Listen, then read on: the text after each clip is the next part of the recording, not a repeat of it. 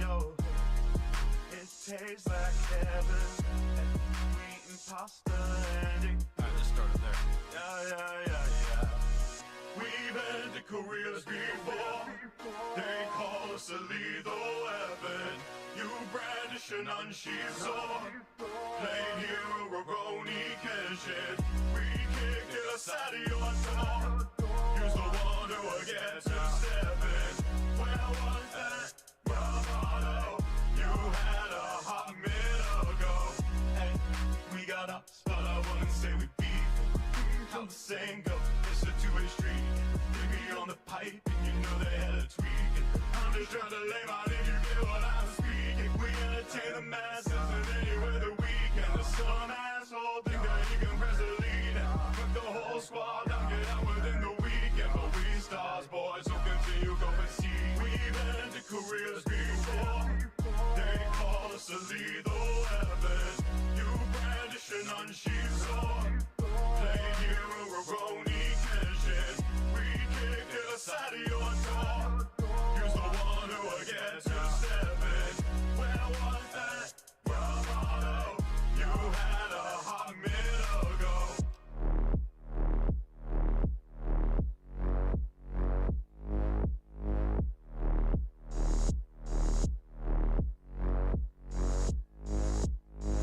Talk big game till you learn it ain't one. Got your nails on this track's another freight ton. Not a single dub, so you gotta make one. G, yeah, domino, trying to cook some great stuff. You can keep talking, this be the season, but how come we down and new in our treasures while casually pressing your buttons? You keep pretending it's nothing, but we can tell you be button. Drop the end now, so the poker, but your face looking all left, and we calling out all your bluffs, and we telling you what is left, and we saying enough's enough, but you trying to keep acting tough. If you really think that you run, let me tell you, you ain't the one, cause the song will be nothing speakers, and the whole team finna pump it, y'all. We've been to Korea's before. They call us a lethal weapon.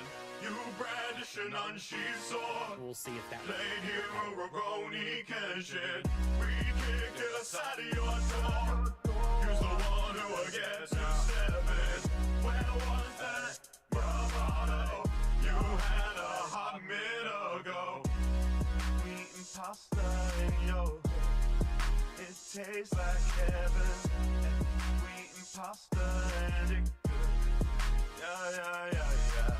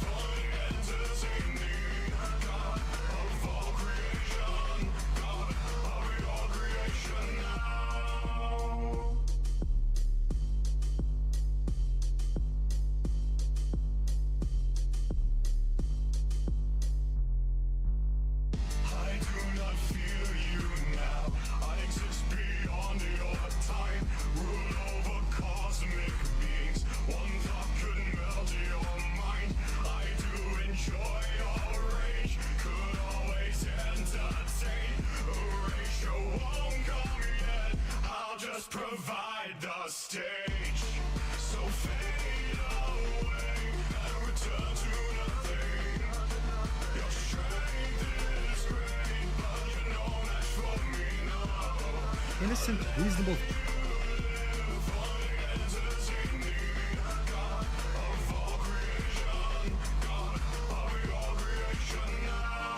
So fade away and return to nothing.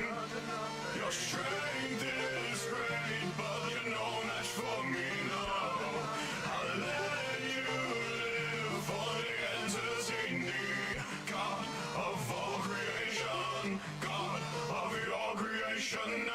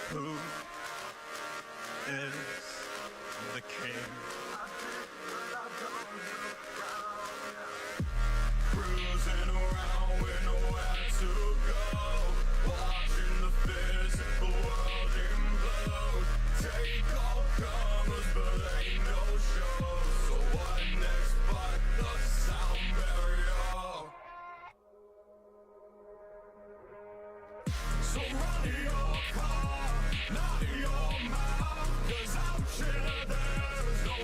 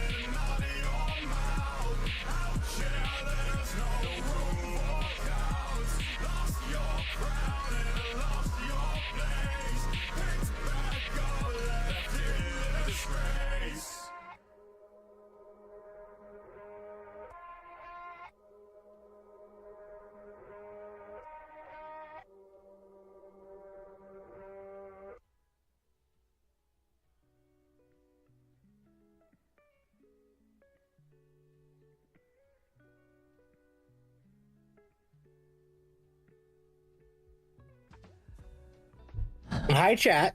Hello, everybody. Welcome to Dogwave, the show where we've got dogs and we've got waves.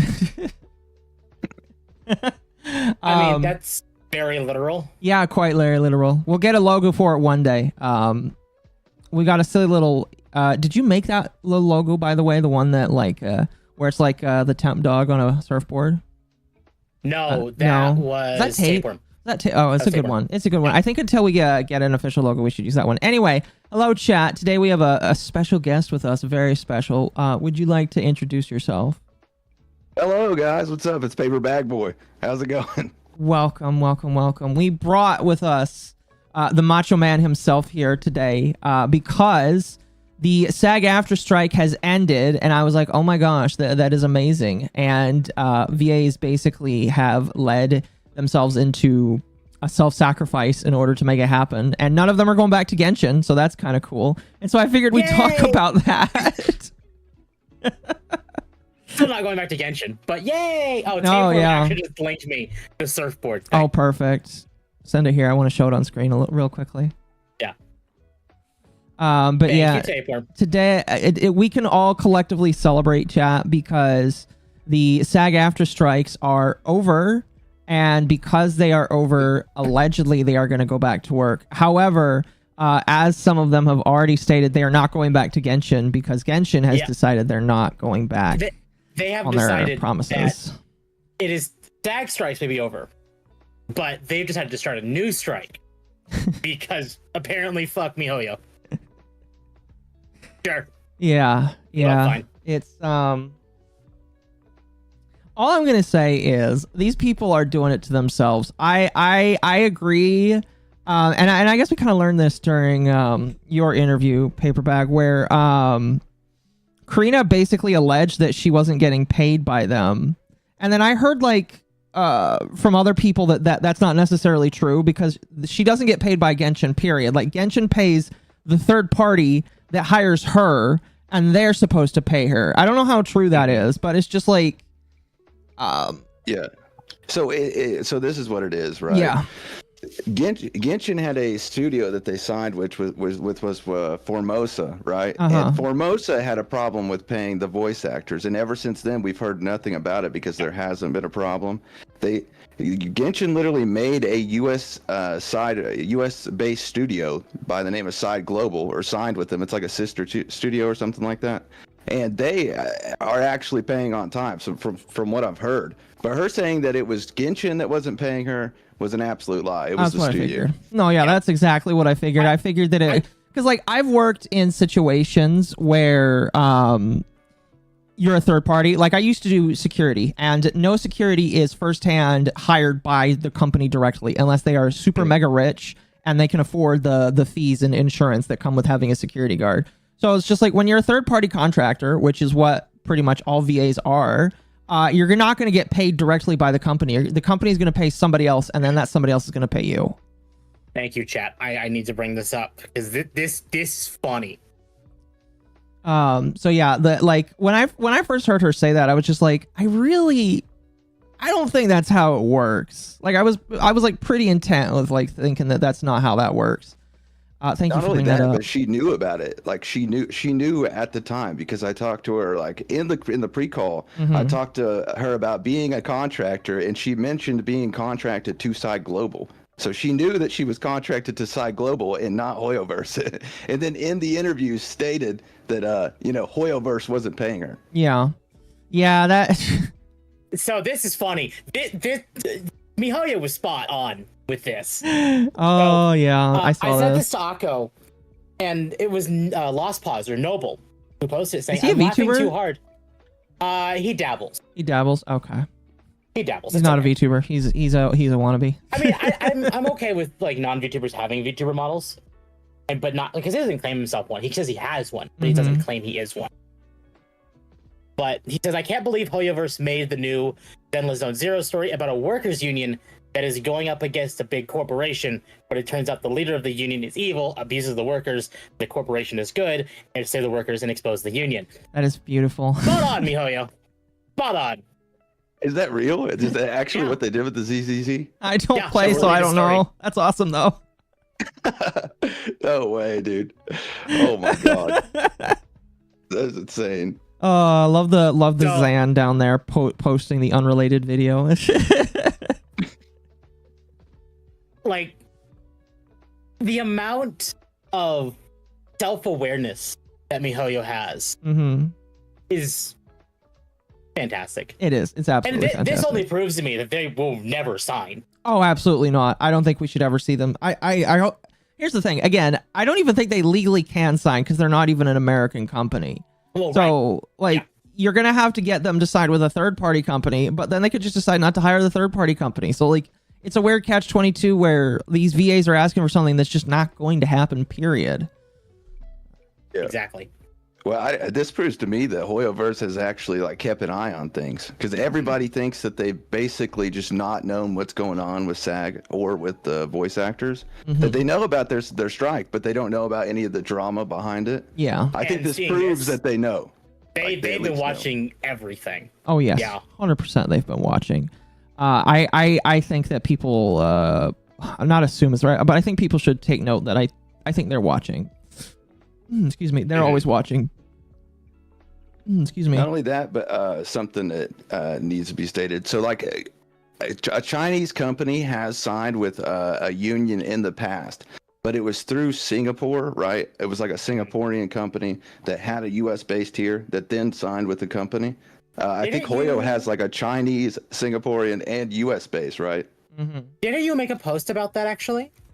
Yeah, I believe Yeah, so. here it is. Yeah, here it is. Here, let me bring it up on screen. You said so now Hoyo is forced to comply with ACFTU by the CCP. That means they should comply with SAG as well. You know, now that I think about it, there are a lot of similarities between the CCP and SAG. This is not the one you think it is. Yeah. So the ACTFU is one that all Chinese companies are forced to comply with. It's like the China branch of the union, right?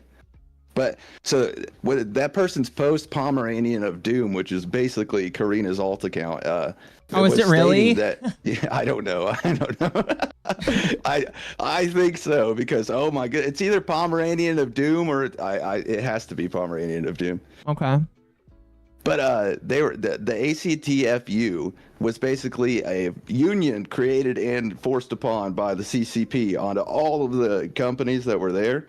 Sag Aftra, this person was saying that because you're not like people aren't attacking the fact that MiHoYo signed with the company like that, but it undermines the criticisms of Sag Aftra. It's like, dude, you're literally wanting the same thing that the CCP wanted. So basically, you're comparing yourself to the CCP. And Like you're. It's a this good, is something good people don't idea. seem to remember. Is MiHoYo actually got out of China direct and into Singapore because of the CCP. Same with Tencent. Yep. Which is why I think that they will never sign. Like No. they'll probably never sign. Even if they could, I don't think they would. Well, and when people are like, "Oh my God, Tencent's evil," they left China because the CCP was forcing them to do a lot of their evil acts. Yep. And then SAG Aftra wants to come in and like try to force them to join the union, say that, well, they joined the ACTFU, and it's like, well, you realize that you're acting exactly like the CCP. Mm-hmm. Like you're acting exactly like Communist Party China. Absolutely. But they don't see that. They don't see the similarities. No, absolutely not. And it's kind of funny, my personal opinion. But like, you shouldn't expect individuals that don't think like that to actually get it, I guess. Yeah, no. Especially not whenever they were trying to blacklist voice actors behind the scenes. Mm-hmm. And also like use fear mongering and intimidation tactics to get their voice actors to fall in line. No, yeah, for Let me see if I sure. bring it.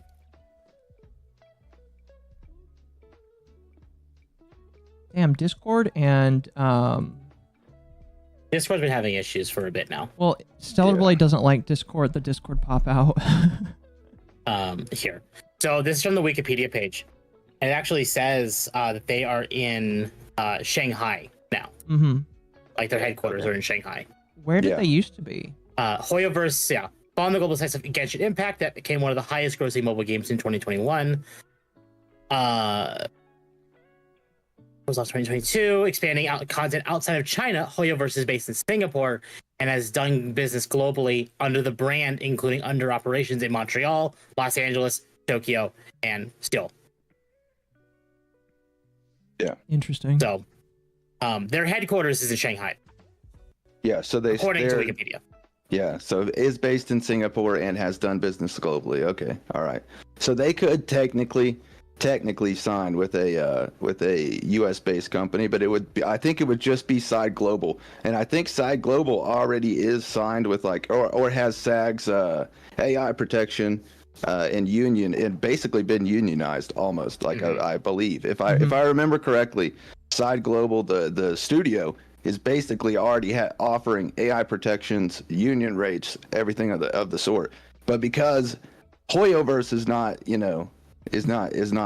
unionized through Sag Aftra, that's what they want. And their reasoning was, well, then Hoyoverse isn't forced to give us AI protections or pay us at union rates. And it's like you're contracted to the freaking studio, bud. Like, what does Hoyo have to do with that? Well, yeah, they are going to get union rates, and it really does make you wonder what was the point, because if they're already going through a third-party company that guarantees them a specific amount of money, why are they attacking the person that literally has no say in this, and literally it just is like, oh, they want this much money, all right, we'll give them that much money. And I think a lot of that is really encapsulated when people really took a step back and realized, hang on a moment, is this really about AI or is this about something else entirely? And it ended up not. Like, they're not, I don't feel like they're ever going to come out and say it. I mean, I imagine the backrooms discussions that were leaked probably will say a little bit more, but I don't think it was ever about AI. I just don't. No. It was never about AI. Like, let's see, Zeke Altman was let me pull up on my end. I have something not wrote down, but a thing for this that I was going to read, which is pretty important.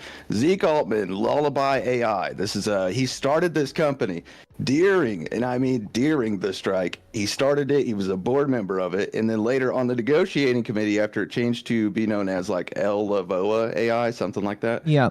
He then negotiated Sag Aftra to sign with said AI company, and it is an AI voice acting company, and it's supposed to be, they're supposed to keep AI out of voice acting, but then they're bringing an AI voice acting company in. It makes no sense. So basically, they just facilitated AI coming into the space and taking it over. Yeah. And they just said, oh, it comes from a healthy place. They don't use the voices of the current actors. It's like, I don't think the actors care about that as much as they do about getting roles. So this is what a union does. A union offers its members union roles, right? So if it unionizes a game, they'll be like, hey, we got this great voice actor here. You can sign with them. And if it's a non-union member, then the company will have to that wants to hire the non-union member will have to sign for a Taft-Hartley for that non-union voice actor. Yep. So if the union supplies union voice actors, what are they about to do with a unionized AI voice actor? That's they're about to use it, right? Like, no, yeah, they're about to use it. They're about to use it. So they basically undermined their entire freaking strike. It does. No, It yeah. makes no sense. And I think the thing that's funny is it's just like really early on we were able to see that it was being undermined because multiple people did digging. I know Savvy did a really good job just digging and showing stuff, and you've reported on some things, and I know Mujin's reported on some things. It's just like, this isn't what you guys say it is. And whenever you try to bring that up, they get really upset. They get really upsetty spaghetti over that. They're just like, no, don't bring this up. Don't talk about it. And it's just like, why? It's like, oh, you guys are YouTubers. You're not allowed to have an opinion. I was like, are you saying that some of the YouTubers that are also voice actors aren't allowed to have an opinion? That just doesn't make any sense. I feel like I'm allowed to have an opinion, even though I am a stinky YouTuber, And there was not the interview, but the meeting a couple months ago where, and I know Jennifer Hale very specifically was the most outspoken one at this event. Was she one of the ones that was pro the union, or she was? No. I was gonna say that I didn't think she was.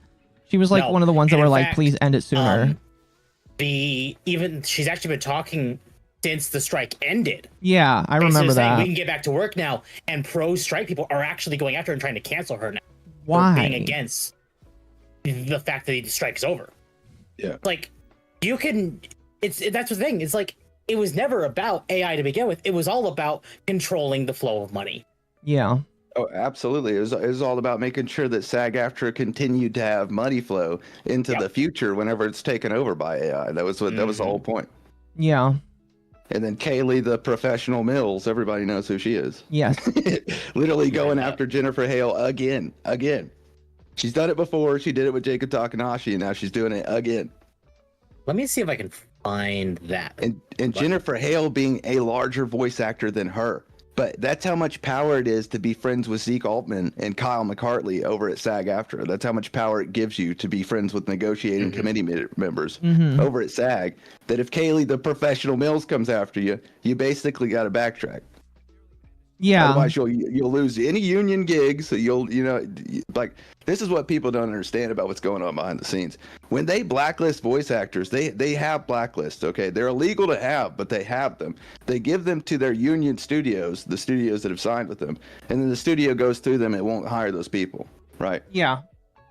Zeke Altman admitted to this in his Discord DMs, whatever it was. In the Discord server, the public server. That was a public server, by the way, made up for other voice actors. Dude just admitted to breaking the law in a public freaking server and is expected not, to get any backlash whatsoever. It's insane. But that when they deliver these lists to these studios won't hire them anymore. And it all depends. The issue is they're abusing SAG's power, right? SAG is signed with so many different companies, so many different studios.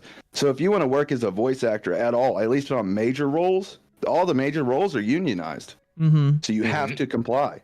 You really do. I don't think it'll be that way forever. I legitimately think this is going to be a wake-up call for some people, and some people are going to be like, you know what? I really don't feel like we do need union contracts, and we're just going to step away from this. That's my personal opinion. They don't say enough anyway.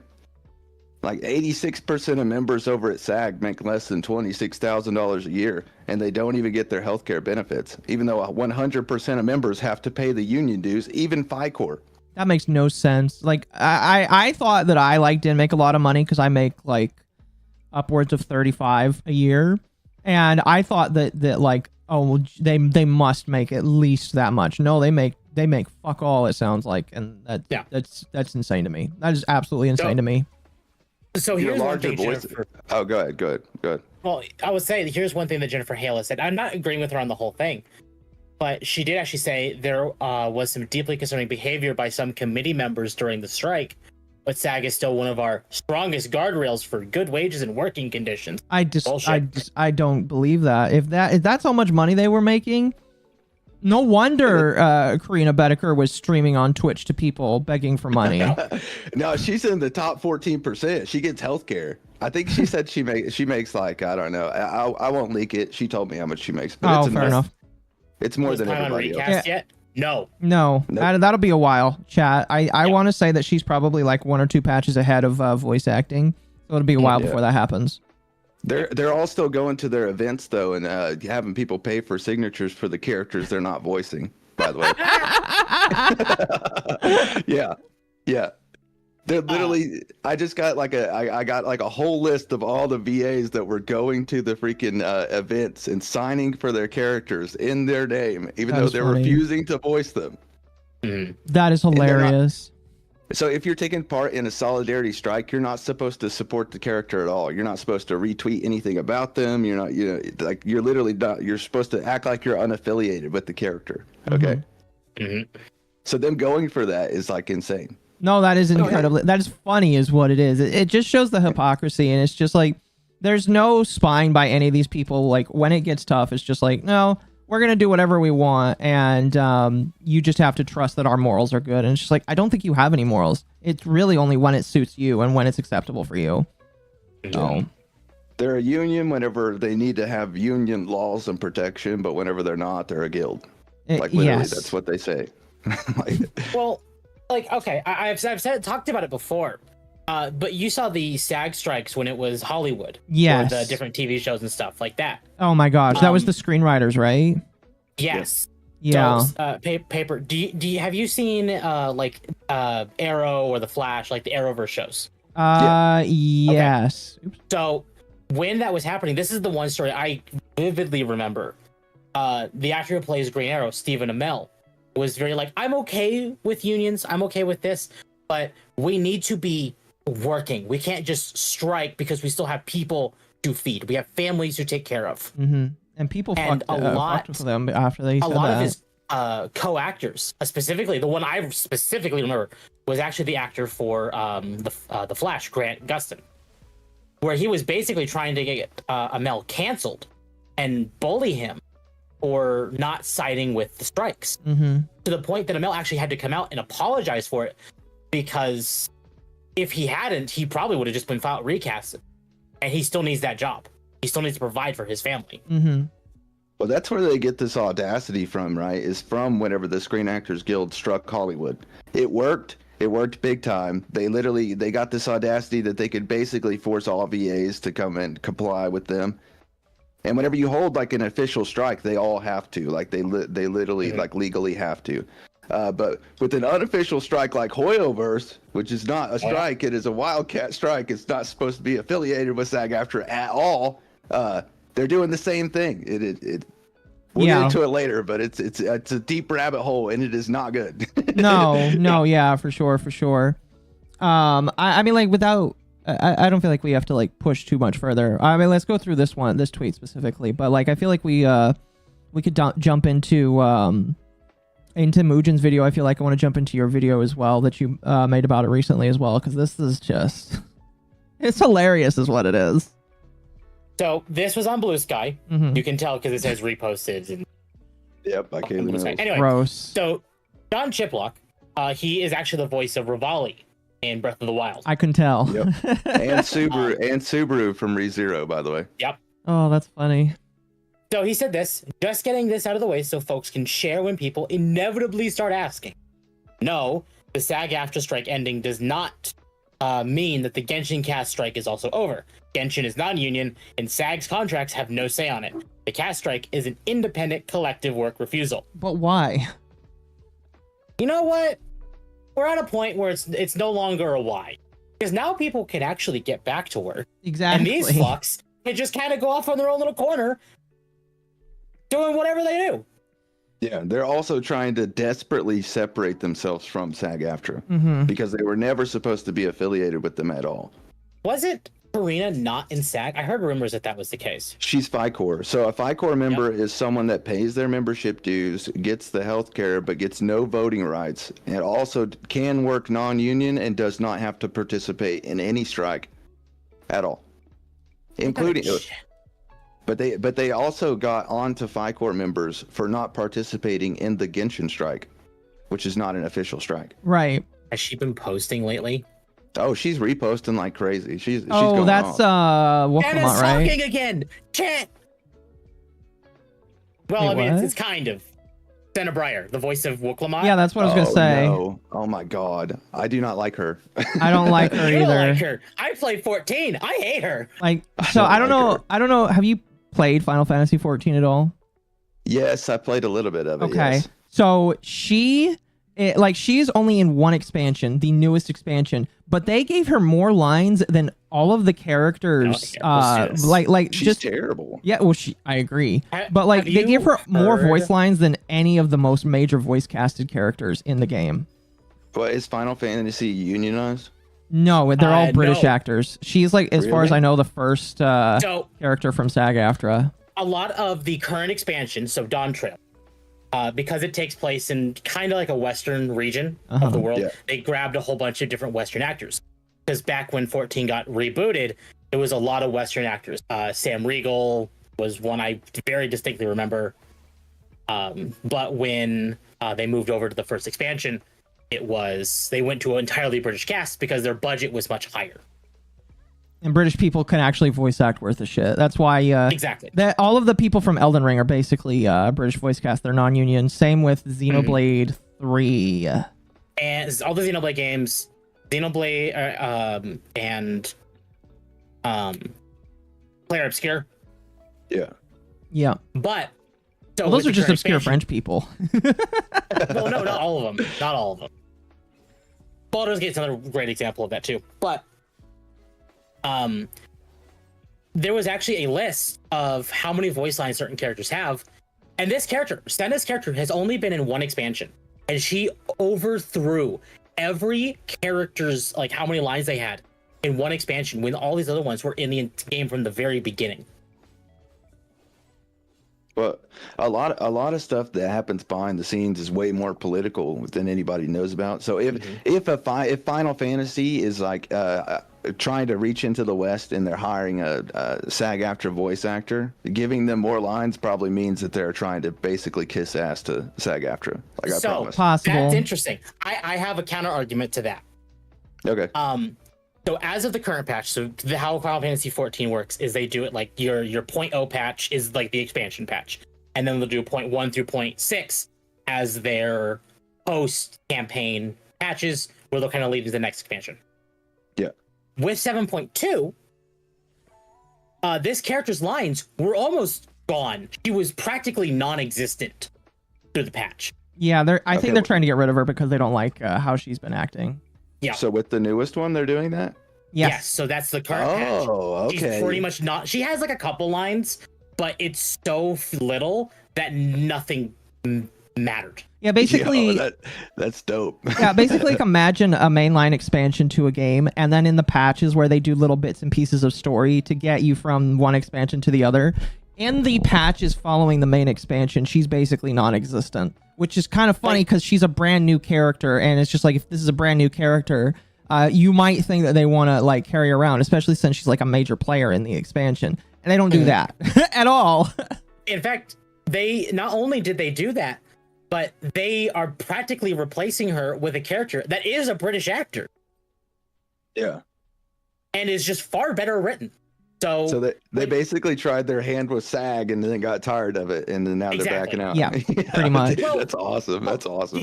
I don't know if you saw it. Back when the expansion came out, there's actually a song called Smile that sounds, some people have said, like black woman, or not orchestrion.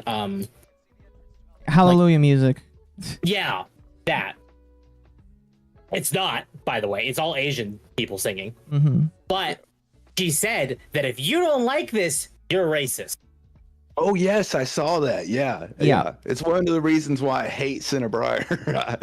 They are insufferable. Like, whenever I'm making my videos, I go through, and one of the main people I have to click to see if they said something is Cinnabriar, and I have to read all of their freaking reposts and replies, and I hate them. It is so terrible. It's insufferable. It's unbearable. Like, literally one of the worst experiences you'll ever have. Mm-hmm. It's brain rot. It's like literally rot your brain trying to read her. No, yeah. Yeah, no, for sure.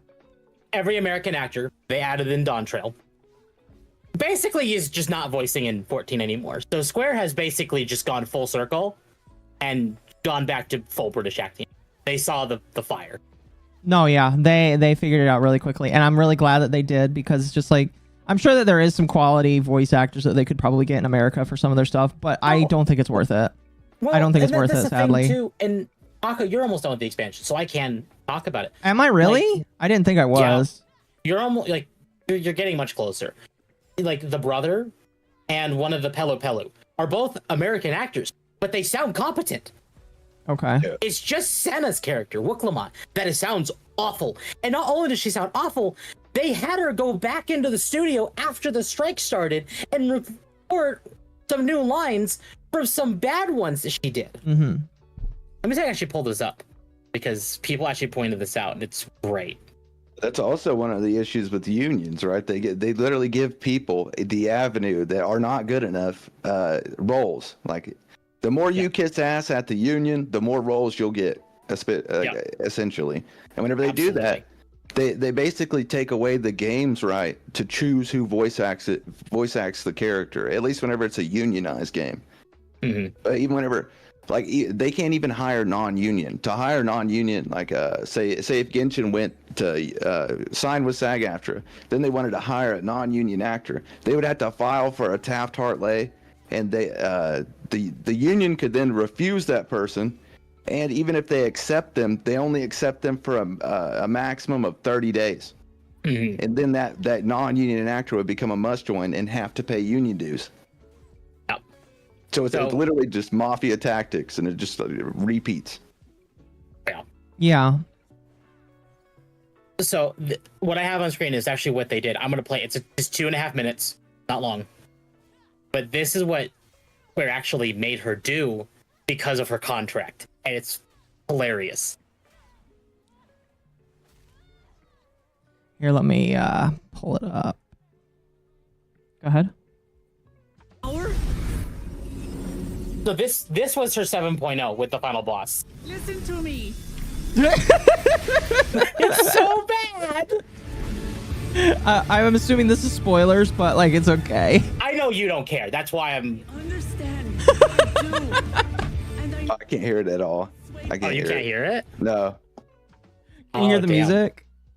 No, I can hear it. Yeah, it's probably just me. I can turn You on the might have stream. my- I can turn on stream audio.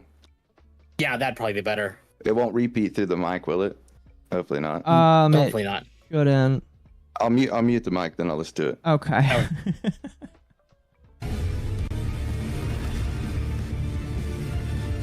But if there's truly no other way to resolve this, then face me. Not as a machine, but as the real you. Oh. And this actually really sucks because that final boss is actually really cool. So. And then that. Bean. Oh, that's beautiful. This is the new version that Square had to record. A rift in her reality. Yeah, what the hell? Oh my god. That was bad. That was really bad. And don't get me wrong, it's not great, but this is already way better. Yeah. That was. Oh my goodness. I do. And I know that It's you still want bad. it. It's still They're really blasted. bad. It's still they're bad, yeah. But you can at least tell that Square kind of Truly. It's a little bit knuckled down better. and told her to do better. It's a little bit better, but it's still really bad. Yeah, but their can't wait for her to be delivery. gone. Their delivery sounds fake, right? So whenever you're does. delivering a line, it's supposed to sound as authentic as possible, and there's also pacing and timing and everything that's involved. That's bad. I can't believe she landed a role that big with that kind of delivery. She basically That's is the insane. brand. No, yeah, she's basically the new MC in this expansion, and she flubbed it so hard. Oh, yo, what? This is going to bother me, and I have to talk about it. I know Akko doesn't care about spoilers. The point of this is the final boss of the expansion just kicks both like all your party members out of this digital simulation because she realized that you, the main character, the warrior of goddamn light, is the problem child and needs to be dealt with. And then Senna's character just breaks through some weird digital barrier and takes over as the main character in this fight. It's like, That is hilarious. bitch, my fight, fuck off. Oh God, dude. Oh my! I guarantee you, whenever they hired her, though, that it was a Sag Aftra play. I guess it was before the strike, right? Was it before the strike? Yes. So Yeah, she first appeared in the 6.5 patch for 14, which was the previous expansion. And when she first appeared, she was fine. She actually didn't sound awful. The performance was fairly decent. You know, it was the first time. It was like no one was expecting great, but okay, competent. And then we got Dontrell. My chat says it's almost as bad as Pro DZ and Soul Calibur 6. Yeah. Yeah. Well, I assume that they signed with her because they wanted to get access to SAG AFTRA's like union actors. SAG AFTRA has like a pretty large selection of actually premium actors. Mm-hmm. Yep. Because a lot of them have come over from the Screen Actors Guild, or they sign with them because it is the Screen Actors Guild, right? And the Screen Actors Guild is one of the biggest entertainment guilds or unions for actors. Mm-hmm. I wouldn't go whenever- with them after this.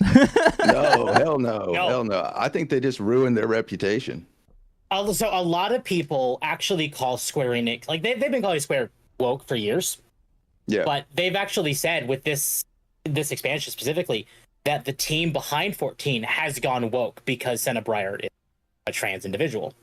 Yeah. Which doesn't But it's really like- matter, because like if you're a good voice actor, it really doesn't matter. But like they are Yeah. legitimately, I know why some people will think it because of how bad of a voice actor they are, and it's just like, did you guys actually try to get a good person, or did you just get this person because it's a quota?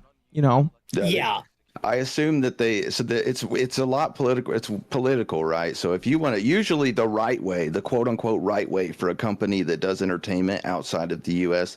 to enter into the U.S. For voice acting, to hire voice acting actors here, is to basically go through the union. You don't unionize yourself, but you hire the union actors, and Yep. it's supposed to quote unquote look good. It's a PR thing, right? Yep. But whenever, and they also do it to gain access to the other voice actors that they have. Yeah. So I assume Sag Aftra basically pushed Cinebriar on them, right? No, In yeah. that situation, SAG is choosing. It's not Square Enix. Mm-hmm. No. And that's why now that we're seeing this character being phased out and less American actors being used again, it's very clear that they're in cleanup mode. Thank you for the raid, Yeah. chat. Very much appreciated. Let me relaunch the Streamlabs. And thing it's again. like people are like, "Oh, we need to not support this company." Already seeing what I've seen as an active player, they're trying to clean up the act because they know the damage this has done. yeah. They've seen it. It's what they did back. If they do, I'll go back and play it. Yeah, I mean, I've already seen it. The writing for this current patch is so much better. The lack of Cinebriar, already fantastic, and the character they're basically bringing out as like one of the new. I'm gonna go on the limb and say one of the new main party members we're gonna end up seeing for the next several years. Really, It's is that written person good very that I well. haven't seen yet? You've heard her actor. It's Fane. Oh, so she's just going to be in the You'll see it when you get there. It's kind of spoilery. Okay. Me explaining it to you. well, because I am Right. playing, we'll say avoid that for now, but we'll get there eventually. Well, that's what I'm saying though. Is like her actor's good. You've heard her actor. Oh yeah, her She actor sounds knows how competent. to do. Is she British or is she American? Yes, she's British. Okay, She's British. she Because British. that part focuses on Alexandria, which is 9.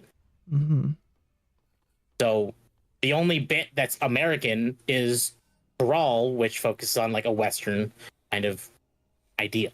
Right. So that's why I'm pretty sure that's part of the reason why they chose to get American actors again to kind of fit that region, kind of like what they did with Razat Han and Endwalker. It sounds a lot of Indian people because they try to pick actors based on the region, so it doesn't sound forced in a way. Yeah. Oh yeah. We probably should get to these videos. Yes, we can get to these videos. So, ahead. Akko, you go ahead and pick. I'm good with either one. Well, I was thinking that we could start with the SAG video first here, and there's a couple of different chapters that it's really more like 1 or 2, because what Mujin's video does is he goes through the entire thing, and we've basically like covered everything from the start to the middle.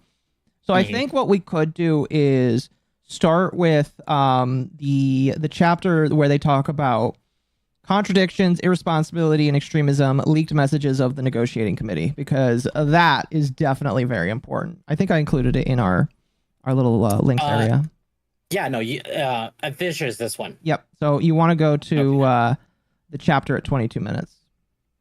Okay, so And play it on, Right. I believe 1.25 is good enough. okay. And if there's any point you want us to pause and talk about it, you are more than welcome to just scream pause. Okay. This Since is- chat, we're oh, listening to it. We're Sorry, gonna go ahead. have a game on in the background. I was just saying this was whenever they did the Q&A, right? Yeah. Okay. Very beautiful. I mean, SAG Aftra is a democracy after all, right? Well, no, not really. The negotiating committee has its own agenda, and they're not willing to listen to any. Oh, hold on. What's wrong? Jack couldn't hear it. Oh, That's fine.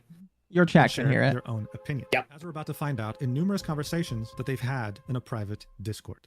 All right, so remember the Coalition of Dubbing Actors, otherwise known as CODA? According to their website, they have spent decades creating quality voice acting to localize amazing foreign projects so that they can be experienced and enjoyed by audiences across the world. That's wonderful. But if you were to join their private Discord server, you would never guess that that's what they do. No, instead you think that it's some sort of radicalization pipeline that's meant to make you think that this strike can go on forever. This server has hundreds of members, mostly people who are new, but many who are in Sag Aftra as union members. Here you'll see many messages from people on the negotiating committee as well as people who are also present on Blue Sky and who spend a lot of time pushing the same ideas there. Starting us off, here's a message from a high-ranking negotiating committee member, garnering a lot of reactions from people in the server. Here's what they had to say very shortly after receiving the last best and final offer.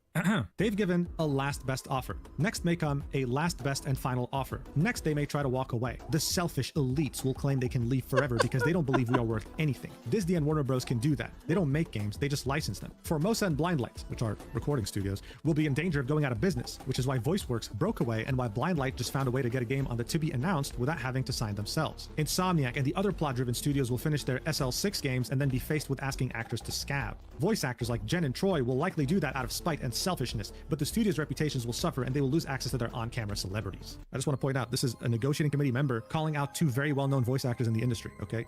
All right. They continue. Wow, that's insane. All of the purely celebrity-driven content will have to come back. They've built their business model on it, and on-camera They're trying the DMCA Mujin's video now, just like Hax's video mods, who constantly DMCA technicals rip Hax. Oh yeah, no, yeah, I'm not surprised because SAG wants to hide this shit. They didn't. I don't think it's DMCA. I think they're doing privacy strikes on the video, which is completely different and is a completely different worm that you have to take care of in a different way. Because with a privacy strike, sometimes you can just leave it alone and nothing will happen. But if they decide to be assholes about it, they could force your entire video to go down for a first name or a last name to be up there. And typically what you want to do is just hide the name in the video, like blur it so that it gets rid of it. Yeah. Well, this is also in a Discord server, right? So it's not like private DMs. Well, like, is this like something that you could have joined with I'm assuming this Discord server doesn't exist anymore and they probably nuked it, but isn't this no, they're still in it. Really? I'm still getting screenshots from it to this day. So is it something that you can join with a public link? Like you could jump in there with your Discord server? I think you have to be a SAG Aftra voice actor and invited. Okay. So then it still breaks privacy, kind of, right? But if it's leaked by one of the members that were in there, it's completely different. Yeah, no, that's the problem. It's just like if it's a private, like nobody can gain access, that's where it is a little bit different. Because like I'm one of those, if it's a public Discord server, I can join it based off of a link that comes from your Twitter or YouTube. It's free market, basically. But this is one of those things where, yeah, somebody's going to have to leak it from the inside. Man, that's insane. Well, this is also why I didn't cover it, right? The same guy reached out to me, Kazuhana, and I think even Hero High, right? And the VA reached out to us, and I basically had no idea of how to cover it because I was like, I'm going to have to block every name. I'm not going to be able to say it. It's going to break privacy laws. If this gets reported on my channel, being a smaller channel, the video's just done. It's not even going to get viewed. You know what I mean? So like it defeats the purpose. But then he said, then Mujin ended up accepting it, and Mujin posted it, which I don't think he knew that we all the rest of us knew about it because it was just emails. Like the dude just emailed all of us like individually. But yeah, Mujin was the right freaking choice. Like holy cow, dude! This dude single-handedly probably ended SAG Aftra strike. Like they forced this through. They forced the vote through with 26% of their members. Like that's it. Yeah, like they forced it through. And it would like ended on the same day that Mujin dropped this video. That's amazing. That is absolutely amazing. Yeah. I love it when that happens. I have only I dream to be in an occasion where it's just like, yeah, because of something I wrote, a whole bunch of these people that are assholes decided to get off their feet and actually do something. Yeah. Well, the issue is if this video came out and their strikes continued, they could have lost all of their CBAs, like all of their bargaining power could have been lost. Because, I mean, I guess we'll get into it later, but it concerns labor laws. No, it definitely does. I agree. Definitely. Anyway, Tim, you may continue. Right. celebrities are not going to work non-union during a strike, so we may have to see how long they will hold out while we continue to make money with the interim. We will likely update the interim with new understanding of the tech in the next few months to lure in more games, and we'll see who wins. That is my best logic-driven approach without the fear-mongering weighted in. So yeah, this feels like a motivational talk to people who are worried about losing their jobs, while calling out two very well-known voice actors by name, as well as saying a very funny sentence here: we will continue to make money with the interim, referring to the studios who've already signed the interim agreement. It's funny to me because voice acting in video games pays like nothing, and these roles in particular with the new interim agreement are very far and few in between. But you have to remember, even though there's hundreds of people in this Discord, many of them are new voice actors, ones that are up and coming, and they might be a bit naive. I mean, you have a negotiating committee member here telling you all these things. Most of them are naive. Right, they're a veteran. In fact, in this one's particular case, they used to be a board member of Sag Aftra. Who am I talking about? Well, meet Zeke Alton. But before we do, let's talk about the AI voice acting company by the name of Ethel. Oh yeah, this is the AI company. Created by actors and empowered by Okay. AI. They claim to be an AI company that is ethically sourced. Interestingly enough, Sag Aftra signed an agreement with Ethelvox on October 30th, 2024, a few months Yeah. before the video game strike had even begun. But you know what's the most interesting part of all this? Zeke used to be on the board of Ethelvox. Oh, that makes it As even his description worse. says, he's a professional voice actor, Yeah. NAVA advisory board member, and former Sag Aftra board member. And now he's back at Sag Aftra as one of the members of the negotiating committee for the strike, even posting official information directly from Sag Aftra in channels like Strike Talk Official. My source actually tells me that Zeke isn't just back to be a negotiating committee for SAG, he's actually back to be a full-time board member at Sag Aftra. This, of course, only makes him and the union look worse. Another name you'll see a lot in these conversations is Kyle McCarley. He is not someone on the negotiating committee of Sag Aftra, but he is someone who shares Zeke's Oh, views wait, almost pause real one-to-one. quick. This can be seen on his Blue Sky. I noticed that he was. I know some names were blurred out. I wonder if that is actually him that censored names. That's interesting. Yes, he said he had to censor a few, and it's only a few at the beginning of the leaked DMs. I think he just quit censoring them later. Like, that's how far that these people got into the video to report it, that they just watched the leak part and then didn't even watch all of it. Yeah. Dude, it's insane. So But also the AI company that Zeke Altman was the board member of is what turned into Ethelvox. It was Lullaby AI, or that's a different company that he also started that was an AI company. yeah, that is But insane. yeah, active board member, director, officer, Zeke Alton, chief financial officer. So Okay. I will tell you. Have you ever had a privacy strike on your channel, or had somebody send an email for one? I've been reported, but I never did anything with it, and it never went through. It never went through. Okay, so I will tell you, I've had it once. And the reason why is I run a little podcast channel with a couple other of my friends, and we talk about VTuber drama in the VTuber sphere. It's absolutely fun. One guy that is like a shit stirrer that we pay attention to, and we sometimes pretend that he's like one of my co-stars' boyfriends because of how much he like obsessively stalks over him, put a privacy complaint out because we thought that his alt account that pretended to not be him fake doxed him. And what ended up happening is he actually used his fake account to actually dox him because he sent a privacy complaint. And because in our heads was like, there's absolutely no way in the fucking world that this guy would use his actual address to try and dox himself. Because this fake account posted his docs on Twitter. No And freaking way. And then he tried to use that to gain sympathy points. And we're like, there's no way this is his actual address. There's no way that this fake account that we all know is his because of the patterns it has would do it. And then he sends us a privacy complaint. It was like, well, I guess it was his actual address, I guess. Yeah. Yeah, He freaking doxed himself. that's what we think. Yeah, because we know we pretty much believe it was his account, and he actually again, if he put out a privacy complaint, we believe it was his actual address. Yeah, absolutely. He doxed his own actual address too, so he wasn't even like fake doxing himself. He fully fake doxed himself. I mean, like, because here's the thing: if it was a fake dox, which we were all under the assumption it was, which is why we talked about it. If it was a fake dox, I don't think he would have mentioned it. But because it's real, it's just because he did. It's just like, so is it real? Yeah, what? The guy's not very smart at all. No, that's insane. Why would you, even if you were going to fake dox yourself, right? Even if you had the backward logic to try to fake dox yourself, you would not dox your real address. That's crazy. No, absolutely not. It's really funny. What ended up happening later, this actually happened recently, where my friend has a Google Doc about a drama that we covered, and he had only shared it with one person, and it's this guy. I don't remember why. That doesn't matter. But like, he shares it with this guy, but it's a private link. So this guy recently tried to access this link to read it using his actual full name on his actual Gmail Google address. So he recently name doxed himself to my friend. No way. No, seriously.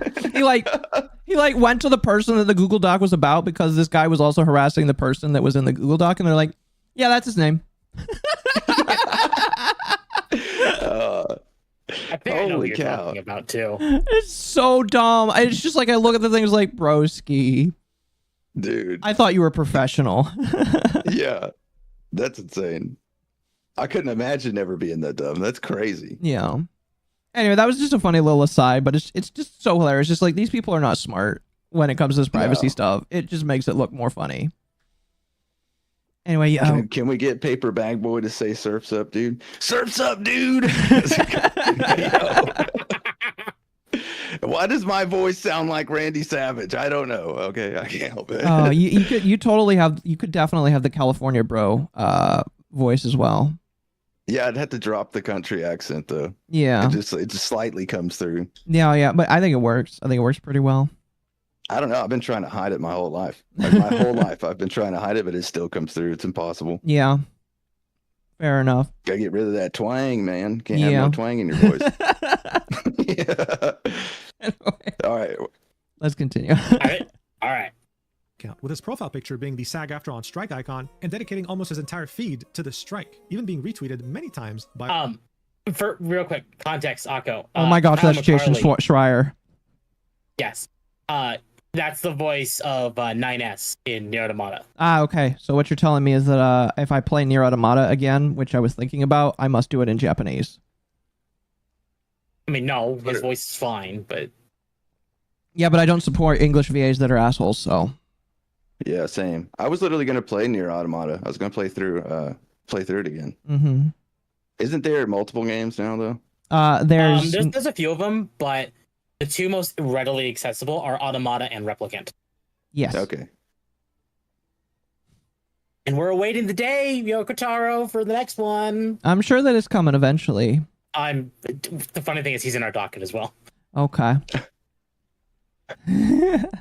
our friend Corinna. This message right here gives us kind of a glimpse of the mentality Kyle, Zeke, and many others in this Discord have when he said, and I'm still sitting here thinking, blow the whole contract up. They don't want to give us what we want? Let them walk. Kill the deal entirely. Interim becomes the new IMA, and when they inevitably come crawling back to us, they give us the terms we should have gotten from them 10 months ago. But it doesn't work like that. I mean, not easily anyway. So yeah, of course, this can be seen as a lighthearted message, but the tone here doesn't really change in the next messages either. And it's this idea that they hold all the cards, that the studios need them more than they could ever need the studios, when that is not the case. Many jobs are being lost as we speak to overseas actors, and this is a very irresponsible thing to think, even as a joke. Here, pause in real such a serious quick. setting. Here we can see a voice actor. He does bring up a good point, because again, overseas actors are taking these jobs in record numbers because companies are just like, if you're not going to work with us, there's multiple people that'll do it, and some of them will do it for less. Yeah. Yeah. No, yeah.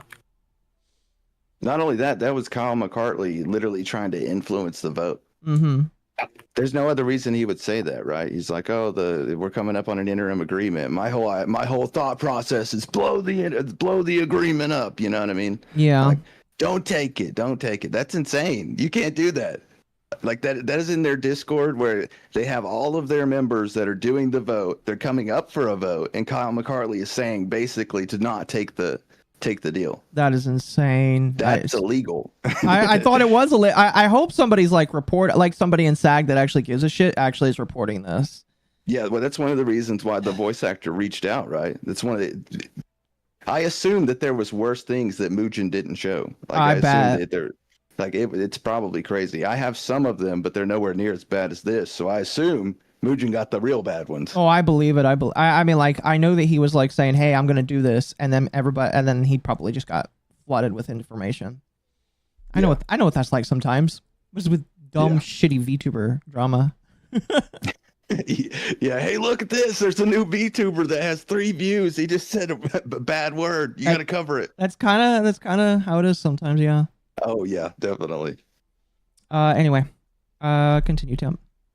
asking a question and tagging Zeke, saying, could I have a suspicion confirmed? If someone is FICOR and advertising/working on non-union work during a strike, that can affect their ability to work union in the future, right? Now, just as a reminder, being FICOR means that you're kind of part of Sag Aftra, but you're just giving up all the benefits of being union in order to work non-union work without consequences. And even though you're technically under Sag Aftra sees you as a scab, which is wonderful, but you can still qualify for health insurance if you're working union projects. So the whole point of becoming FICOR is to be able to work non-union work even during a strike. But this voice actor is wondering, does this affect their ability to work union jobs in the future? Because they can work both, union and non-union.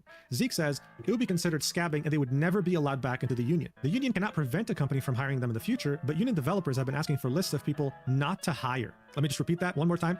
Union developers have been asking for lists of people not to hire. He continues, of course, that's illegal and unrealistic, but it's a small community. We're all responsible for our actions, and flaunting a strike is more serious than I think some performers understand. They'll be severely limiting their career opportunities in the future to only the kind of games that are actively looking to gather up actors' digital identities. So look, when you become FICOR, okay, Sag Aftra tries to stop you multiple times. It's like asking a bank to withdraw $1 million cash. They'll try to stop you multiple times because they don't have the money. They gotta get it from the vault. And usually, when you become FICOR, it's already almost impossible to become union again. This message from Zeke signals that, yes, I mean, they're doing what they signed up for. They're FICOR. They can work non-union jobs even during a strike, but there might be some consequences, even though it's not written in the contract. Like, admitting this is crazy. The fact that there are union developers hoping to get a list of people not to hire. Now, of course, he does say it's illegal and unrealistic, but I mean, then he says, but it's a small community. I can't conclude anything from this, but I do have a feeling that maybe, just maybe, if you sign up to be FICOR to work non-union jobs during a strike, then you might get discriminated against when it comes to taking on union jobs in the future. I think it's more than just might. I feel like we're kind of seeing I it assume it's the same rules as pre-strike. already. Definitely. And you're free to work whatever you want. To which Kyle says, if you're not a member, you are not beholden to any union rules, including strike rules. However,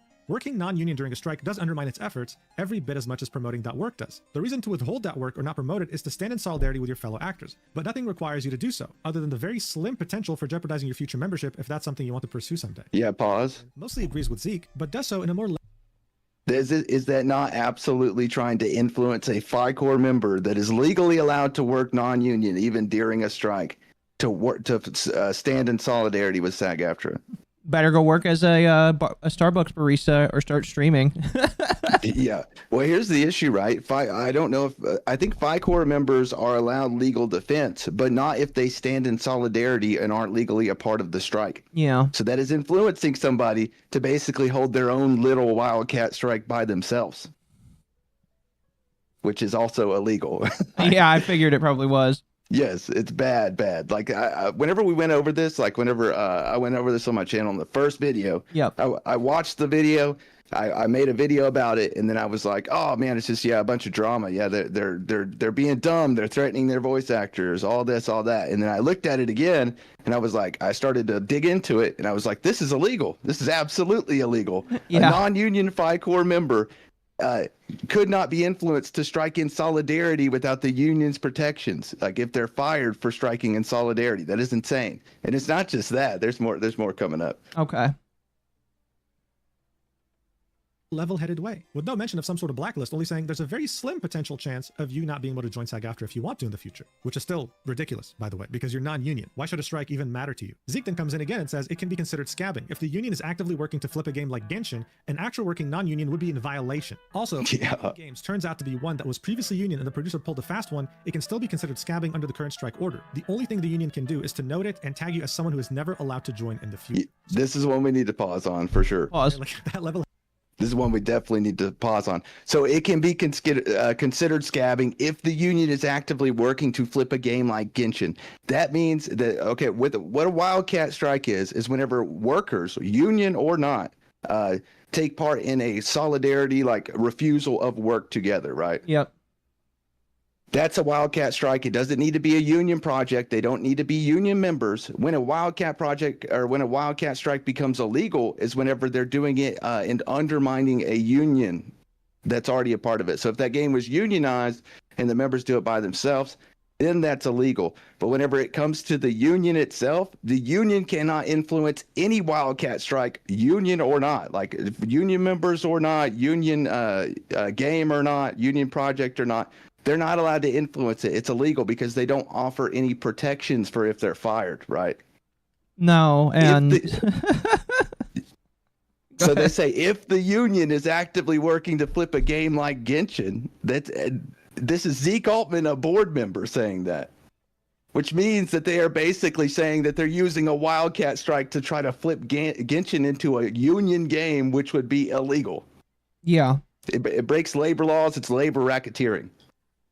I haven't heard that in a while, but yes, that is exactly correct. It is. Wow, that isn't. So they are basically saying, if somebody else decides to come along, we're gonna blacklist them from joining the union. At that point, I'd be like, well, I really don't care to join your union. It looks like it kind of sucks. Oh, looks like y'all are kind of bad people. You know what I mean? Yeah. Oh man. Not only that, but whenever I interviewed Karina literally told me that she didn't like the voice acting industry because it was so toxic, because they're so toxic and there's so much blacklisting behind the scenes.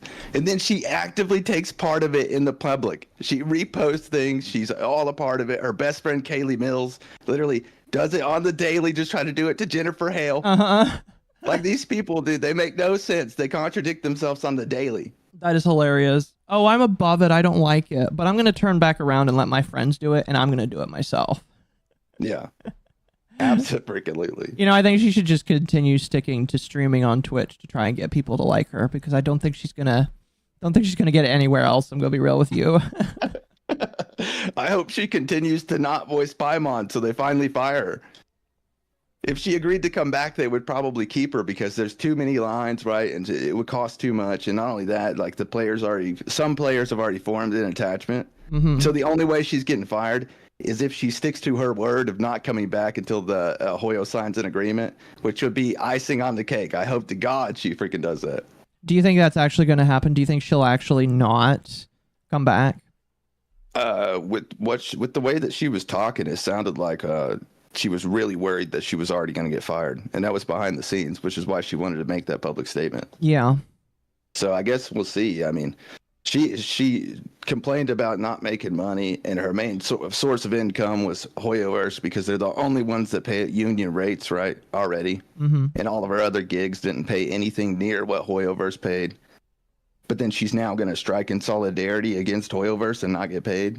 You know what I mean? I mean, it's just like, it was kind of funny for her to say, when I saw that on your video, I was like, well, hang on a moment. She was literally the only one that decided to basically be a scab when everybody else is supposed to do it. So it was just like, in my head, I was like, well, what's changed now?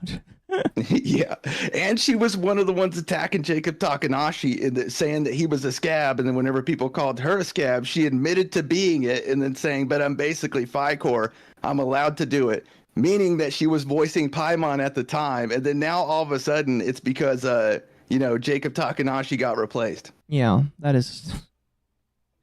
I mean, we might be getting into that video later, so I don't want to talk too much on it. But no, you're good. You're good. All right, go ahead, Tim. Headed response down the toilet and reiterates, guys, if you work a non-union job during a strike, you'll never be able to join SAG in the future. And also, real quick, I'm going to use the bathroom. I'm going to keep this playing though. Okay, sounds good.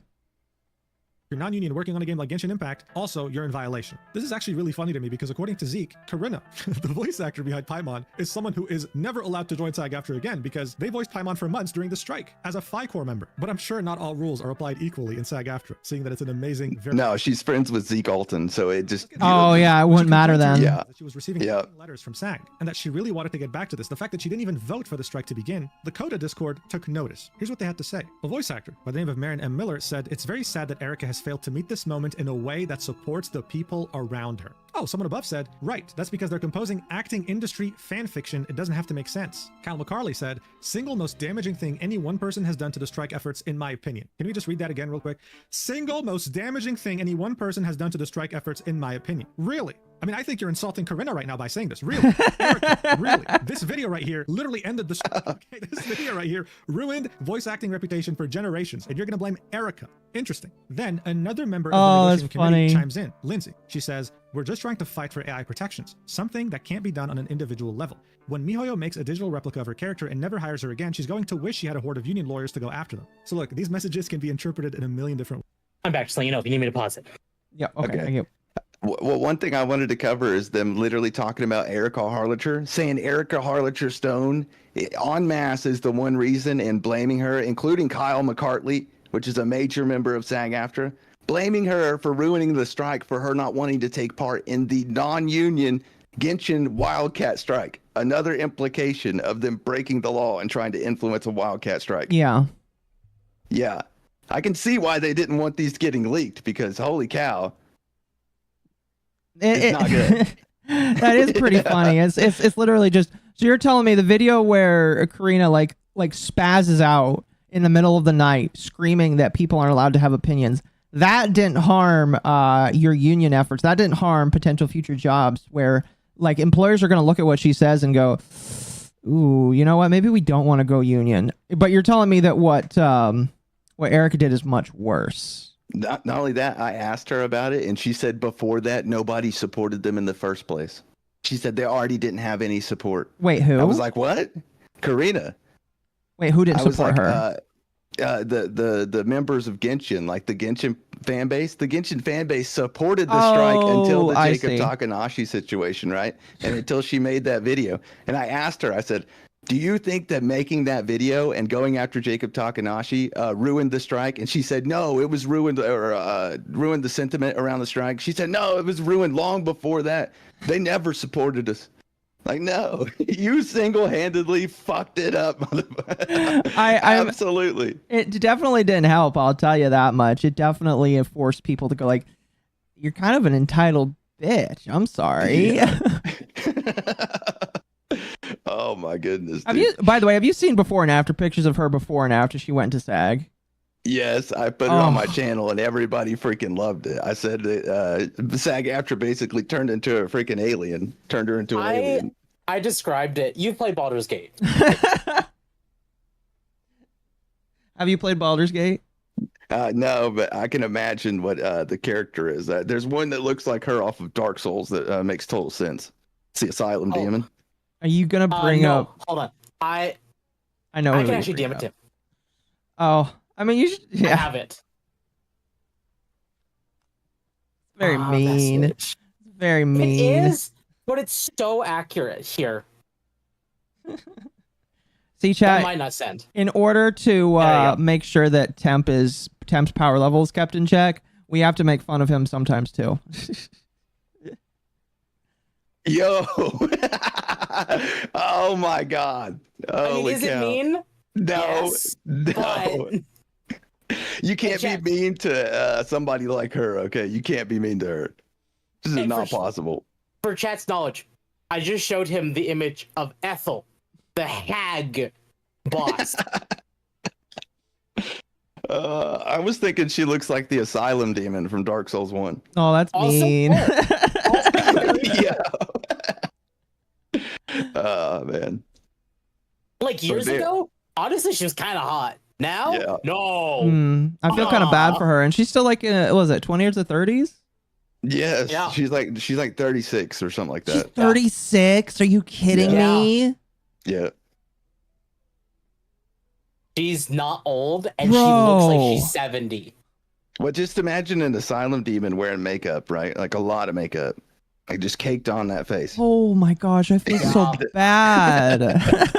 like, really think about it. Like Melania looks better, and Melania is literally rotting from the inside out. She's also a video game character. Yeah. Well, but the point stands though, is like that's literally the point of that, and she still looks better than Karina. Melania from Elden Ring? Yeah. Oh, I love Melania. I think she's gorgeous. I think she's so pretty. She is. Isn't it weird how they made Melania like have like male and female characteristics, kind of like broader shoulders, longer arms? Well, they did the same thing with Nintendo. Did the same thing with Samus.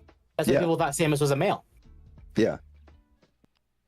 I don't know. I thought it looked dope. Or dope. I thought it was like made her have like an angel vibe. Oh, that's exactly what they were going for, like a terrifying angel vibe. Yeah. Yeah, and it's wonderful. Like FromSoft, no matter what, top-notch character design, top-notch boss design. Like, no matter what. Sorry, I was reading chat. Mr. Monkey said she looks like she fell on hard times and had to become a lot lizard. Oh my goodness! Do y'all know what a lot lizard is? I think so, but explain it again, just for me. Okay, in trucker lots where they go and park their cars. Uh-huh. It's people that come up and try to get money for it's a sex worker. Yeah, that's exactly. But That's they right. usually look the worst. I'm talking like they don't look human. That's why they're called lot lizards. 'Cause Yep. people think they're lizard people. Yep, I remember now.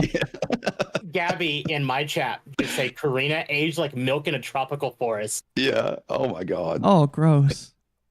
Oh. It's true. Like, oh, she gets no sympathy now. The damage she's done to the industry is, oh my god. That's so mean. Not only that, Sag Aftra thinks that this is a win. They think that they signed this interim agreement. The voice actors think it's a win. The leaders at Sag know that it's not, right? But the voice actors literally think that they got a win for signing with 200 companies that haven't done anything in months. And the rest of the non-union companies fleeing to the east to go get British voice actors. Mm-hmm. They've single-handedly wrecked the industry for the next 15 years, probably. I wouldn't be surprised if we see more British and Japanese acting. Yeah, I mean, like one of my favorite voice actors is the girl who plays Mio. Is it Mio? Is it Mio? Oh, I think it is Mio. The cat girl in Xenoblade 3. Yes. And she also voices Ronnie. Yeah. Oh, I liked her voice as Ronnie. I thought she did really good as Ronnie. So like we're gonna get more people, hopefully like her. I would love to hear her more in other roles because she's got a good soft-spoken voice. Mm-hmm. Just don't give me more Rex. I really don't want any more Rex. Okay, look. In his defense, he was a kid, I think. Besides, you haven't heard his DLC voice, Akko. They turned Rex into a himbo. I know. All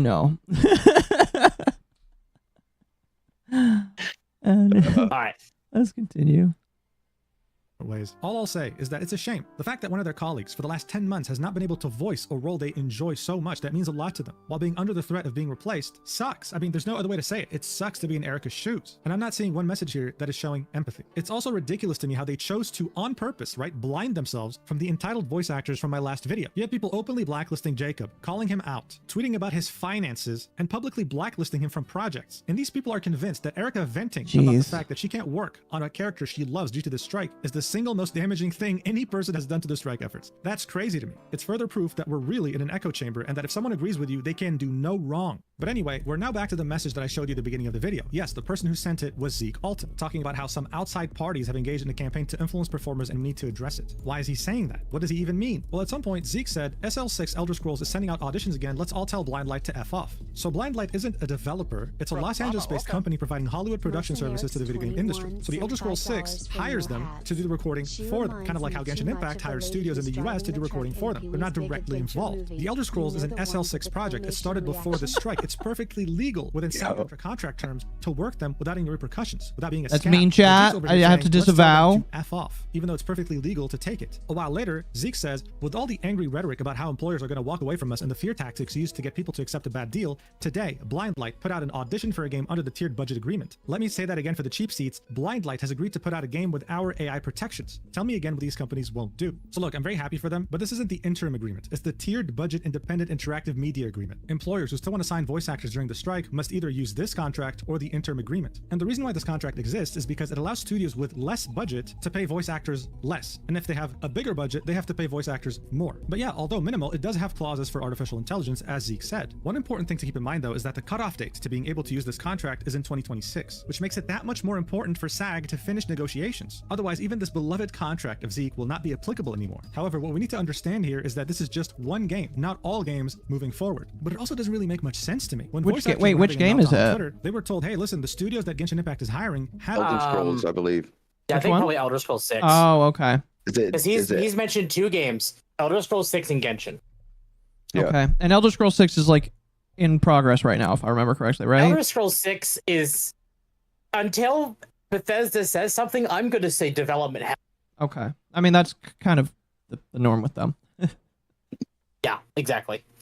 Fair enough.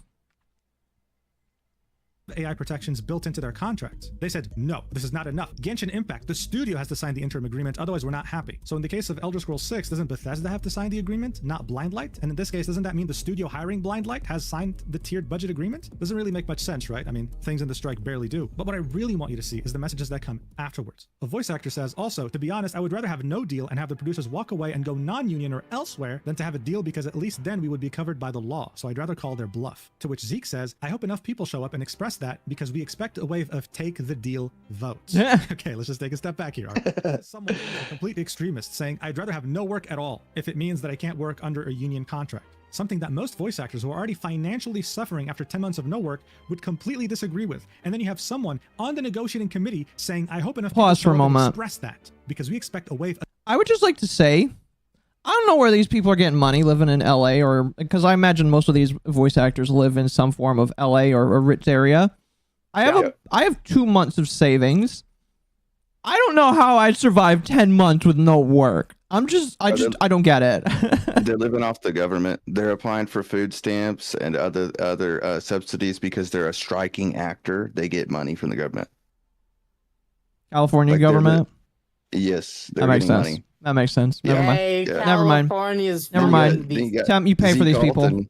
Yeah. Then you got Zeke Alton, who's literally a freaking millionaire. Yeah. Like he makes a lot of money, and this dude makes killer money, and he's literally basically, if you're a smaller VA though, you're not getting anything. This is a side gig for you at best. But even some career voice actors that made too much to receive any money, they were getting completely screwed over. So it's kind of crazy that, Zeke Alton, being as rich as he is literally talking about this. Yeah. Let alone the CEO. I mean, we all know the CEO of Sag Aftra is the #1 paid CEO in all of the entertainment industry.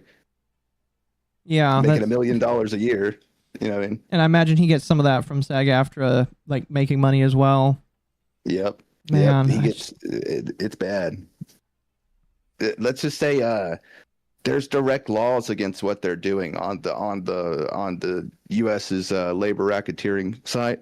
There's direct laws against everything that they're doing. Yeah. But it has to be Sag Aftra members that report it. So if they don't report it, nothing's going to happen. Yeah.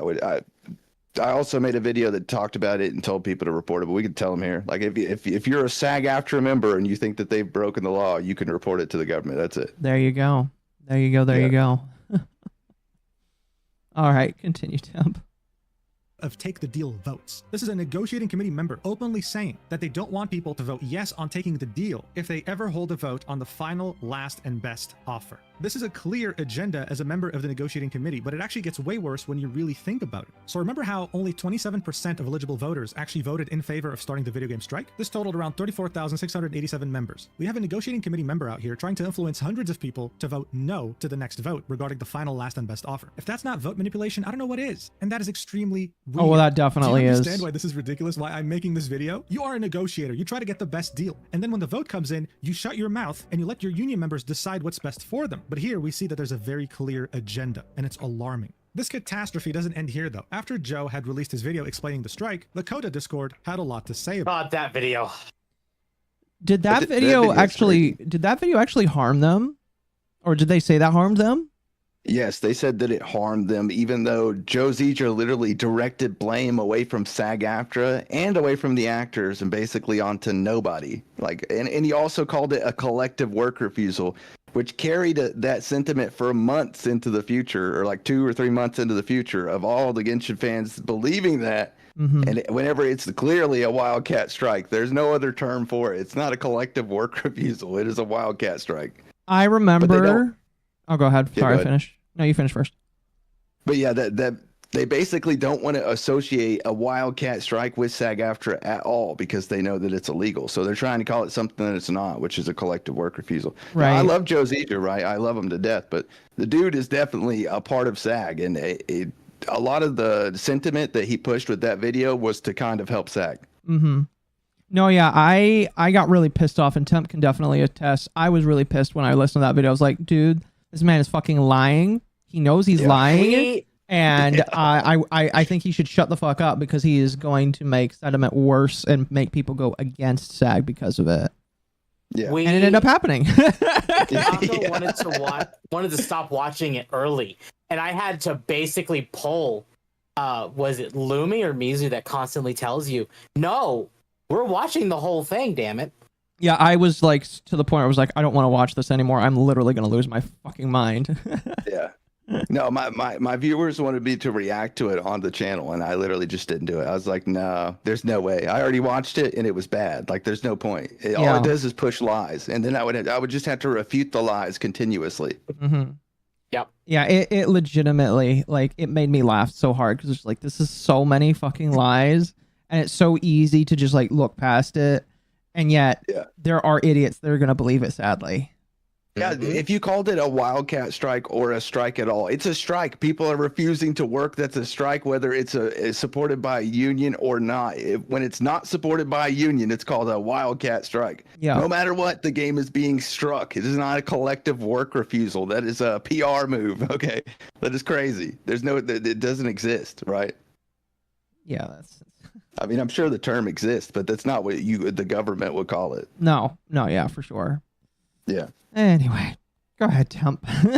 Posted the video saying, "Welp, Joe made a video," to which Kyle McCarley replied with, "Barely scratched the surface of this, but I don't like him saying that Hoyo isn't struck," referring to Hoyoverse games like Genshin Impact, Zenless Zone Zero, and Honkai Star Rail. Kyle then continues and says, "I do love the part where he breaks down the fact that a union agreement would end their work stoppage, that they absolutely have the resources to do so, and that many cast members would have qualified for healthcare on Genshin alone." Because he further explains, "The issue I have with that definition is largely one of semantics, but union members are striking the entire video game industry. We're not striking specific companies, we're striking every game that hasn't signed an interim, with the unfortunately necessary legal exception for side letter 6. And I don't like that he kicks off a 30-minute video with, "The strike doesn't apply to Hoyo," because yes, it does. And if anyone chooses to tune out early, they're going to miss all the explaining he does. But Zeke then says it's not all accurate, but there's more good than bad there. So again, there's a lot of new, young, impressionable people joining this Discord, and it really does make me think, are Kyle and Zeke intentionally misleading them, or can they really not read one simple article from Sag Aftra themselves? When the strike started on July 26, 2024, Sag Aftra very specifically said, "The 10 companies facing the strike are Activision Productions Inc., Blindlight LLC, Disney Character Voices Inc., Electronic Arts Productions Inc., Epic Games Inc., Formosa Interactive LLC, Insomniac Games Inc. I don't think any of those are Genshin. Productions Inc. and Warner Bros. Games. No. There was no mention of an industry-wide strike. There was no mention of a contract strike. This is a strike that began, and as far as we know, still is about these 10 companies. They're negotiating the last best and final offer with a coalition formed by these 10 companies. Now, I don't know if it's misinformed or maybe spent too much time on Blue Sky. But pause. An industry-wide strike. This has never. It is. They've already gotten over 200 different companies to sign the interim before they forced these 10, right? Just their main objective was the 10 main companies. Okay. Yeah. So was those 10 main companies, because those 10 main companies contract out to hundreds of different studios. Like, it's just an LLC contracting company. So if they could get, like, say, Epic Games LLC to flip union, well, they're also striking as many studios that Epic Games signs with. Right. But they're basically, they were literally trying to flip the entire freaking industry to Sag Aftra. And also, if people don't understand, like, union laws where it comes to union jurisdiction, if those companies did flip to go to Sag Aftra, well, then the jurisdiction would become Sag Aftra's. Like, and no other. Put it into perspective, the jurisdiction law states, like, whenever another union is there and they want to try to hire a member, that union worker cannot work in another union's jurisdiction. Yep. So if Sag Aftra takes over that company, well, then they're the only ones that can basically hire voice actors there. And that's but the 10 main LLCs were like, yeah, it's terrible. It's definitely not good. It is. I don't know what you would call it, socialism or communism at its finest. I don't know what the frick you'd call it. Maybe. I don't know. Maybe. They were trying to consolidate power. No, chat. They were trying to make it to where SAG AFTRA had a monopoly on a bunch of different companies. And and they kind of have it. Voice acting. Yeah. Well, all the non-union games basically continued to stay non-union and fleet away, so that they didn't have to work with the studios that Epic Games, Disney, and all them were involved with, right? Yeah, it definitely. So they can still get out of it, yeah. No, yeah, it's what it has effectively done is shaken up the entire games industry. A lot of people have probably lost their jobs, and a lot of opportunities have been shut down because of this. Yeah. You know what's funny is people don't even mention it. But we're seeing a decrease in, like, Sweet Baby's influence in games. Oh, yeah, definitely. This is going to hurt that influence even more, to the point these companies cannot afford to be throwing money at actors who just want to spout their agenda-driven drivel. Mm-hmm. Yeah. So in a Definitely. way, did this damage the VA industry? Absolutely. It also helped it because it's making them prioritize quality. Yeah. Right. Not only that, it'll hopefully force all companies to start hiring non-union VAs, which would then be off of talent rather than, you know, Exactly. everything else. No, yeah, of course. But those non-union VAs are going to be in British or you know, Japanese English-speaking voice actors for at least a couple more years because of this. I'm going to be honest. We're gonna I'm see a fine with lot that. less. I would love more Japanese We're voice just- actors that speak English. I'm sure that they'll do a fantastic job. Same. We're going to see a lot less American actors for a while, Yeah. which is a good fine by thing. me. Yeah, that's Yeah. a good thing. Then they don't try to push their politics on everyone just for voicing the character. Yep. Mm-hmm. That's why, like I mentioned 14 earlier, it's why we actually like a lot of the actors there, because whether or not they have opinions that we don't like, they don't open their mouths. That's all we ask is like, you don't open your mouth. Yep. Yeah. You work. Pretty much. Well, that's why I want Japanese English-speaking voice actors too, because they take everything a lot more professionally than English-speaking voice actors do. The English-speaking voice actors, you can't even get them to come to the freaking studio. You know what I mean? No, they gotta yeah. do it from Oh my home. They God. don't want to do it. Oh my God. Okay, so that kind of lines up. You two remember, like, obviously how voice acting went during COVID. Kind Yeah. of. Okay, so do either of you know Guild Wars 2? Yes. You kind of. You were more of the Guild Wars person. That's fine. When COVID started and everyone was like, oh my God, we can't go into the offices. We can't do this. So these studios were sending out actual equipment to the actors so they could set up proper studios in their houses to do the work. Great. The actors for Guild Wars flat out said, we refuse to do any voice acting until we can go back in the studio. Dude, these people want to live for free. That's what they want. They don't want to have to work. They want to live for free. That's crazy. So even though we all got to go to work and we have to show up, they just refuse. They don't want to go to the studio. They don't want to even do it from home. Oh my they were goodness. forced to. I would They love to do eventually my work started. from home, man. That would. Same, same. No. Yeah, that would be awesome. I would say same, but I do. Yeah, you do. Yeah. You do. You're the lucky one. You're the IT guy. Yeah. Yeah, but it's crazy, right? Like, why? I played Guild Wars 2. It's the MMO, right? Yeah. Yeah, I played that for a while. I had no idea. I also played it during COVID. I had no idea. So Yeah, they flat out. And ironically, that was also when they started pushing more woke and bad storytelling. Shocker. Yeah. Oh man. Yeah, that's whenever I dropped it. I dropped it sometime into like after COVID started, like about a year afterwards. Yep. Yeah. Excuse me. Okay. Go ahead. Been a strike against Genshin or anything else other than those 10 studios, period. You can even see this on Sag Aftra's own website. I have to use a VPN to access this. On October 15th, 2024, they made an update. And again, they said the wonder convenience why. bargaining group includes Activision, Yeah. etc. No mention of Genshin, no mention of an industry-wide strike, none of that. These people are role-playing. They think they're the main character or something.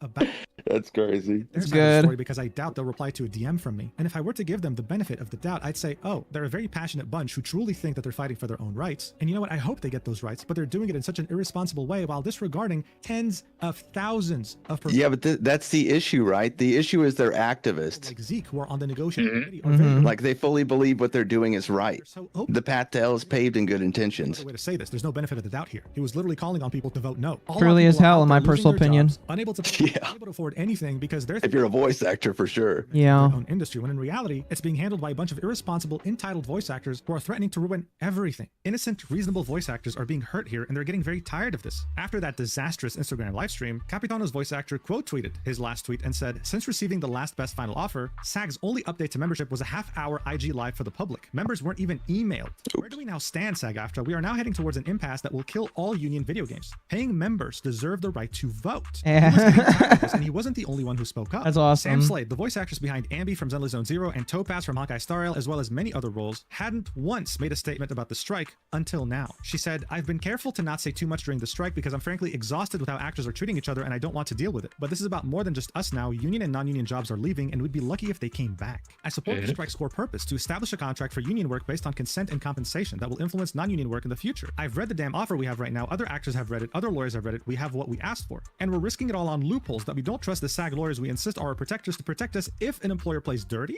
Employers can play dirty in non-union work too, and that's a risk many of us take every day. Last time I checked, SAG animation, dubbing, and all of the non-union work floating around doesn't have protections anywhere close to the deal that we have. The commercial contract just got their contract. If the bargaining partners walk, their new projects will be non-union and we're back to square one with whatever protections we can scavenge from existing contracts like SL6 games and crossing our fingers that the newly non-union contracts don't play dirty, except we won't have SAG lawyers on our side to protect us. I can't vote or attend meetings because I'm FICOR, but please, I beg our voting members to urge our negotiating committee and leadership to not prolong the strike. It's not about us anymore. Recording engineers, directors, production teams, entire studio Pause. are leaving that may never come. By the way, they stated there that they needed SAG Aftra's protection. They're SAG lawyers, and that SAG doesn't have, or no other union basically has the protections that SAG Aftra does, right? But SAG Aftra literally has no AI protections. They just brought the AI in to take them the freak over. Yeah. Like, why are these people trusting SAG Aftra after they literally did that? Also, SAG Aftra gave its members no freaking vote on whether or not they signed with that AI company. It was only done with the negotiating committee. I don't think that's how it works. Well, that's the issue, right? The only main vote that they actually got was at the beginning to start the strike, and then they had not had a vote since then, since the strike started, on whether or not to end the strike. So any of the deals that were done since the strike started were done specifically with the negotiating committee. That's insane. Yeah, it's crazy. It's bad. It's not good. I've been part of one union in my life, and it was a security officers union. That union did not fight for anybody. They actually worked against giving us a raise. Like I had the regional manager for the area I came in. He came in one morning and was like, "Your union won't fight for you to get a raise, so we're just going to give you a raise and go around them." We got $5 of a raise that day. Man, oh my goodness. Yeah, this is why I kind of have issues with a lot of unions. I'm sure some of them are probably all right, but this is why I'm just kind of like, when people say union sucks, I was like, I believe it. Well, there's a long history between unions and mafia. I don't know if you know that. Oh, I do. I've been familiar. Yeah, it's definitely going on over here with SAG. They literally think that they're the mafia. The leaders think that they can threaten the members, do whatever they want, sign deals with their own freaking companies, and basically make back alley deals. Yeah. Just to make sure that they line their own pockets. SAG is only ensuring that they continue to make money into the future. They do not care about voice actors at all in the slightest. No, absolutely not. Absolutely not whatsoever. Continues it. Back. There are talented voice actors around the world, and it's silly to think the US is the only source of talent these games want. Please let everyone get back to work. She also clarifies things further, emphasizing that this post isn't about Hoyo games, it's about the current interactive media agreement strike and the greater industry that it affects. I'm not here for drama. I'm also not a union member, so please don't refer to me as one. It wouldn't be fair to my union colleagues. Also, if this thread ends up in a video covering the strike or whatever, hi YouTube. Hey Sam. What we did in the last video. The last thing she said was, "But Sam, where's your source on games leaving?" Gestures to everything. "Sam, how do you know they'll go non-union if they walk?" To which she says, "When a contract expires, the parties are no longer beholden to it. They will have zero obligation to sign another if they don't want to." So yeah, this is getting so bad that it's forced people like Sam, who are FICOR, or hell, some non-union actors too, to speak up about this. Pressure was mounting, not just from consumers, but performers too. So Sag Aftra all of a sudden on June 7th said, "Hey, we're doing a meeting on June 9th. You can join IRL or through Zoom." Voice actors were finally hoping to be able to hold a vote so that they can finally express what they think. What ended up happening though was completely unexpected and came out of nowhere, leaving them even more confused. Some didn't even know whether to celebrate or be worried.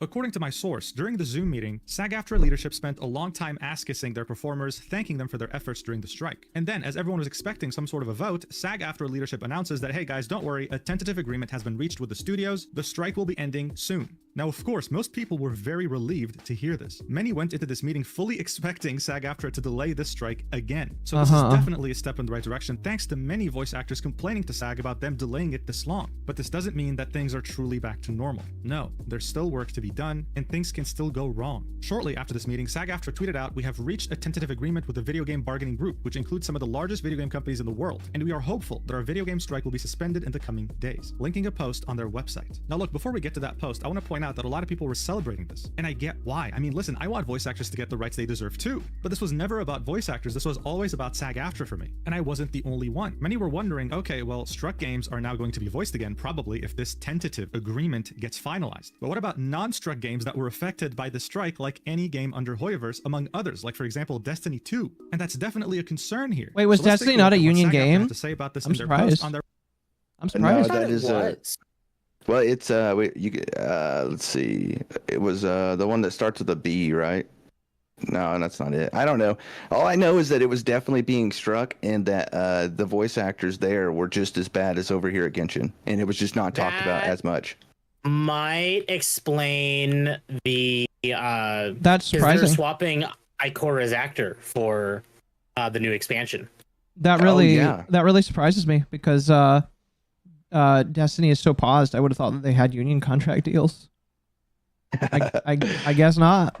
I guess not. All right, cool. Sorry, that was just a quick little side there. You may continue. Their website. The title is Sag Aftra and video game employers reach tentative agreement on interactive media contract, National Board to review. They then say Sag Aftra and the signatory video game companies, which include Oh, right. Sorry. Thank you, Magma. You're right. Because Destiny had problems because the new season had a couple major characters that weren't voiced. Yeah. Yeah, you're right. I haven't played Destiny in like a year because of how extortionist they are with their players. We quit. We finally quit this year because we bought the final shape and all of its seasons because we wanted to finish the story. It's done. We're out. Bro, whenever they ended the Red War, whenever they took that out of the game, it ruined the freaking game for me. That was like, that was like 4 years ago too. Yeah, I know, right? It's been bad ever since then. That's whenever it took its nosedive, was whenever they took out the way the new players could come in and experience the story. Yep. You know, it's really sad when you can consider that Destiny was at its best under Activision. Yeah, seriously. Like, holy cow. There's no, isn't it Blizzard now? It's Blizzard now, right? No, it's it was Sony. Blizzard then. It's Sony. Yeah, it's Oh, Sony. Sony. Now. Okay. So it was, they went from Activision to self-done to then being bought by Sony. Well, they still have like the best what is it called? Like grind mechanics that makes a player want to grind. Yeah, best gameplay, the best thing about the freaking game is God rolls on weapons. I wish other games had that where you could go grind it out. Yeah. That's why we've been begging for a Destiny kill, like a proper one for years, and it's why I really thought BioWare had a chance, and then EA just said, "Hey, no, we're not letting you actually go back and fix this game." Yeah. Yeah. Oh my goodness. And now the wish Red I War. could find another game. Now the Red War's deleted. Yeah, it's just gone. We have potential. People are talking about the new Atomic Heart MMO. Oh, okay. Not only that, you can't even like a lot of my weapons I lost. Like they just don't have the same power level or anything like that. Yeah. I mean, we have Warframe. Yeah, I was gonna say you And could play Dune- Warframe in the interim. Yeah. And Dune is definitely coming up. I see a Mizu. Hi. Oh, hey, how's it going? Hey. I was bored, so I snuck in. We're talking about the SAG strike right now. How you doing? Oh, it's stupid. It's always stupid. I'm doing fine. How are you? I made grits. Oh, congratulations. Are you enjoying your grits? British food. What are you talking about British food? Fuck off. Where is your Fugi? What the hell? It's behind Oh, Paper Bag Boy. yeah, I see it. There it is. That's how I was like, wait a second, that's not part of the video. What is that little weird thing right there? And I looked at my OBS and I'm like, oh wait, I see Mizu. There we go. Mizu has a perch, and I figured that I would give it to Paper Bag Boy tonight. I mean, fair play. Southern Bungie Puddle, managed- yes. Bungie managed to make it worse than the company who did Warcraft 3 Reforged and Overwatch 2. Yes. Which is sad. Mm-hmm. So Blizzard is dead. Blizzard is dead. And honestly, Yeah. thank God I don't want them to make another StarCraft game because I love StarCraft and they'd butcher it. You Oh, think they so? weren't going to make another one anyways. Well, I know they weren't going to, but now they won't. Period. Did you Yeah, guys we're ever never play gonna like make the it first StarCraft way back in the day? Yes. Oh my Yes. god, dude, it was so good. Oh my so goodness. good. I literally remember staying up all night, like multiple nights in a row, just to play that game. The first StarCraft. Holy cow, dude! They don't make them like that anymore. Unfortunately, No, I they didn't don't. have the tism for it, so I never Yeah. played StarCraft. Yeah.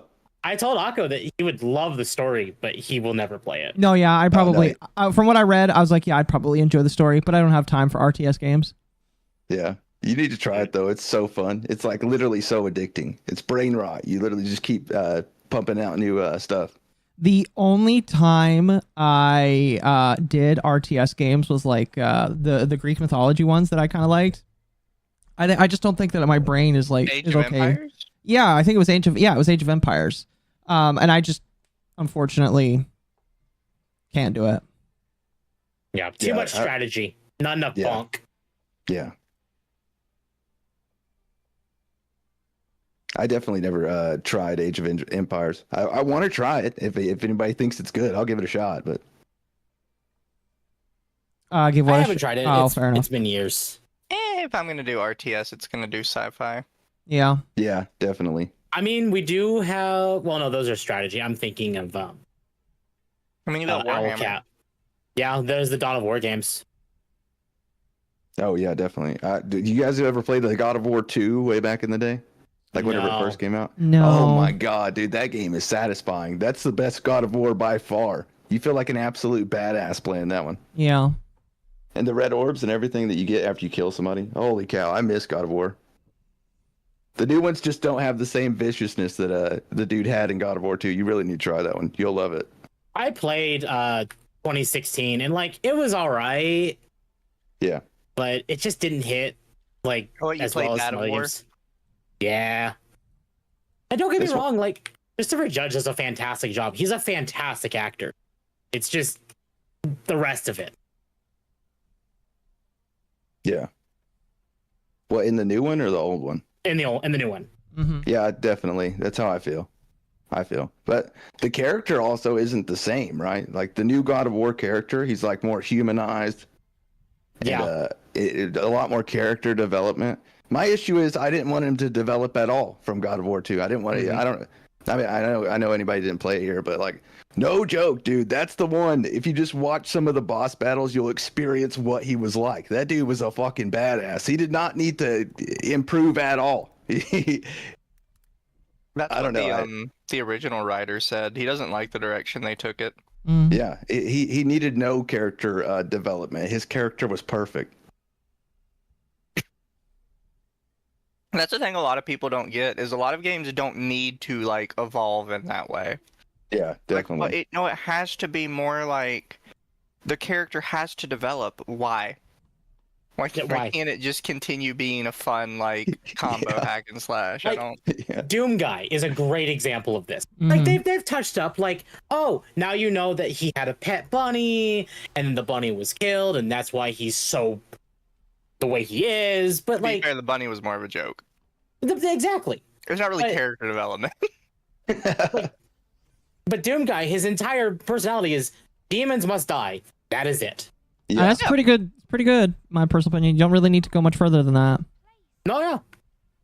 So But So you've got every Dark Souls, literally no characterization for the main character. And some would argue that we've played basically the same story over and over again. yeah, there's the comment through that Elden Ring is the prequel to all like FromSoft games. Well, whenever they do that, it makes you feel like you're the character, right? It's a lot easier to relate to a blank slate than it is somebody that's already got their own personality. I see that right there. That is why people had a problem with Dawn Trail, because since the very beginning you've been playing the Warrior of Light, and all of a sudden here's Dawn Trail and here's Wooklamot. Like, Oh, yeah. why does that matter? We're the main character. We've been the main character for 10 plus years. Yeah. So anyway. Let's continue on this. I want to go through the rest of this chapter as well. And then I think we can pretty much be done with it because after that, it gets into the Paimon interview. And since we've already talked about that, I felt like we could just skip on to the next video. Didn't Paimon quit? yes. Kind of. Essentially. Kind of. She's basically like, I'm not going back until they fix this. And it's just like, And it's very clear they're not. Yeah. I hope she stands her ground because then they're just gonna fire her. Which Yeah, they that's what should I have was done at saying. the start before they got this deep. Yeah, definitely. That's what I was 'Cause they saying. knew I was from like, the I start that pray. she was gonna be a problem. Yeah, Mhm. she's a problem everywhere she works. She's not just a problem there. She's a problem what? everywhere. When she said, "Oh, I'm doing a thing for Disney," I'm like, "They get to deal with you." Yay. Exactly. Disney can have her. Disney can have her. Yeah. I don't care. And her She's already character was run. a snake. And her character was a snake. Of course it was. Yeah. That's a Wait, little on the nose, what's he Disney. doing, Disney? She's playing some new character on Disney Plus, and it's a snake. It's a kids' TV show. Yeah. Alright, whatever. Yeah, it's definitely her. It's her spirit animal. That is about as on the nose as when I made Akko watch Trolls, and the main villain, which is a washed-up has-been who steals other people's shit, was played by Amy Schumer. Yeah. Oh my goodness. I actually like that show. Trolls is so dope. It was a pretty good movie. Yeah, I love that. Or, oh, you're I talking like about the Trolls. movie? Yeah, the movie. there's a show on Netflix that you need to watch, and it's Trolls. That one's so good. Wait, Yeah, they made a the, TV show based off of the movies? No. It's completely different. It's like Oh, okay. magical trolls or something like that. But it's really good. I like it a lot. Oh, you mean like the was it George R.R. Martin? Yeah, those are actually pretty good. Yeah, those are great. What am I supposed to do? The with movie this? though, I don't think I watched. I think I watched it. I just don't. It's No, we're so. talking about the reboot of the old Trolls from back in the day. It's little Oh, kids' yeah. toys. Yeah. Yeah, they turned those into movies. That's what I made Akko watch. Yeah. I need to watch them. They were unironically fun, and the main villain of the third movie is played by Amy Schumer.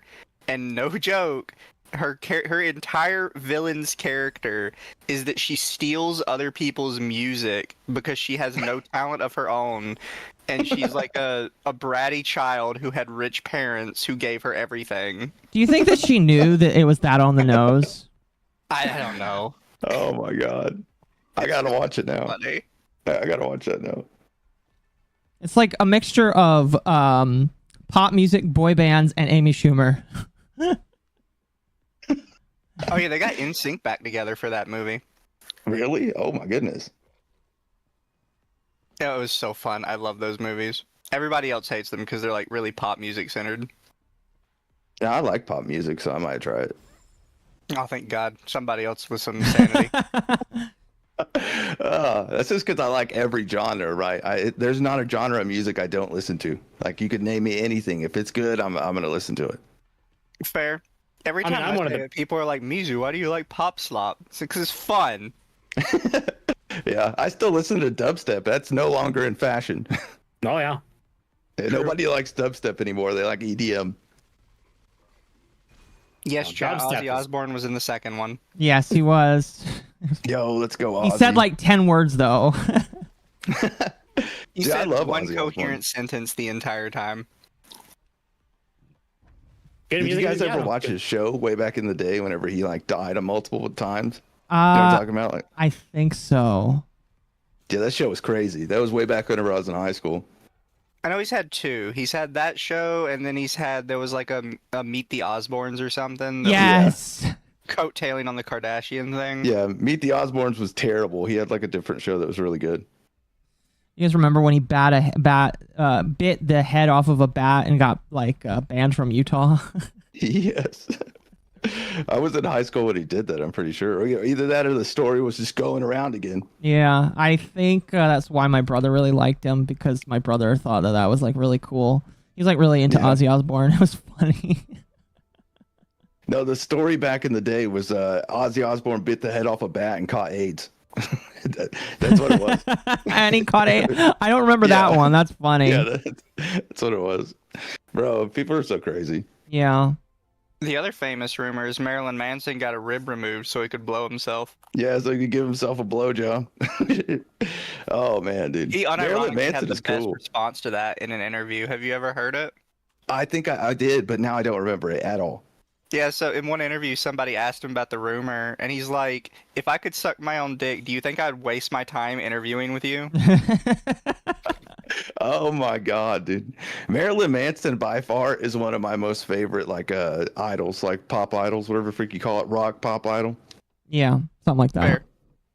But he definitely had like the best persona way back in the day, because that's back when like all TV and interviews were like super religious, right? And Oh, he yeah. would come on, and they basically thought he was the devil, and he just played into it, dude. That guy's freaking great. Yeah. Anyway.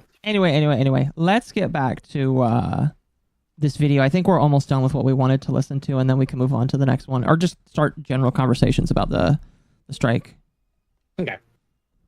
Disney character voices, Electronic Arts, Epic Games, Formosa Interactive, Insomniac Games, Take-Two Productions, and Warner Brother Games have reached a tentative agreement on terms for the interactive media contract, subject to review and approval by the National Board and ratification by the membership in the coming weeks. Specific details of the agreement will be released with the ratification materials. It is expected the terms of a strike suspension agreement will be finalized with employers soon. Until such agreement is reached, however, Sag Aftra members will remain on strike against these employers. Sag Aftra National Executive Director and Chief Negotiator Duncan Crabtree Ireland said, "Everyone at Sag Aftra is immensely grateful for the sacrifices made by video game performers and the dedication of the interactive media agreement negotiating committee throughout these many Almost months a the year video of game strike. sacrifice. Patience and persistence has resulted in a deal that puts in place the necessary AI guardrails that defend performers' livelihoods in the AI age alongside other important gains. Thank you, Interactive Media Agreement Negotiating Chair Sarah Maleh and Chief Contracts Officer Ray Rodriguez, for your hard work and advocacy in pursuit of this contract." SAG-AFTRA President Fran Drescher stated, "Our video game performers stood strong against the biggest employers in one of the world's most lucrative industries. Their incredible courage and persistence, combined with the tireless work of our negotiating committee, has at last secured a deal. The needle has been moved forward and we are much better off than before. As soon as this is ratified, we will roll up our sleeves and begin to plan the next negotiation. Every contract is a work in progress, and progress is the name of the game." SAG-AFTRA members have been on strike against video game employers since July 26, 2024. Prior to that, Oh my god, it's been that long?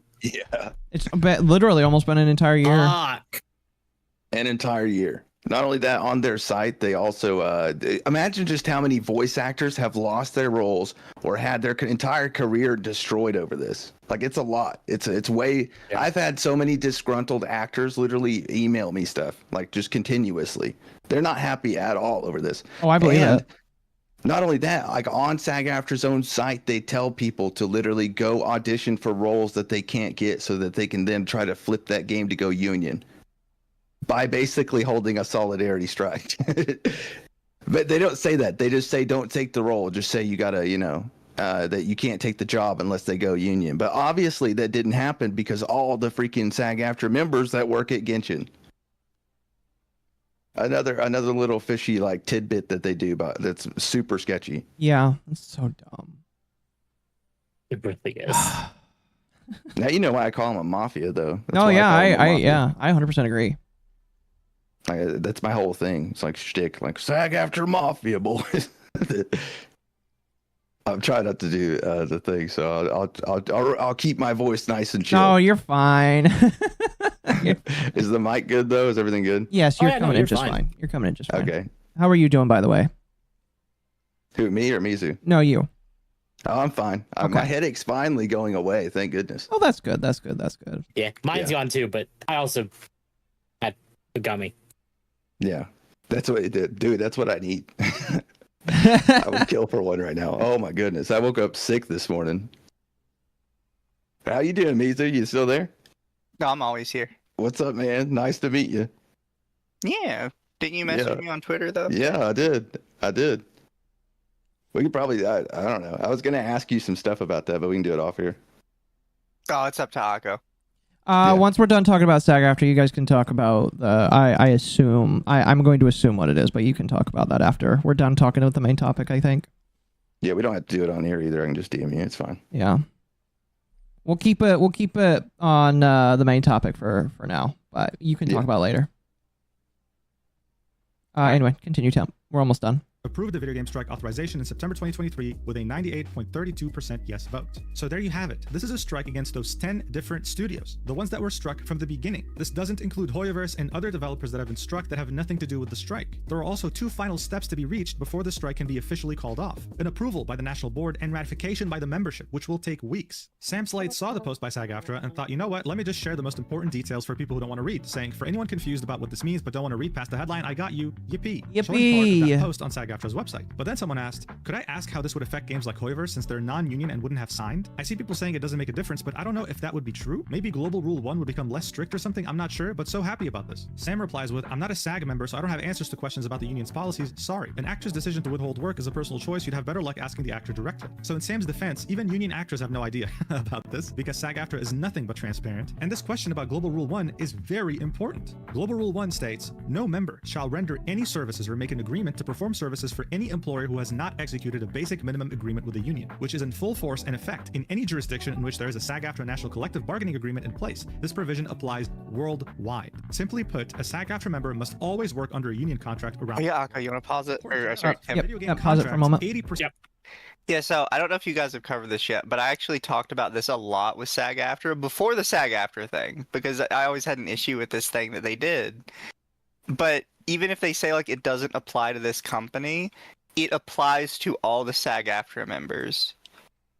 And then it puts all the SAG-AFTRA members in like a weird spot because they're kind of forced to go along with it.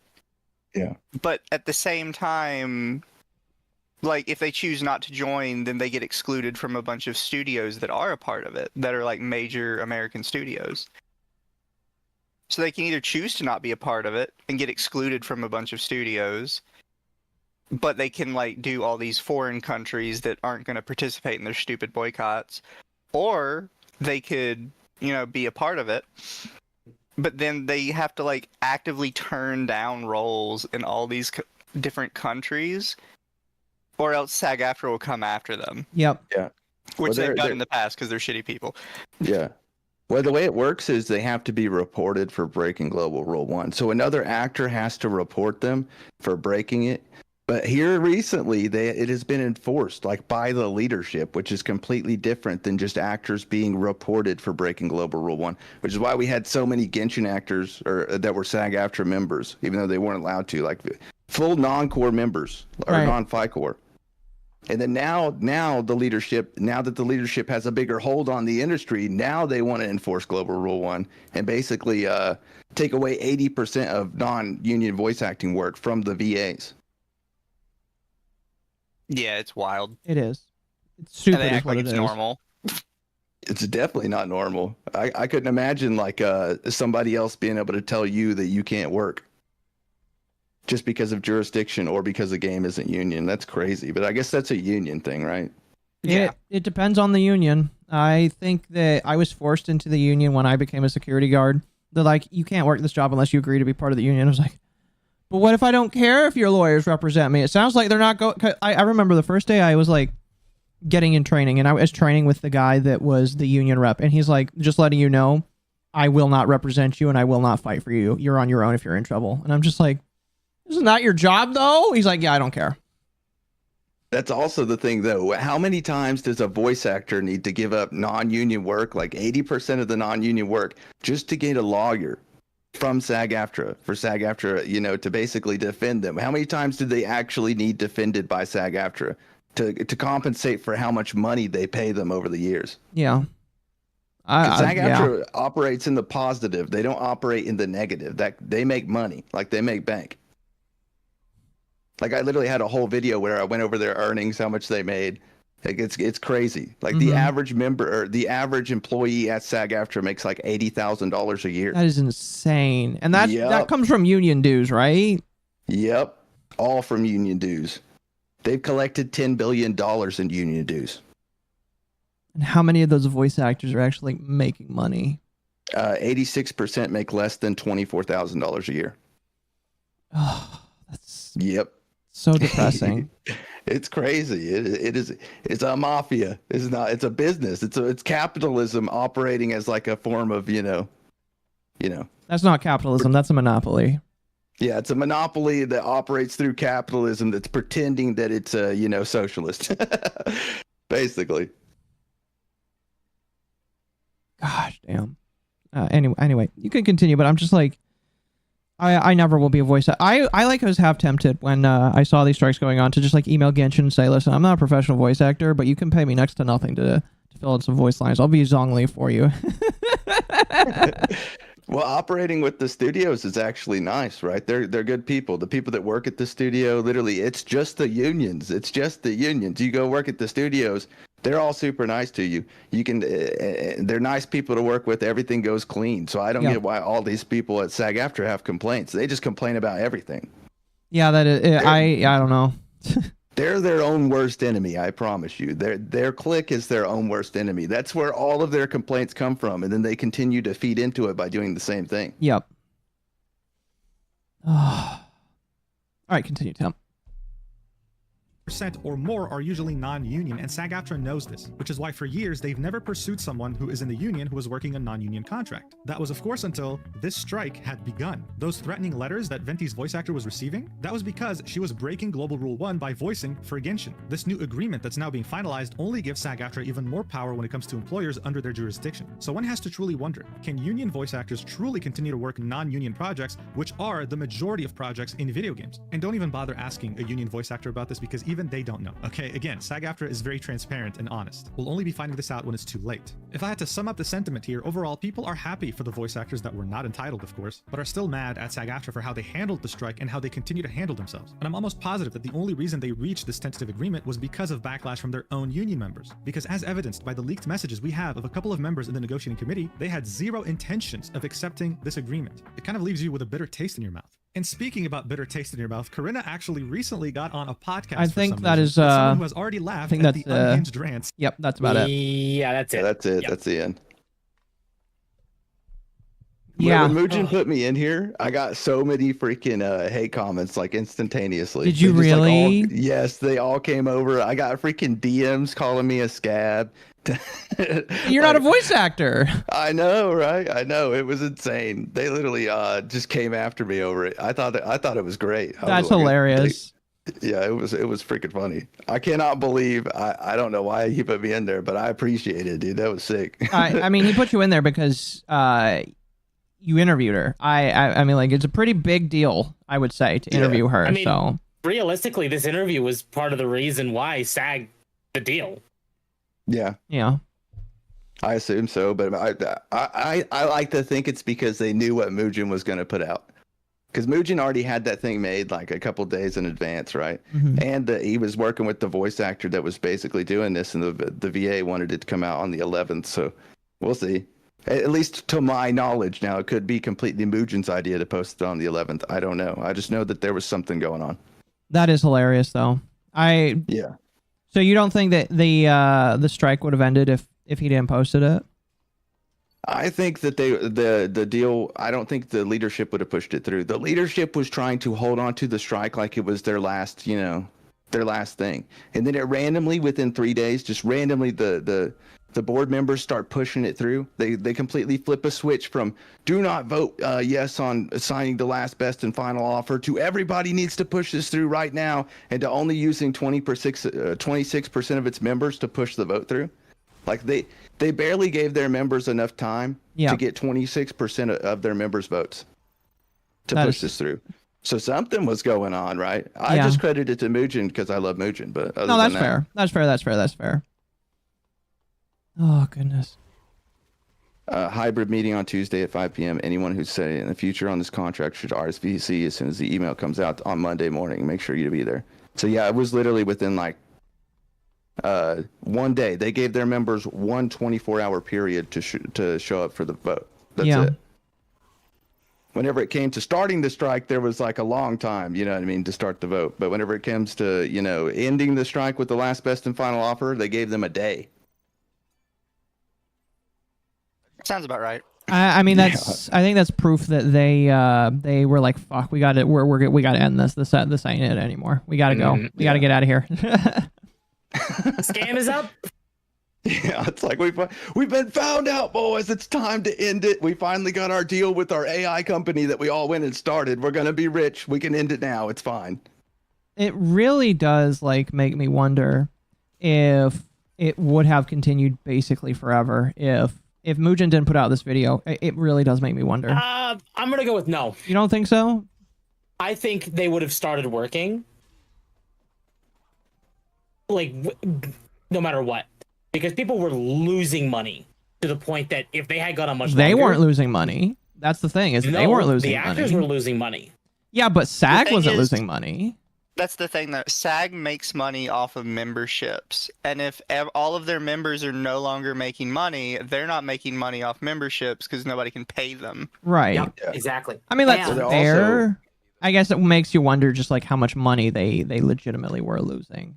Mhm. Yeah. Well, they also now have an AI member that they are implementing, which is that AI voice acting company that they just signed. Mhm. Mhm. So they're going to be contracting that thing out to literal freaking union gigs instead of union voice actors. And the people at the union that were against AI literally support it, which is crazy. Like you should really look into the AI company that they signed with. It's kind of nuts. It'll blow your mind. Oh, I bet. I'll have to take a look into it later, but that's anyway, you made a video talking about how a lot of these VAs will probably never come back to the industry again. And I figured that we would review it just a little bit here tonight. Okay, my voice is probably gonna put a bunch of people It's off. fine. No. Again, it's fine. Okay. Go ahead, Tim. Is over, boys. That's right. The strike is over. Sag Aftra, the Sag Aftra Mafia, is literally thinking that they have pulled a W here. They think that they have absolutely won this. They think that this is a win. And the Genshin VAs, are the Genshin VAs coming back to Genshin? Are they going to end their collective work refusal? Well, I'll let you know later on what I think about that. First, is this a Sag Aftra win? Does this Sag Aftra tentative agreement reached with the rest of the entertainment industry, with all of the gaming entertainment industry, is this the win that they think it is? I'm gonna go with no. I don't think it is. I think that this is a little too late. I think that they noticed that every single freaking gaming company was literally fleeing to the east and hiring other voice actors and recasting en masse to get away from these freaking companies. I think it all started whenever Nintendo fired Princess Peach, but which was crazy, by the way. But I think that the SAG Aftra leadership finally noticed that all the gaming companies were fleeing to the east to get away from them, and they tried to do something about it, which was this tentative agreement reached. But it still has to be voted on by the voice actors, and I don't think they understand the situation as well as most. And even SAG I just Aftra noticed, by the way, couldn't this is tell a that little it's of a side too note. late. It's a Here, little pause it too down. late, boys. I'm trying. I just noticed that like the shadow underneath the bag for your mouth moves whenever you open your mouth. That's kind of cool. Yeah, my girlfriend literally drew this for me. Oh, okay, that's pretty neat. I think that's pretty inventive. Yeah, this is the new model. Yeah. New me, boys. It's a new me. Are you planning to go live 2D one day? Yes, I want to. I'm just trying to find an artist. I absolutely want to. Mhm. Oh my goodness. I mean, I can recommend you one or two that I know. I can give you the guy that I works for me, but like, I will take it. I will take it. I've been looking for forever. I'm just terrified because I've heard so many horror stories of like, people commissioning an artist and then like waiting years. You know what I mean? Mhm. mine. It's like, Oh, sorry. Go ahead. I was just going to say it's terrifying. No, yeah, I agree. I can have you talk to mine. He made both of my models. He made the one I used to use or still use, and he made this one as well. I think it took him about 6 months, but I think if you say, hey, if you could get it done a little bit faster, he may charge a little more. But I think Okay. I paid like $400 to $500 for the model to be made and cut, and then you have to find somebody to rig the model. But I know some riggers that you can talk around with as well. Yeah, it's So, not bad. So if you want, we This can is talk. where I about- get in trouble because I always complain about the artist all the time. Because I would like to tell you that you just need to find somebody that has a model you like and go with their artist. But I've seen so many people do that, and then that artist turns out they're like playing really hard favoritism with different people, and it's Yeah. just like nobody talks about it. Yeah, 'cause that's another everybody's thing afraid I'm to worried get in about. trouble. Yeah, that's another thing I'm worried about. Yeah. Yeah, or they cost $10,000 minimum. Yep. Thank you, Nano. And mine's just not just a paper bag, right? Like I got like a whole like a thing underneath of it. So Yeah. No, yeah. So There would be it's- other stuff to go with it. of course. Yeah. So like, if you wanted, like, I think that like I could ask my artist. I don't know what he would think, because he's only made 2 models and they were mine.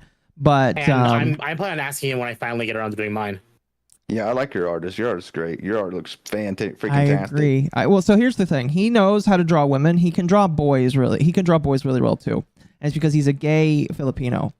So if you want like a femboy or you like a macho man, he can do both of them. I've seen him do very good with the boys. So I don't think he gets to do it enough. I just want a zombie Nuxanor. That's what I want. The zombie Nuxanor. Like, yeah, I don't know if you guys have watched enough to see me take the bag off, but yeah, he's a zombie. Yeah, you have? I have, yeah. I thought that fucking shit was hilarious. Yeah, I thought it was hilarious to be like plastic. Seeing the bag come off, Tim, that makes it sound way funnier than it should be. Yeah, I know. It was such a cheesy saying whenever I came up with it too. But then I was like, you know what? Plastic people, it works. They're basically freaking all got plastic surgery. They're plastic people. Yeah. They're basically mannequins. So it worked. It's funny though. That's beautiful. Oh, yeah, we can talk about that afterwards. DM me either tonight or tomorrow, and I can see if I can set you up with them. Okay, thank you. All right, go ahead and continue, Tim. Too many companies have decided to get away from the USA and move to the East and start using Canadian voice actors, UK voice actors, and Japanese and Chinese and English-speaking voice actors. I think that is exactly what's happening. But over at MiHoYo, is MiHoYo becoming a union game? Is Hoyo going to sign the agreement? Is the collective work refusal going to end even though there was nothing accomplished with it? Well, let's just find out about that. A reminder that MiHoYo is not and never was a target of the strike and has been confirmed by the actual VAs. Now that's right, they were never, and I mean never, union backed. The strike, the collective work refusal, was never actually backed by Sag Aftra, meaning that Hoyo could have fired any of the VAs that they wanted and they would have not been union busting because it was not an official strike. But here he says, but rather a collective work refusal to try and turn the company from non-union to union. Thank you, that is exactly right. That is exactly was their intention. This was a PR strike that was literally done in solidarity to try to support the real Sag Aftra strike, and they came up with a whole bunch of slew of BS reasons, which was AI protections. They weren't getting paid from their studios, and MiHoYo wasn't paying them enough. And it turns out that all three are lies, right? First, Hoyo already had Sag Aftra protections.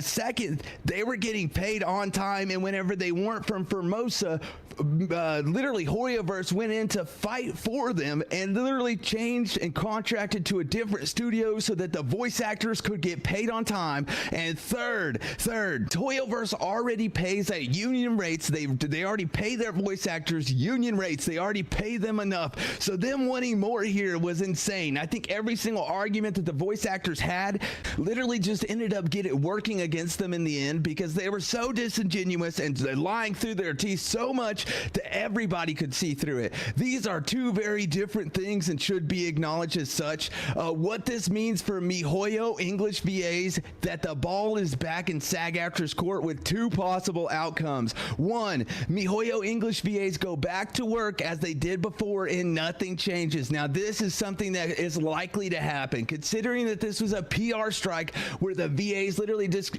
came together and agreed to strike in solidarity just to, I guess it really depends, honestly. Some kind of support to Sag Aftra, even though this collective work refusal literally did more damage to Sag Aftra than any of my videos ever have, than anybody's videos ever have, because I think that, the Genshin fan base is a little bit crazy. And if you lie to them and they see through your lies, well, I'm just sorry to tell you that you're going to lose their support so freaking fast. And that's exactly what happened. Two, SAG enforces Global Rule 1 more harshly as they have been lately, and the VAs get recast. Now, this is something that's actually likely to happen. With Sag Aftra having a larger hold on the entertainment industry now, with all of these different game companies literally signing on with Sag Aftra, and Sag Aftra having more of a control over which of its members actually get roles with these companies or not, and whether or not they allow Taftarlays to allow non-union members to work these roles,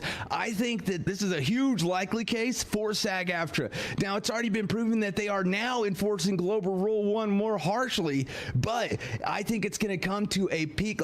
They're literally going to full on enforce it for if you are scabbing or if you are working, against Global Rule 1 on a non-union project, you can expect a disciplinary action from SAG. And as a matter of fact, you're more than likely going to lose 80% of non-union work that was available to you beforehand because of of this, and that is a likely case. It actually is an issue. If you're a voice actor, it Can I should just say, by the actually way, scare you. that is It means absolutely English insane. VAs can- I don't know.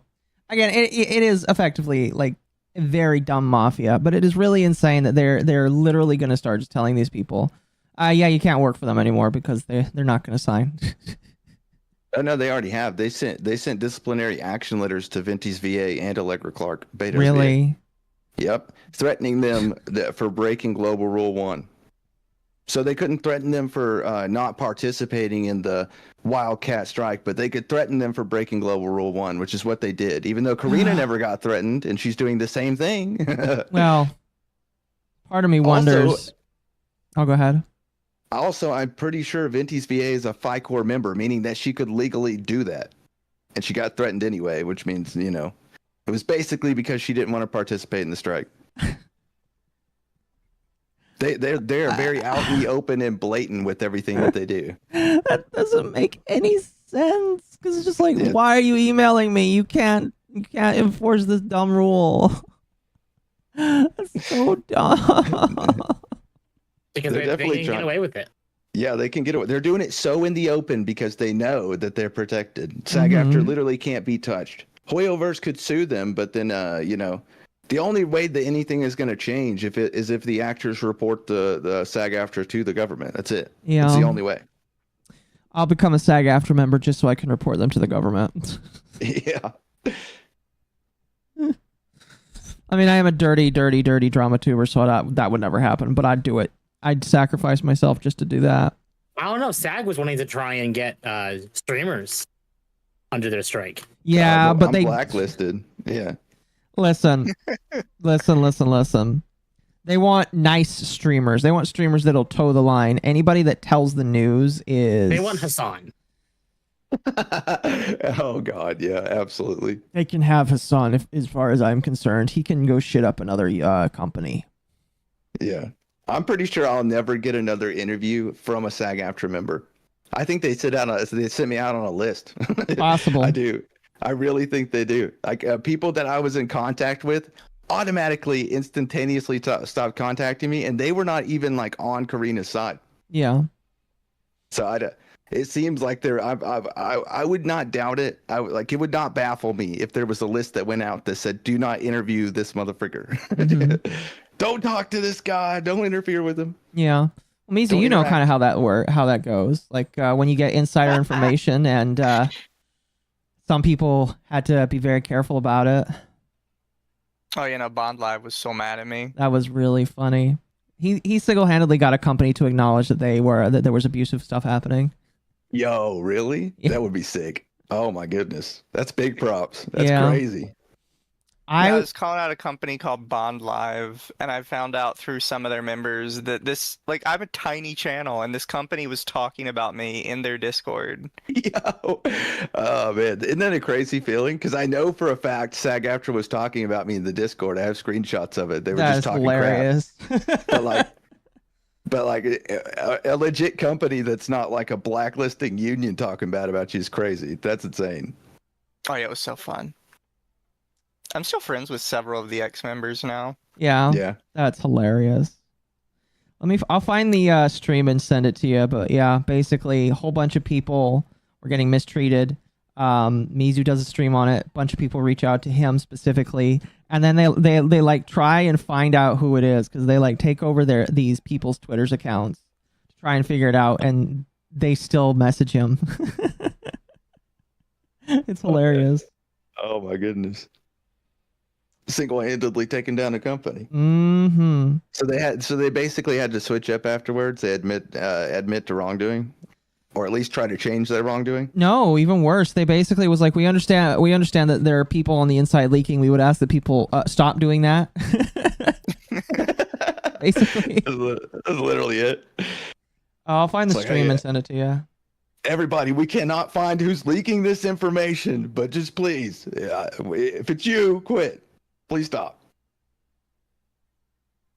Well, because like when I message people, I'm pretty smart about explaining to them like, hey, you need to do X, Y, Z, because they're probably going to want to look at your messages.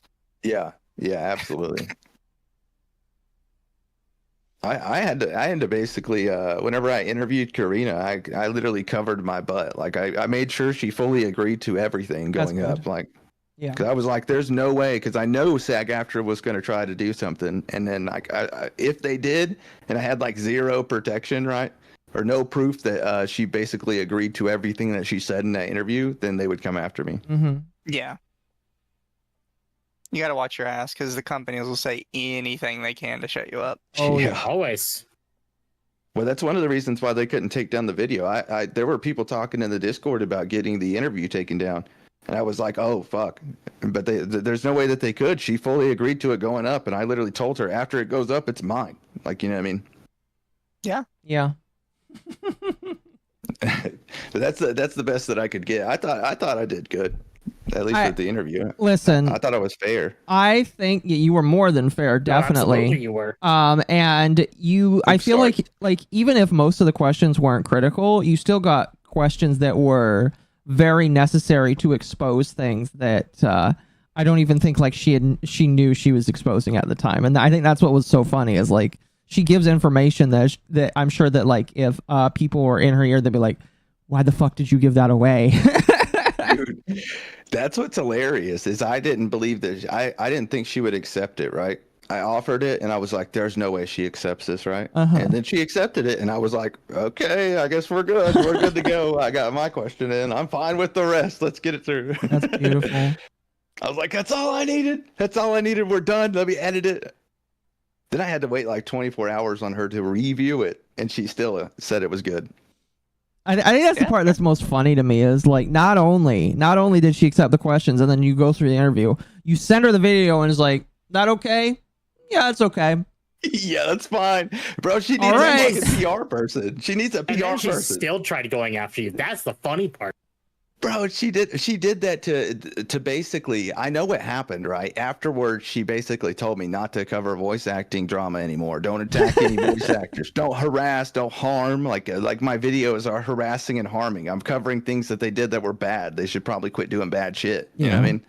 But like, she basically said not to do that anymore. Otherwise, I would never get another interview again. And I guess that this is what she meant because she was right. I'll probably never get another interview again. But I mean, that's why my follow-up video was so harsh because I was like, dude, there's no way. I'm not gonna let you hold anything over me. Yeah. You know what I mean? No, that's what you should do. Yeah. I wasn't just going to come on and lie and be like, oh, guys, these SAG Aftra VAs are totally justified in blacklisting one another. Isn't this crazy? You know what I mean? Yeah. Oh, yeah? There was no way I was going to do that. And it was for the I was going to get a Kaylee Mills interview afterwards. She talked to it. She said she was going to ask Kaylee Mills. And I was like, man, maybe I should play into it a little bit so I could get that. And then she did that, and I was like, "There's no, dude, I'm not betraying my audience for that. There's screw it. There's no point." That's good. I mean, like, that would have been probably a pretty good interview as well, but it's just like, is it worth it? Yeah, it just wasn't worth it. I mean, she's literally Amelia from Subaru. I wanted that interview more than I wanted Paimon, okay? But no, just no way. They immediately blocked me on everything. They hate my guts now. That's but at least funny. I can say Amelia from ReZero hates my guts now, you know? That... yeah. Better than nothing, I guess. But yeah, that's funny. I just won't say it, but basically, I did a lot of stuff to get the Paimon interview, and before I even talked to her, like weeks before, I had it planned, and it ended up working out. So that's good. I didn't get the second interview that I wanted, so it was depressing. I mean, like, even if you have opportunities close, you'll probably have opportunities come up for you in the future that will be just as good, or maybe even better. Yeah. So to be fair, with the your blacklisting by SAG, the interview alone, and all the covers that you get like with the other video, that's just gonna propel you, no matter what. Any coverage is good coverage for you. Yeah, especially whenever everybody can blatantly tell that I did nothing wrong. No. That's what's insane. She's like, he baited me into it. He baited me. And everybody watches the interview and they're like, what the are you talking about, bro? What do you mean? He's just being nice. Yeah. It's granted the question was, but she answered it. So Yeah. It's a meh area. But, She tried to get you to join the union. That's what she wanted, dude. She wanted me to join the union, basically. Become a SAG Aftra shill. Start simping for SAG Aftra. Gosh. No way I was gonna do that. There's no way. I hate SAG too much. I hate Yeah. them too much. Not only that, my audience. I love my audience way too much to ever do that. My audience is the only one that knew whenever I did that interview that I hated Karina's guts. Yeah. They were in the comments defending me. They were like, guys, he hates her.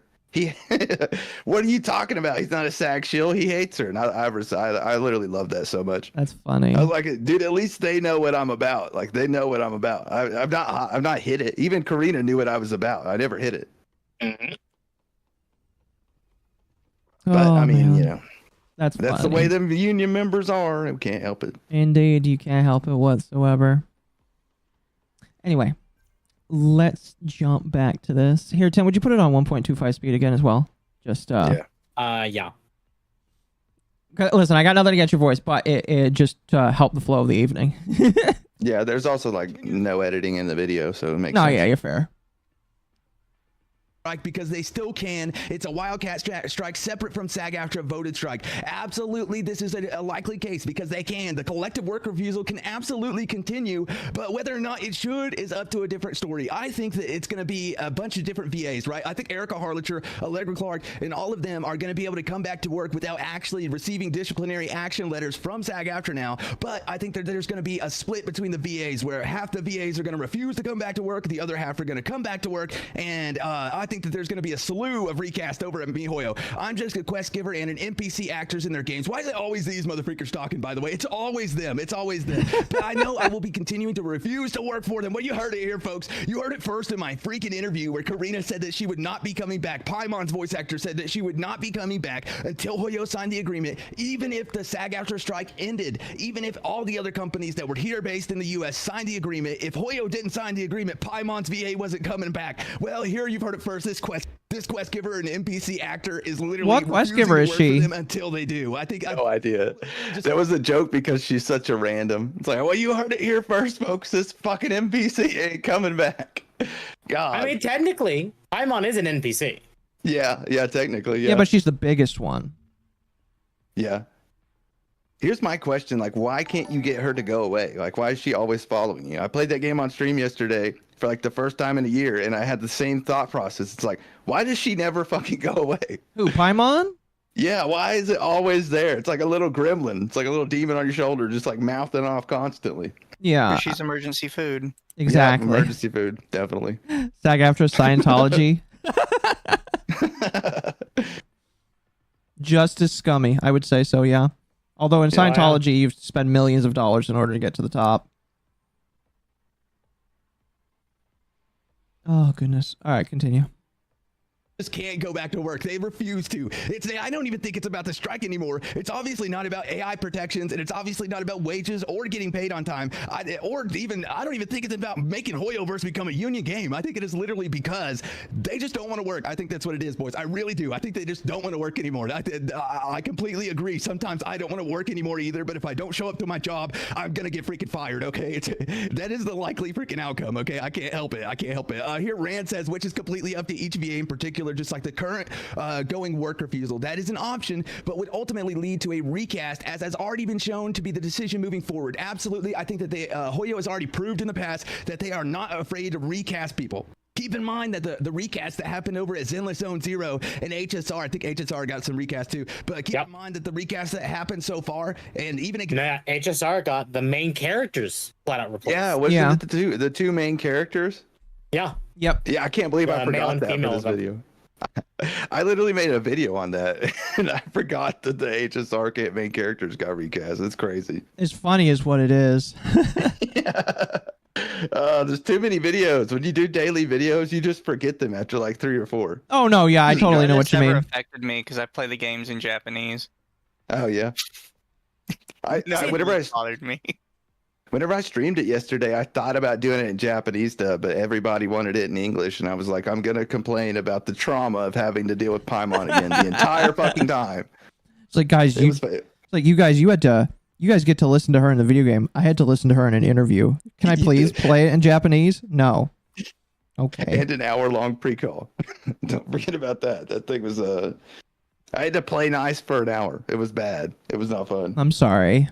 Yeah, let's just say, like, I don't know how to explain it. Like, it was she is a very difficult person. It's not like y'all at all. Y'all are easy to talk to. You know what I mean? She was impossible to talk to. Really?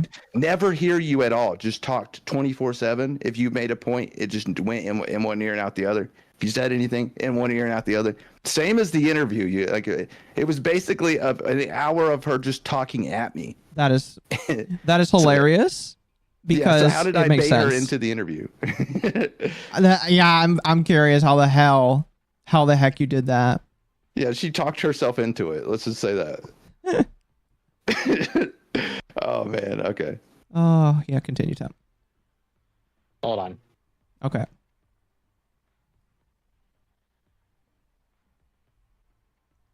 Oh, nope. Sorry. I'm dealing with thing in your chat here. I'll turn it back on. Genshin Impact with Kanish, those recasts literally happened during the strike, and now that the strike is ending, do you really think that Hoyo is just gonna like back up and be like, oh no, now we can't recast people? No, dude, they are gonna go full gung ho. There's no reason for them not to anymore. I feel like if you refuse to show up to work now, you are basically guaranteeing your recast. Abso-freaking-lutely. Whichever the end result, wishing you the best on your future endeavors. Oh my god, because they're not gonna have any more people. They're not gonna have any more future endeavors. Their job's done. They're done.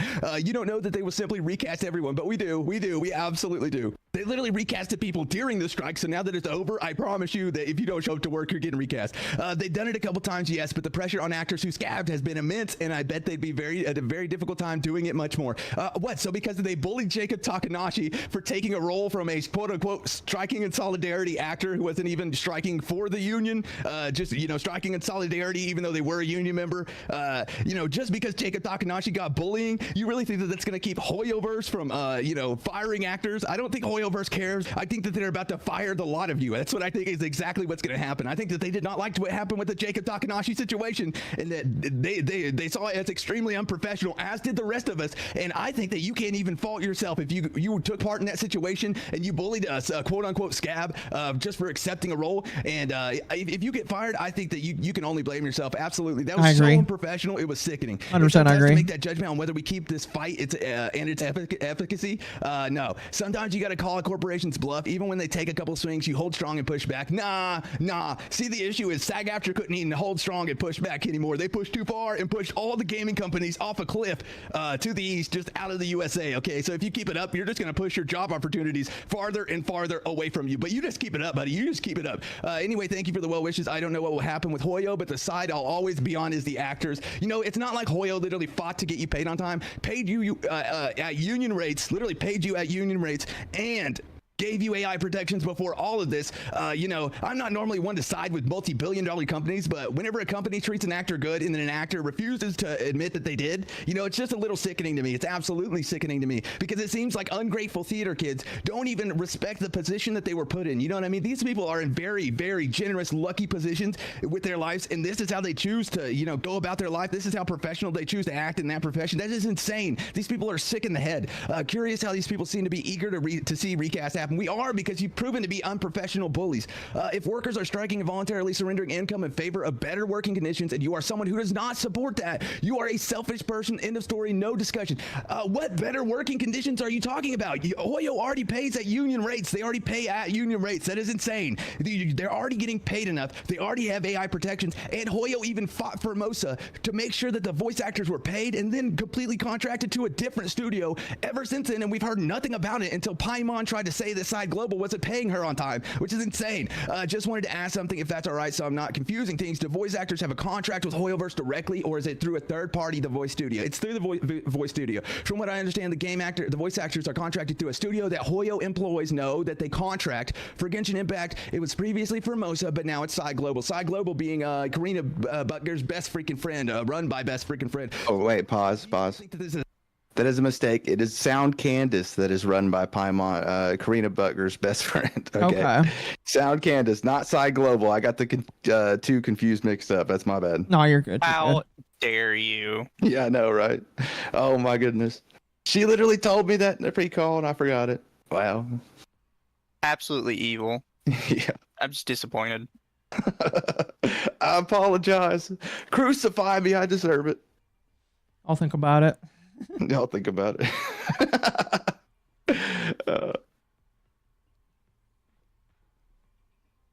The SAG after W? Or do you think it's a little too late, boys? Do you guys think it's a little too late?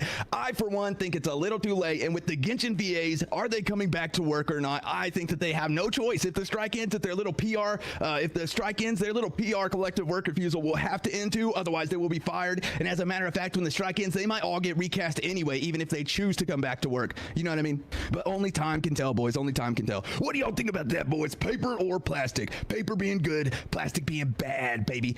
Paper being that organic, crisp, clean, good shit that we need in the voice acting industry, and plastic being that shit that Karina Boetker was smoking when she made that toilet crash out video. You guys be sure to let me know down below. I'm going with plastic. Yeah, these people are plastic as fuck, guys. They are plastic through and through. They're All right, I basically think, mannequins, aliens. I think we're good, but yep. I didn't even remember that video. Which video was that? That was a this couple days ago. 5 days ago. Yeah. Okay, yeah, it's beyond the 3-day limit. Okay, don't remember it. Oh my goodness, that's funny. But yeah, so I understand. I'm about the same way. yeah, it's like they're probably not going to come back. I mean, like, there's a chance some of them could come back. I think it's more up to them. But if I had to be a bet man, I would say that Karina's probably not coming back. Probably not. Oh yeah, no. But the issue is, right, that they're striking in solidarity. They're saying like, oh, we started this strike to strike in solidarity to stand alongside, SAG Aftra, and then now it's turned into like a blacklist if you don't, and it's still happening. Like, it's still happening at SAG Aftra. So I almost guarantee like there's probably going to be no VAs that come back besides FICOR members like Erica Harlicher and them, which means Karina could come back because she's FICOR, but I'd be fine. I'd be fine with Venti's VA. Yeah, same. Definitely. I mean, you still gotta play Persona 5. She's a main character in that. Really? Yeah. I'll think about it. The blonde party member in 5. I'll have to play it. If it's Erica Harlicher, yeah. I'll think about it, yeah. But yeah, like, I think for now, it's done. It's done. I don't think we're going to hear major news about the strikes for a little while. At least a little while. Yeah. Strikes are over, I would say. Maybe we hear more stuff in the future, but I legitimately don't think that, like, we're going to a great capacity. I just think it would be stupid for them to do so. Yeah. I don't know. Just like Google Docies, we're done with them, chat. No more. Exactly. Yeah. Google, I cannot read another Google Doc, I promise you. I can't. Oh my goodness. That's our forte. That's what we do all the time. Yeah. I Go ahead. involuntarily listen to Google Docs every week. That's what you get for being my main mod. Yeah, I know. forced. Like, there's a fan that's writing me a Google Doc of stuff that's going on in like the Discord that they're in right now, and it literally, I am terrified to read it. I was like, can you just put it in pictures, please? I need a picture book. I can't read another Google Doc. There's no way. I can't. Wait. Oh, is it like what kind of what are we talking about here? Like, is it a VTuber? Or? It's obviously groomers. Huh? No, Discord of SAG Aftra. Obviously. Oh, okay. Yeah, I got like multiple people that are sending me stuff from there, and from different stuff with Zeke Alton and stuff like that. Well, I'm they excited. They still don't care. They know about it. You know what I mean? They know about it. I have so much that I haven't shared just because I know that I will get in legal trouble if I do, right? Or at least they'll at least strike the channel, and a strike on the channel like would literally tear it up. So yeah, I know how that feels. I had a strike on my channel when I first started out because I did basic React bitch content, and one of the things I reacted to, like, the guy struck the channel, and I emailed him, and he's like, "No, I'm not gonna take it down." I was like, "But bro, it's fair use." He's like, "I don't care." Yeah.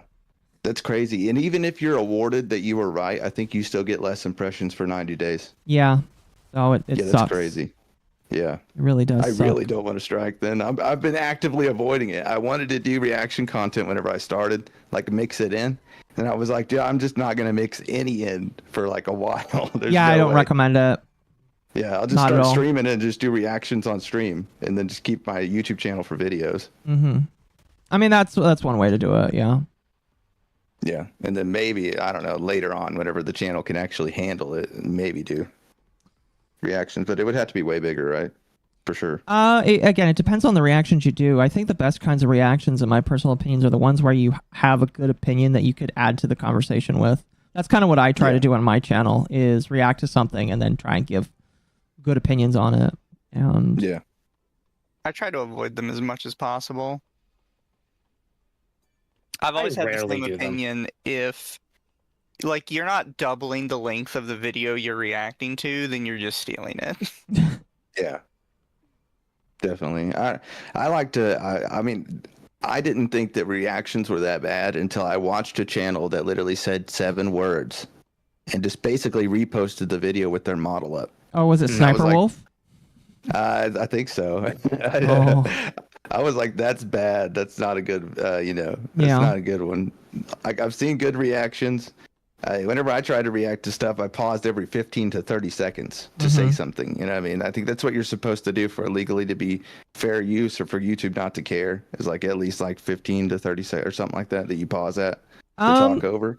It depends. It really does depend on. It depends on the channel and depends on.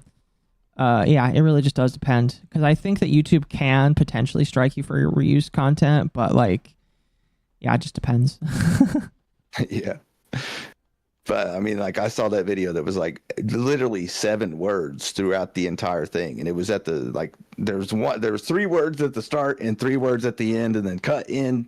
Are you Repost, serious? Yeah, I was like, there's no way this video is still up. Whoever made that video he was reacting to just must not care. They're just not, I mean, they're not checking. They're like, oh, That's it's fine. insane. Yeah. Because like one of the things I've been doing recently is reacting to some of the June the King documentaries, because I think that he makes fantastic documentaries, and I would feel so utterly terrible if like all I did was just sit there and every 30 seconds maybe say something. I couldn't do that. Yeah, it'd make me feel bad. I just couldn't do that. I don't know.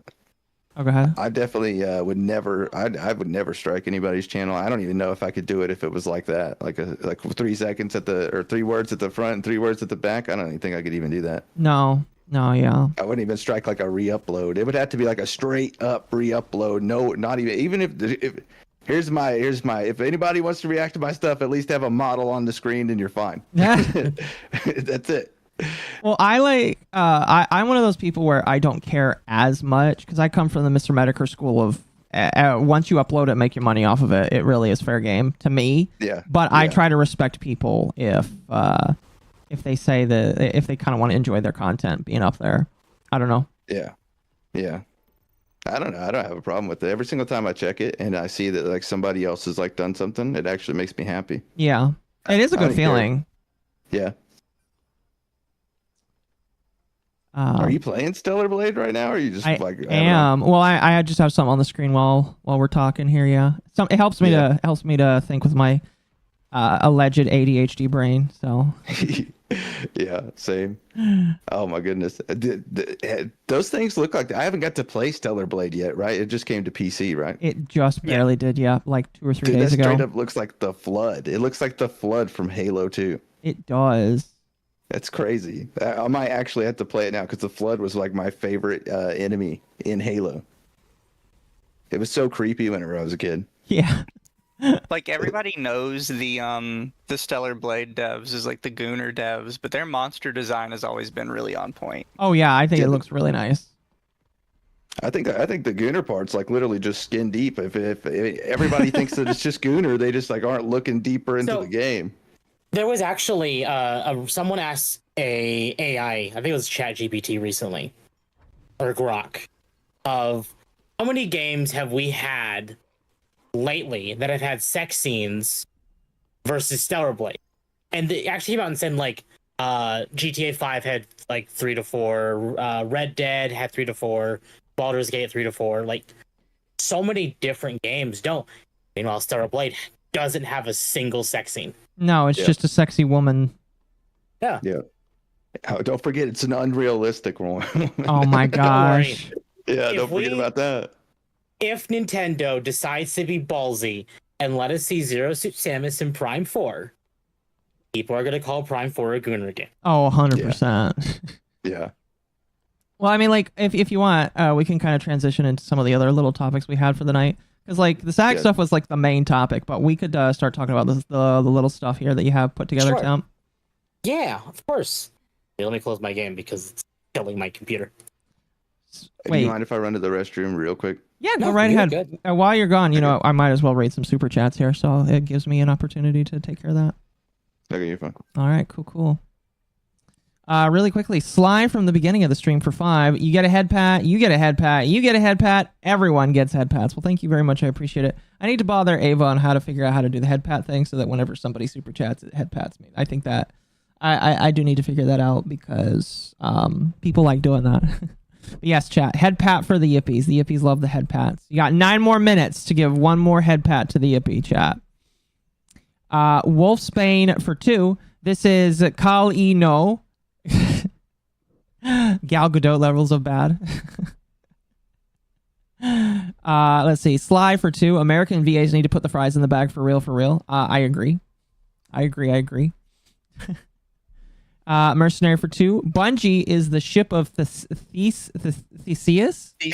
Theseus. Again. You know what the ship of Theseus is? That I know that's like a Greek tale, and I just don't remember The concept is if you basically replace every single part of a ship, is it still technically the same ship? I know what you mean. But yeah, because it's And just a lot like of people would argue no, it's not, which is why Bungie is a ship of Theseus. It is still called Bungie, but they have literally replaced every single part of Bungie.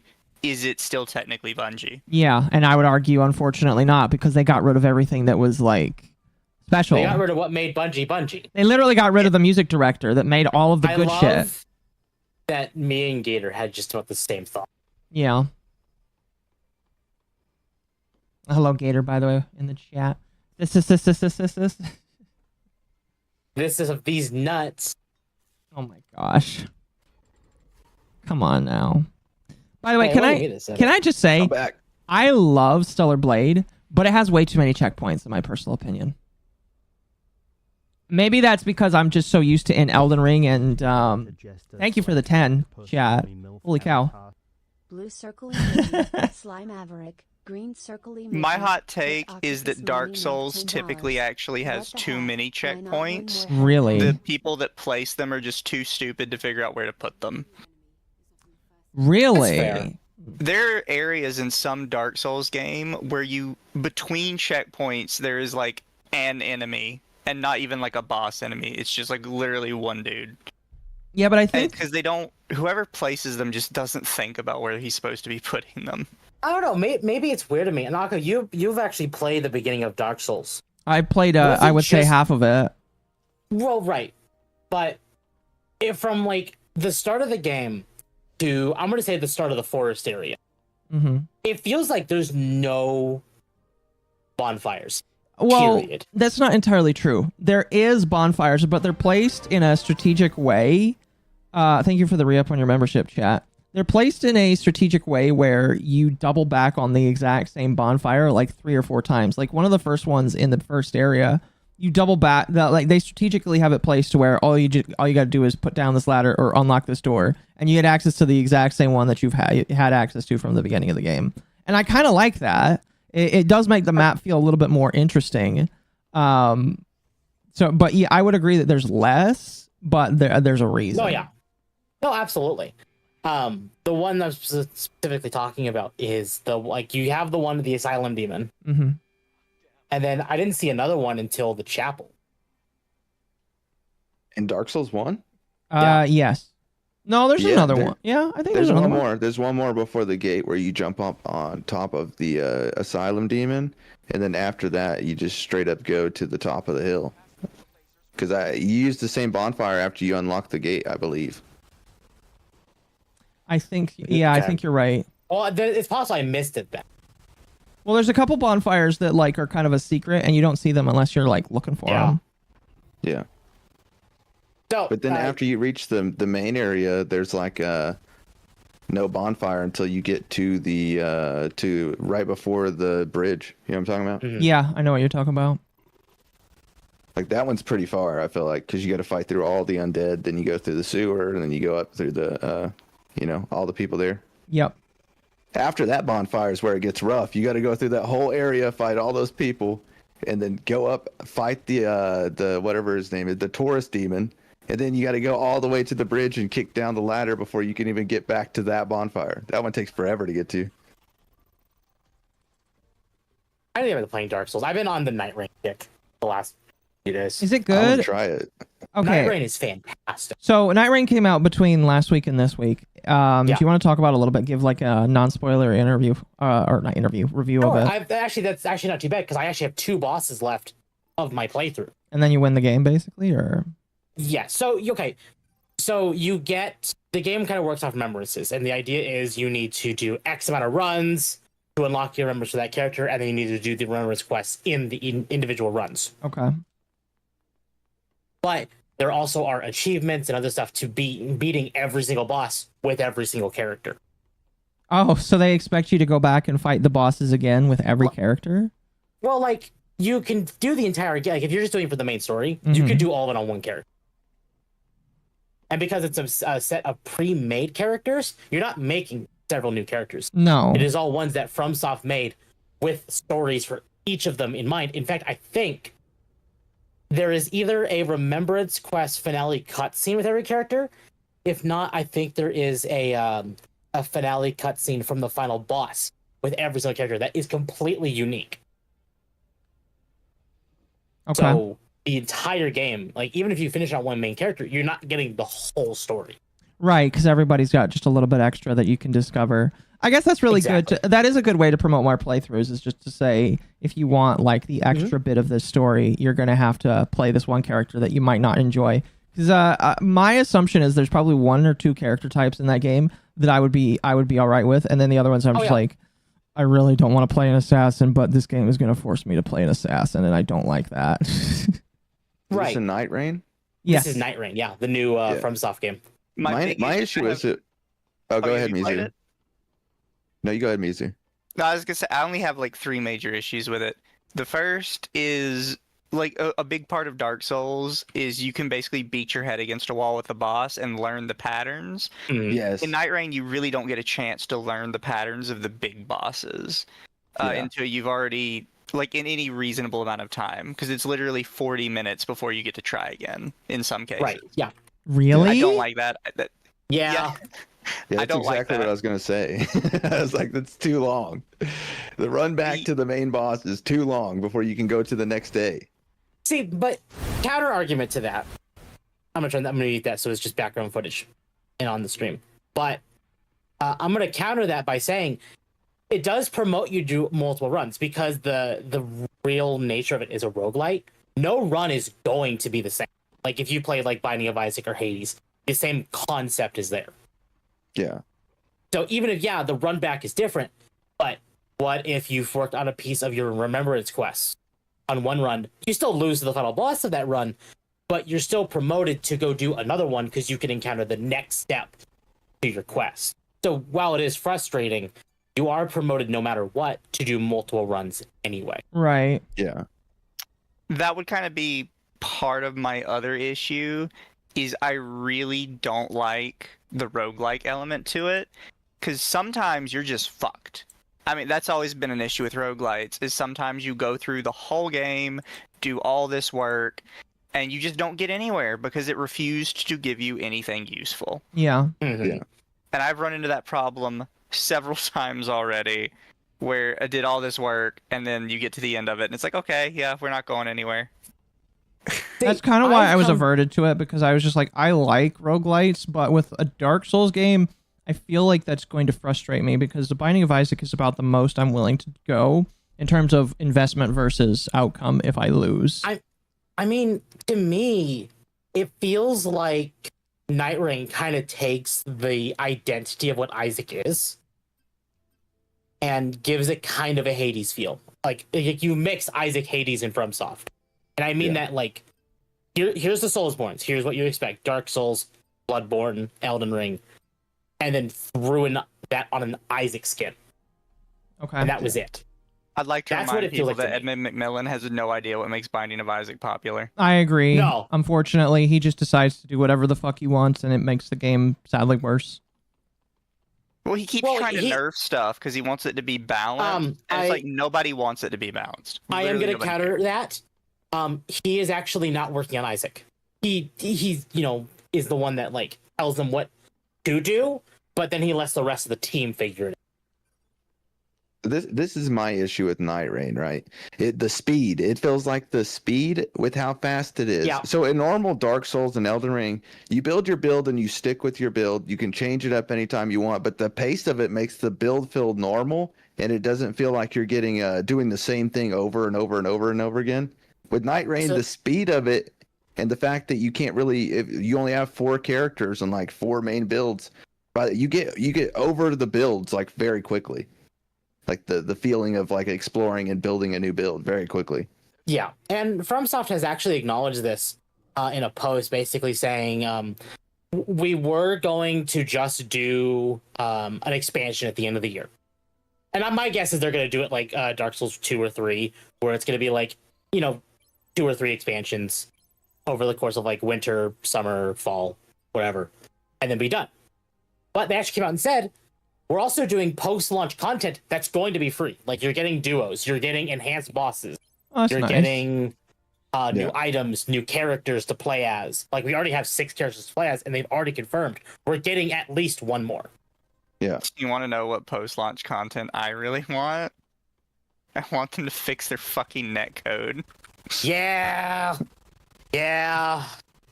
I really hope Night Rain is the kick in the nuts FromSoft needs to fix their netcode.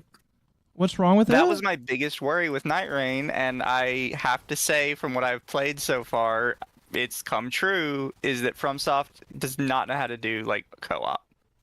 Yeah. Like, the netcode board at all, it's not Have you done any PvP in Dark Souls 1 or Elden Ring? I was kind of forced to in Dark Souls 1, yes.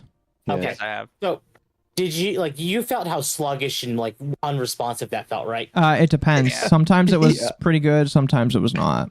There you go. Aqua got the full experience. Got it. The delay, bro. The delay. There's Oh my so god. many times in Elden Ring, it's like, okay, that enemy should be dead, but it's not because the game hasn't figured out it's supposed to be dead yet. Right. Yeah. And then it kills you right after. It's like you've spent a lot of time killing it. Yeah. It's a great example. So I know Akko knows. I've been doing Elden Ring runs with a couple of my friends, Dom and Kat, and we had runs where we buffed up the Revenant to be like spewing like madness for one of the bosses. And sometimes it felt like it all hit and dealt a shitload of damage. But then sometimes it's like I saw all that hit and nothing happened. Mm-hmm. So the problem is still there. Admittedly, the netcode for Night Rain isn't as bad as it normally is. Yeah, but So don't there they is basically clearly kill? touch-ups. Oh, sorry, Night Rain. Somebody said in chat it's basically Bloodborne speed. Yeah, but the difference with Bloodborne is the fact that with Bloodborne you're continuing like a main story and it changes every time. Like Night Rain feels like if you get stuck on a day, you're just continuing that whole day and it's 40 minutes at a time rather than like a 2-minute run back to the boss. You know what I mean? Before you get to experience something different. Uh-huh. That's my whole issue with it. Also, Elden Ring basically killed co-op, bro. The next freaking Dark Souls game or Dark Souls style game is probably going to have like no co-op or at least PvP co-op. Okay, that's weird. So we know the next FromSoft's next game, Miyazaki's next Prime game is the new Nintendo one for the Switch 2. I hope it doesn't stay on Nintendo for a while. Bloods. Or that's what's called Dust Bloods. And there were some people theorizing because you do see some of the characters like beating the shit out of each other. But some people have actually come to theorize that this game is an extraction shooter with a soul skin. I hope not. I don't know how true that is because a lot of the fears that we had of what Night Rain was going to be of like, this is a nothing thing, a burger, and FromSoft is losing their way. And you look at it, it's like, no, this is still very much a Souls game at its core. Like, so long as they are able to treat it well, and I'm sure Miyazaki can. He's not an idiot.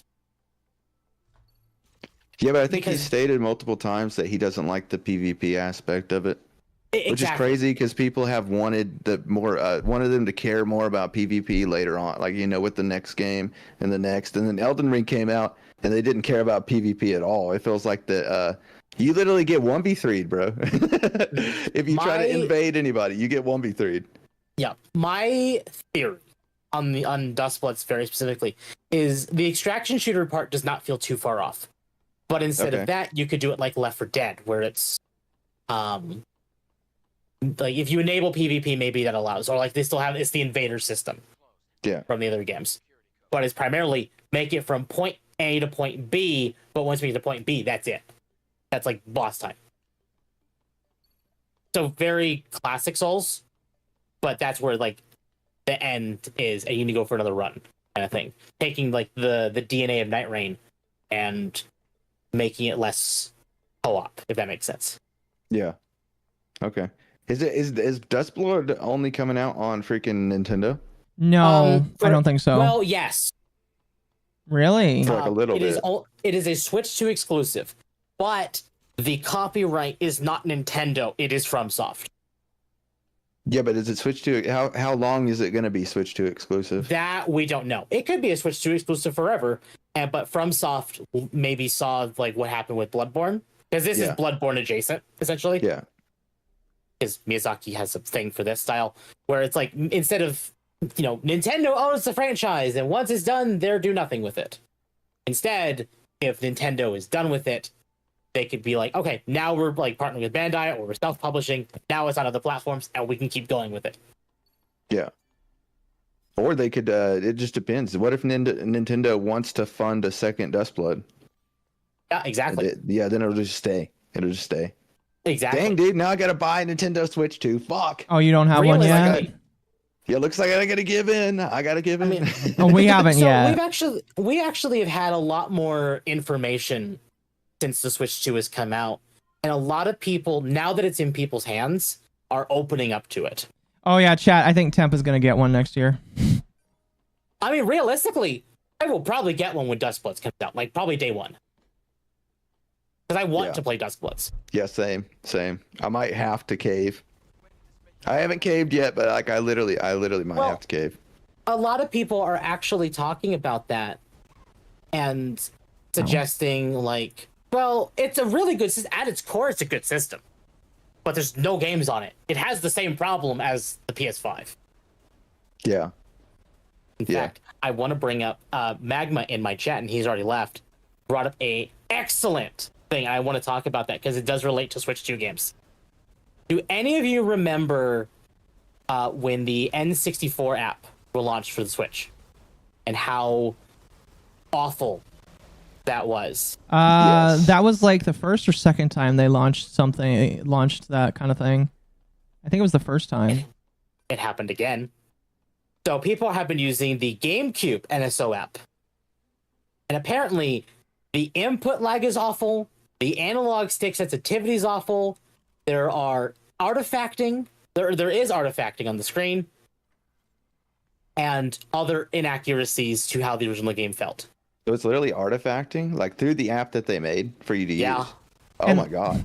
And isn't that just them using emulation software?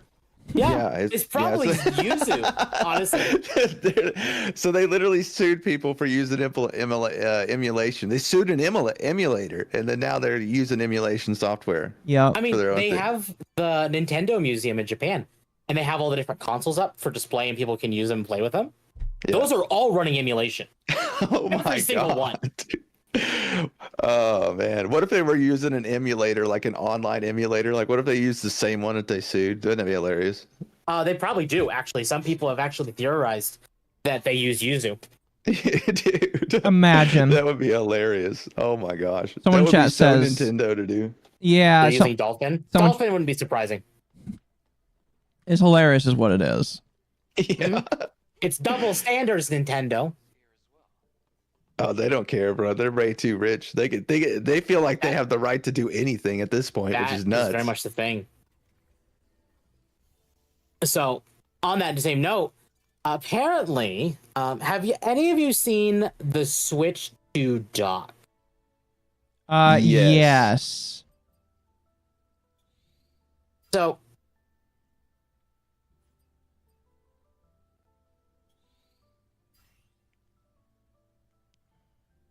Oh, sorry. I didn't notice. oh, sorry, I should have said something. Yeah, it's okay. It's okay. That's on me. Sorry. But this guy's going over like what makes the OLED dock versus the new dock. It has a couple outputs and inputs right here, and it would have been cheaper. It looks nicer the way it displays. Oh, no, that was a Nothing Burger video. Sorry. Oh, Akko linked that. No, he was just showing how the Nintendo Switch dock is kind of like useless because it's mostly just plastic. So, ironically, and I'm going to bring this up. Are you blaming me? It did exactly what I wanted it to. Have any of you know Dbrand? Yes. No. Okay. So they released a kill switch case for the Switch 2, like they did for the Steam Deck and other systems. Yeah.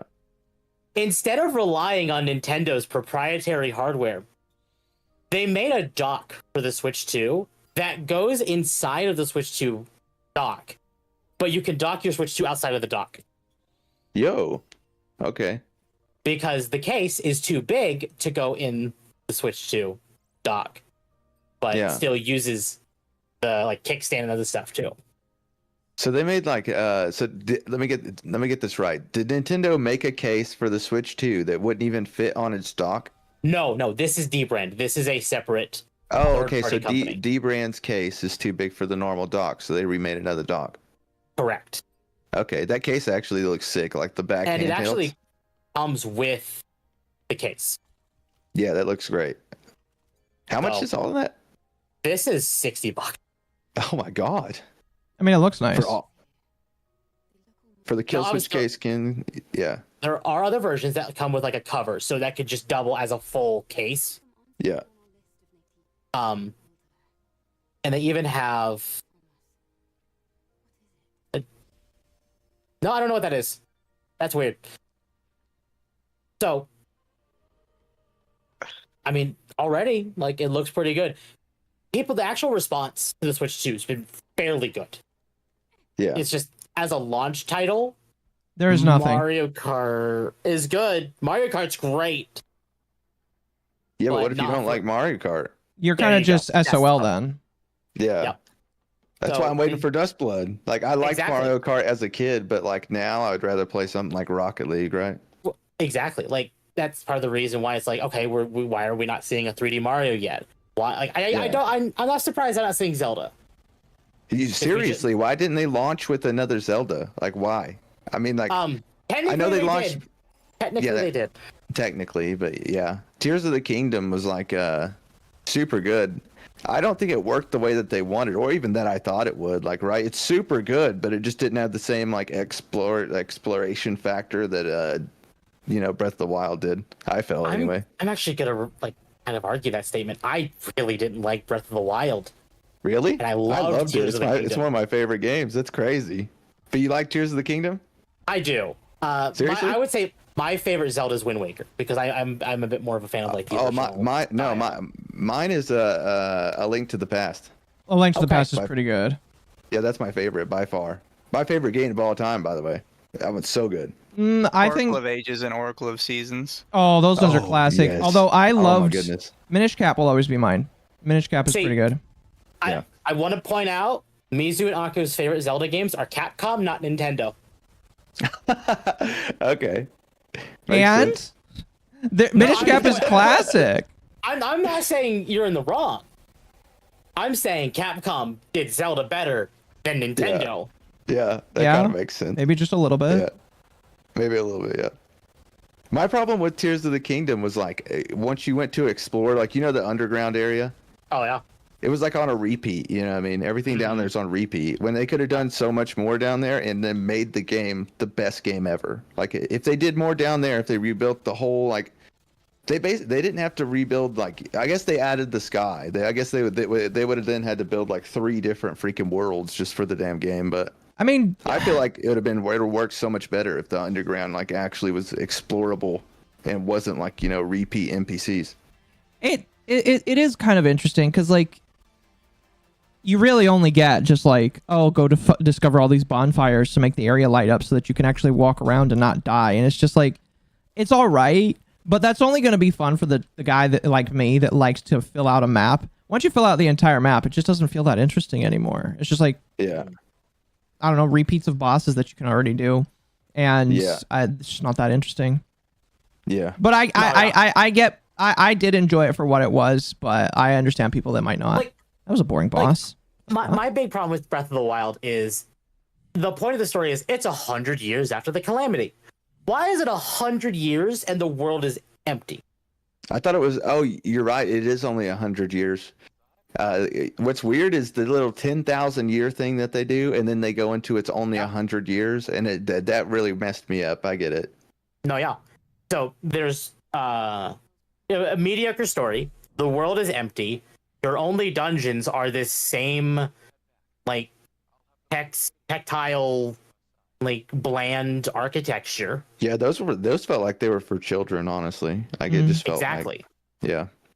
Like a lot of what people like about Breath of the Wild was just the combat system and the climbing and everything, exploration. Exactly. It remade as you can tell, it literally, we got Elden Ring because of Breath of the Wild, we got Genshin Impact, we got all the, I mean, Breath of the Wild changed a lot in the gaming industry. I actually think Elden Ring was announced before Breath of the Wild. Yeah, but even the Miyazaki or whoever it is literally said that he was influenced by Breath of the Wild big time. Fair enough. Which is why he made the horse and riding on the horse and everything like that. Yeah, that's fair. And I think actually Dust Bless has like gliding.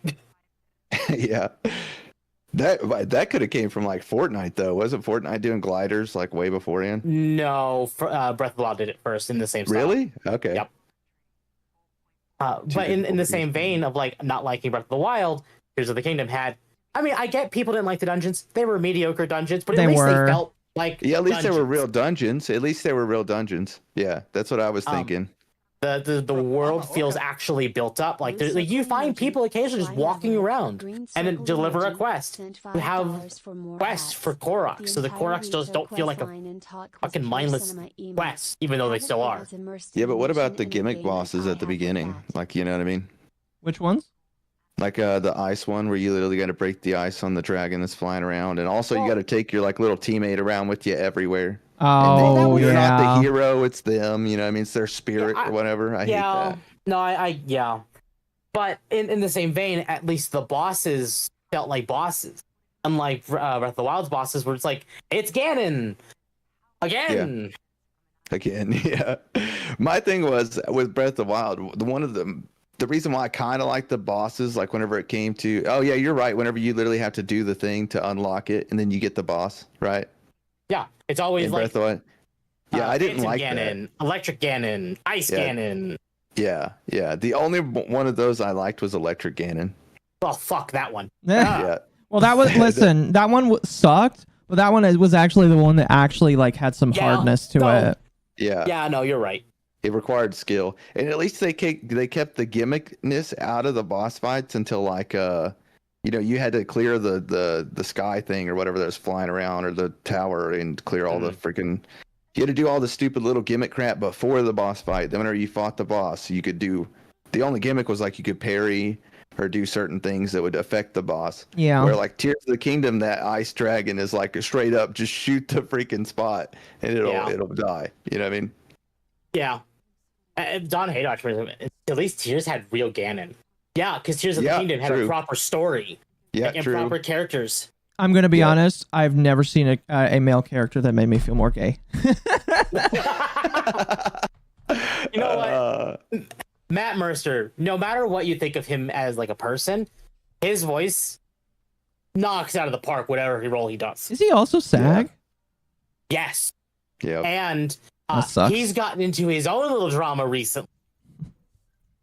So they signed a new, they do Critical Role. Right? Yes. They signed an OGL. Really? Do you remember the D&D one that caused people to boycott Wizards? Yeah. Apparently, the one he did for Critical Role is worse. They boycotted Wizards 101 over that? Yeah. Is that what we're talking about? Wizards of the Coast. Oh, Wizards of the Coast. Okay, I haven't played that. No, that's not Baldur's Gate. Well, technically it's Dungeons and Dragons, Magic the Gathering. Yeah, I haven't played it. Okay, it makes sense. So people are mad at Matt Mercer right now. He Well, he can voice He a good probably deserves Ganon, it. but probably does deserve it. listen, all I'm going to say is that Ganon was pretty hot. All right. No, you're right. I can't even deny that he is. But that's the thing is like I felt like Nintendo actually wrote Ganon so well in Tears of the Kingdom. Yeah. I know people didn't like him, but he felt like one of the most competent Ganons. Yeah. Very He evil. also felt like masculine, where like the other Ganon just felt like a monster. It didn't feel like Ganon. Like a pig. Oh, yeah. I mean, yeah. Like Breath of the Wild's Ganon just felt like a monster. It didn't feel like you were actually fighting, Ganon Exactly. at all.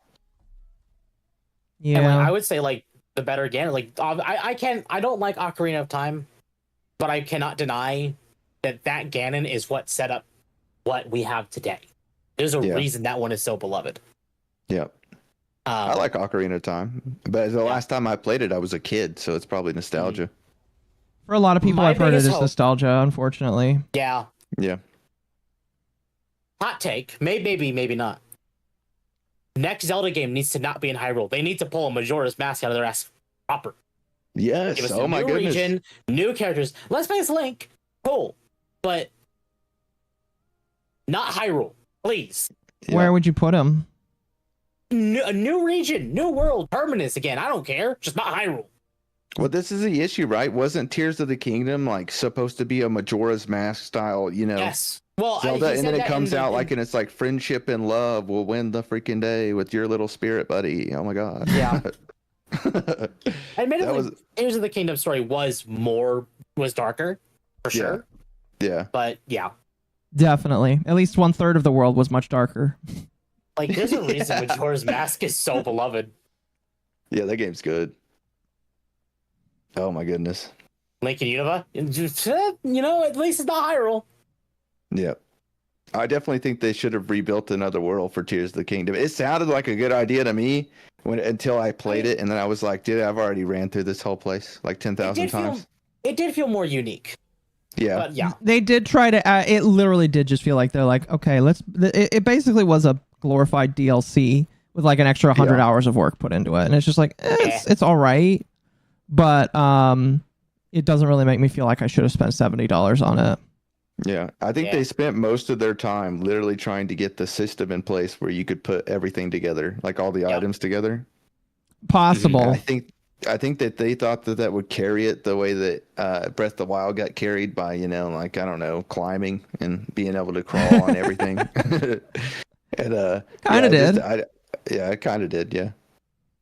Which I guess it kind of worked, but I don't think it had the same kind of like satisfaction that like a full other game would have had. Yeah, there's a reason why I just didn't really play it as much. So on the heels of that, we're on week 2 of the Switch 2, and it is now sold as of the 10th, so 5 days ago. The Switch 2 has sold over 3.5 million units in its first 4 days, becoming the fastest selling Nintendo hardware ever. Really? God. So it's not as hated as everybody says. No, and I think that is definitely becoming more word of mouth, because now that we're seeing like Nintendo YouTubers and tech tubers talk about it, it's like it's not as bad. There are some things to be concerned about, but your concerns are not as founded now as they were back then. Yeah. Well, also the issue is the random dad that's trying to bring his kids home a freaking Nintendo Switch 2 does not care about the price, about the games not being, or the physical copies not being real physical copies, crap like that. They just don't care. They just want to bring their kid home something that's gonna make them happy. They don't care at all. Mm-hmm. No, yeah, absolutely. So, especially when it comes to Nintendo, because Nintendo's been around for a lot longer than PlayStation. Well, and that's the thing too, is we're still in an age of every game is awful, minus a few exceptions. Chat says I blame Muda. Okay, I have to ask Paperback Boy, do you watch Some Ordinary Gamers. Yes, Mutahar. I believe I have seen some of it. Okay. I think. So I only asked because and this is something we talked about last week. Mutahar of Some Ordinary Gamers made multiple videos talking about why he would not buy the Switch 2 because the Switch 2 is horrible and it sets a bad precedent for game companies thinking he can walk all over them. Yeah, and then you watch the video where he apologized. yes. Oh my god, dude. Why did he even apologize? That's bad PR. I swear. Why did people apologize? It's so bad. Just double down. Just say, no, fucker, I'm doing it. Because he has a history of apologizing. He did it back when he tried to disillusion himself from Nuxtaku. He did it when he was like, oh, I'm not going to talk about politics. And then he immediately walks it back and decides to talk about Elon Musk the next day. And he did it right then. This motherfucker doesn't learn his lesson. No way, bro. I seen that video. I think I even watched y'all like react to it. I think. It's possible, yeah, because we watched it last week or parts of it. Dude, oh my gosh, that was crazy. Yeah. Oh man, that felt like he made something out of a nothing burger. He like made a mountain out of a molehill. He was like, guys, I caved. I'm so sorry. Please don't burn me. Yeah, it was weird like that. I don't know why. I don't get it. What's crazy is like it got a lot of views on it too, and it's probably because everyone's like, "Oh my gosh, what's he apologizing for? Did he rape someone?" No, he's apologizing for buying a console. Yeah, it's so stupid. While being a channel that could use that, you know what I mean? Like he could use the console for the channel. like legitimately. If I had made a lot of, I mean, like me and Temp have definitely been very openly critical of the Switch. But if I decided literally to just say to my parents, "Hey, get it for me for Christmas," and someone said, "Why'd you get the Switch 2?" Be like, "I'm going to use it for the channel. I decided that it's time to use it for the channel." Yeah. Well, not only that, that's a good reason. You know what I mean? Yeah, absolutely. And even if you don't play anything on it, like if you want to talk about a game on your stream, that topic could bring you viewers. Yep. Mm-hmm. Like heck, dude, you have to get it if you want to play Dustblood in time to even cover it. Like, so how are you not gonna? You're a content creator. This is the issue, right? Whenever I was just a viewer of content creators, it never bothered me whenever stuff like this happened. This crap happened with the Switch 1, if you remember. People did the same thing with the Switch 1. It wasn't like as big as this, but they did. And then whenever everybody bought it, there was like a few people that posted apologies. It's like nobody ever really cared. They just like, you know, they get that you're buying it. They just don't want other people to buy it. Yeah. Oh yeah. Like content creators still have like a job to do. They still have to, you know, cover the new games, cover the new stuff. Especially tech channels. Like, isn't Mutahar a tech channel? Or yes. Just cover like games? his biggest claim to fame is doing deep web browsing and talking about illegal websites. So it's just like you don't have to apologize for literally doing your job.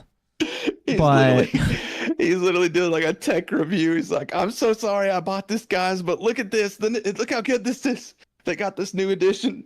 Well, like his review of which we didn't go over, but his Nintendo Switch review was just showing how good it was to play Cyberpunk 2077, and I was like, yeah, this does make it look really decently well. And I guess he just was like, oh shit, I promoted people buying this video game out on this system. It's like the Chinese kid was gonna get abused to build that system, whether or not you bought it, Mutahar. You don't feel so bad. Oh my god, dude.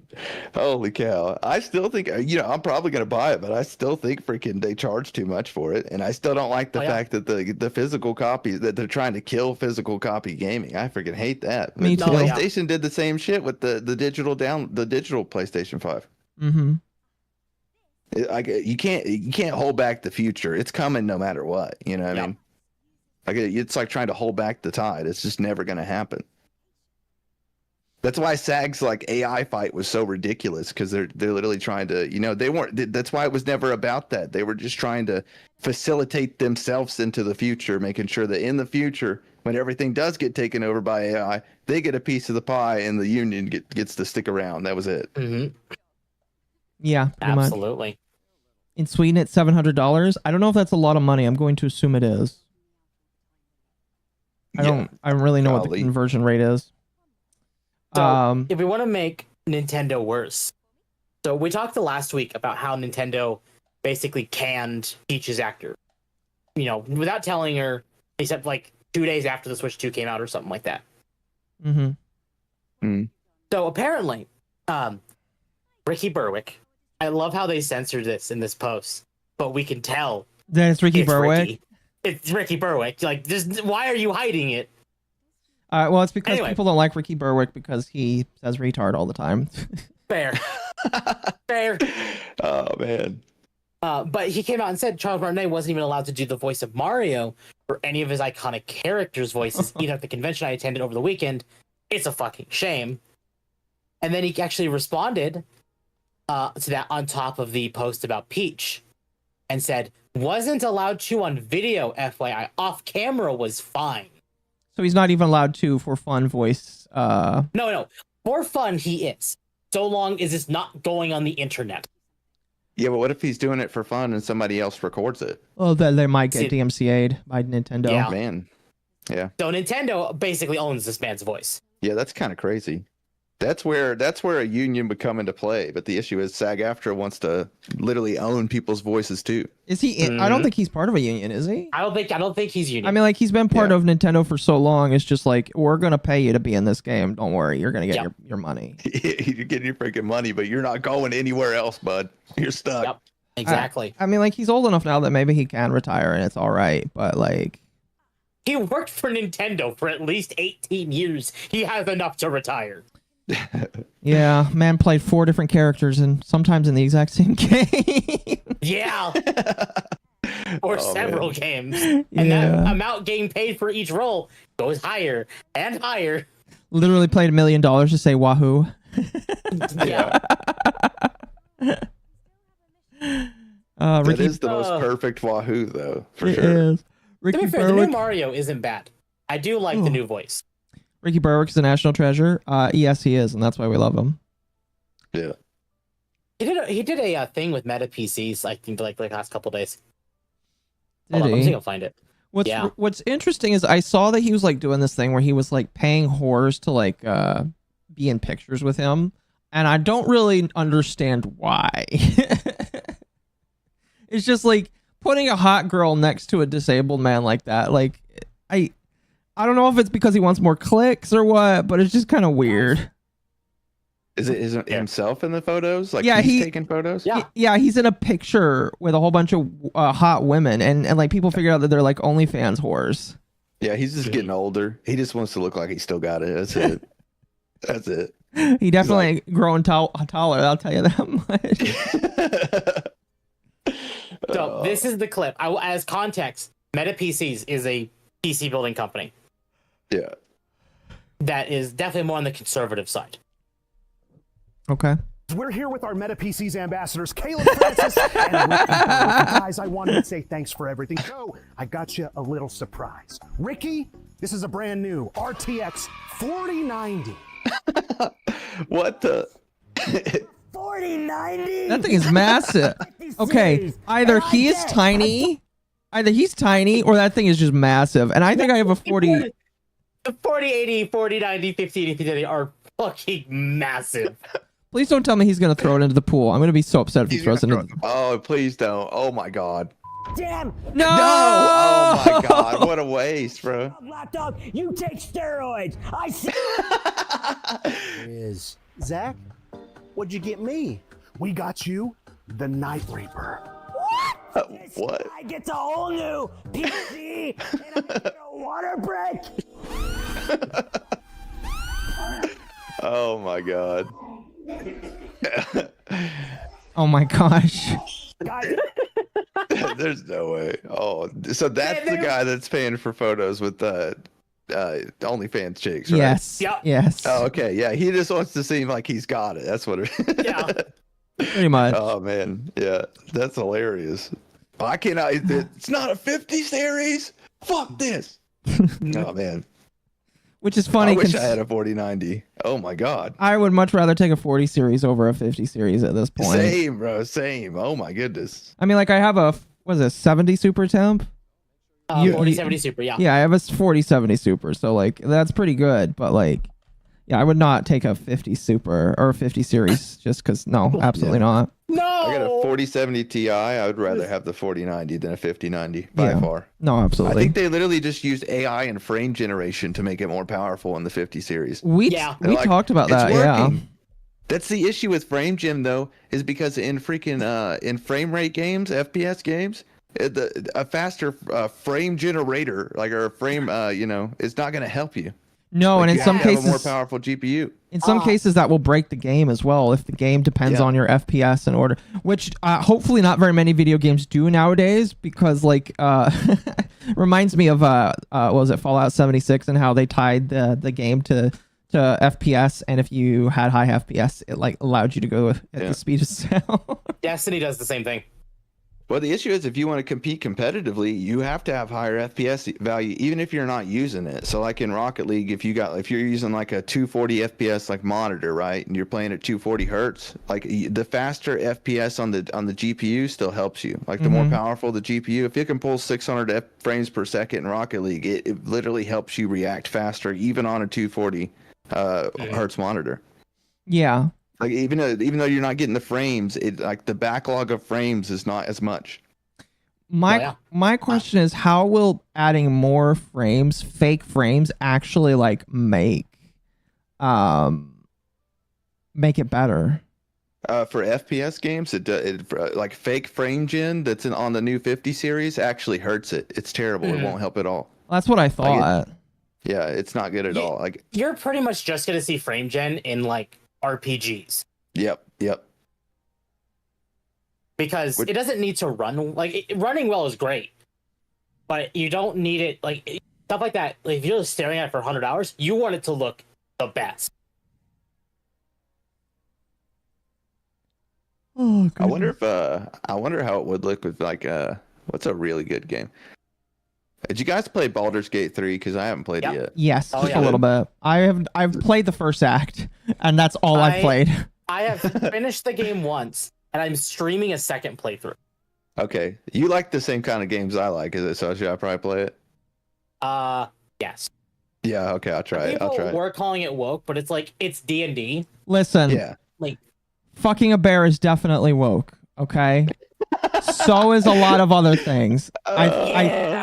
But it's here's my thing. The thing is, like, it's D&D. You want to fuck a bear? That's your decision. Do it. It just bothers me. It's like, just accept your game as woke, Temp. It's okay. It's like, if that is woke, then what the fuck is Stellar Blade? Yeah. Oh my god. I don't know. It's okay to like woke games. So what you're telling me is I can fuck a bear if I play Baldur's Gate 3? Yes. All right, I'm getting it. Fuck, I gotta do it. I gotta get it. I'm getting it. It's like a specific path. This moment. It's a specific path, but yes, you can play it with your girlfriend. The girlfriend. I mean, it is co-op. You could do that. She gonna leave me for the bear, boy. She gonna leave me for the. No, she'll leave you for the vampire. Dude, you got her picked out. You know exactly what she likes. Jesus. She will either get picked up by the vampire or the horny mage. Oh man, dude. Now I gotta try it. I'm gonna make her play it. I'm like, hey, we're going down this path. You see that bear? You need to go up to that bear. You remember my God. Skyrim thing Todd Howard did? You see that mountain, you can climb it. Yeah. You see that bear over there? You can fuck it. Yeah, you see that bear? You can fuck shit out of that bear, boy. Yeah. On the note of dumb shit, Spaceballs 2 was announced this week. Yes. I'm assuming that all of us have seen Spaceballs 1. Yes. Yep. Good. Yeah. Who here has seen the trailer? I briefly saw the trailer. Okay, we're watching this. Okay. Okay, I'm coming without over. sound or with sound? Because I think the sound is what would get it striked. We'll turn it down. Okay. The sound makes it. I'm sorry. We'll keep pausing it because we're going to be reading this. Yeah. For anyone who's not seen Spaceballs, Spaceballs is a parody of Star Wars. One of the best, in my personal opinion. No, It's I'm so going to go good. with the best. Yeah, it's so good. So this intro is going to look very familiar to you. 38 years ago, there was only one Star Wars trilogy. But since then, there have been a prequel trilogy, a sequel trilogy, sequel to the prequel, a prequel to the sequel, countless TV spin-offs. I love this. A movie spin-off of the TV spin-off, which is both a prequel and a sequel. Not to mention 2 Dunes, 7 Jurassic Parks, 2 Avatars plus 3 upcoming Avatars, making 5 Avatars, 36 MCU movies with 2 different Robert Downey Jr.'s, DCU attempt number 1, DCU attempt number 2, an animated Lion King, a live-action animated Lion King, a live-action animated Lion King prequel, 8 Harry Potter movies, a TV series remaking the same 8 Harry Potter movies, a whole streaming service of Star Trek, 7 Alien movies, 2 of which were also Predator movies, not to be mistaken for the 6 Predator movies this. that are not also Alien movies. 1 Prometheus, which is kind of an Alien movie, It is. 4 Beetle movies, and Oppenheimer. That's beautiful. In 38 years, there has only ever been 1 Baseballs. Yep. Oh my I'm turning God, it up dude. now because Mel Brooks' response to this is gold. Oh, that's beautiful. Oh my God. Until I think now. This is the biggest kick I got out of this. After 40 years, we asked, what do the fans want? But instead, we're making this movie. Oh God. Yeah. That's Oh, beautiful. That's great. So, I obviously there's good reasons to be concerned. God, there's fantastic reasons to be concerned. But already, this feels very faithful. don't I know. would hope feel so. like I feel like it's gonna go wokeified for sure. You I mean, think if so? they do, they can definitely make jokes out of it. Yeah, dude, the jokes would be freaking fantastic if they can make fun of themselves while doing it. Holy exactly. shit! That would be so peak. That might still be fun. Yeah. Yeah, that would be peak. That would be. It'd be So- very funny. Thank you to Screen Time. It was confirmed that Rick Moranis is coming out of retirement for this movie. He's gonna look so fucking old. Yes, he is. Actually, he doesn't. Actually, we saw him fairly recently. He was in a Mint Mobile ad with Ryan Oh, Reynolds. I'm so sorry. Hold Rick on. Let me Moranis. see if I can find that. How the mighty have fallen. I know. Yeah. I do have a question though. That's probably gonna make y'all hate me. Star Wars or Star Trek? Star Wars.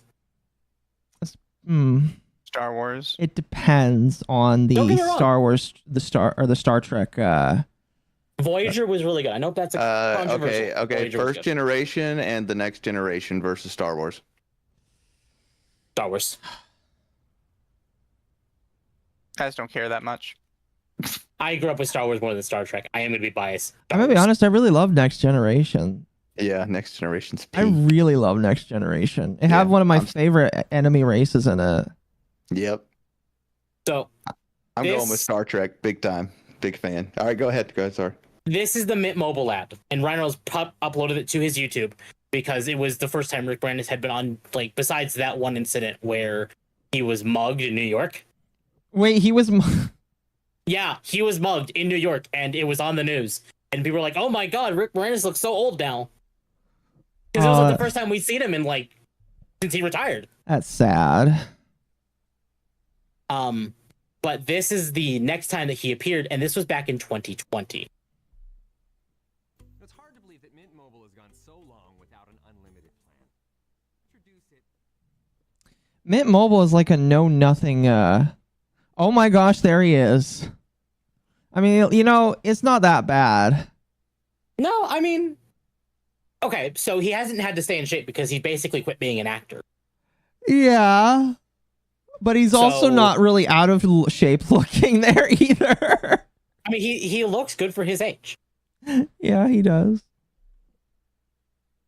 I was still on the stream and the trailer was still playing. My bad.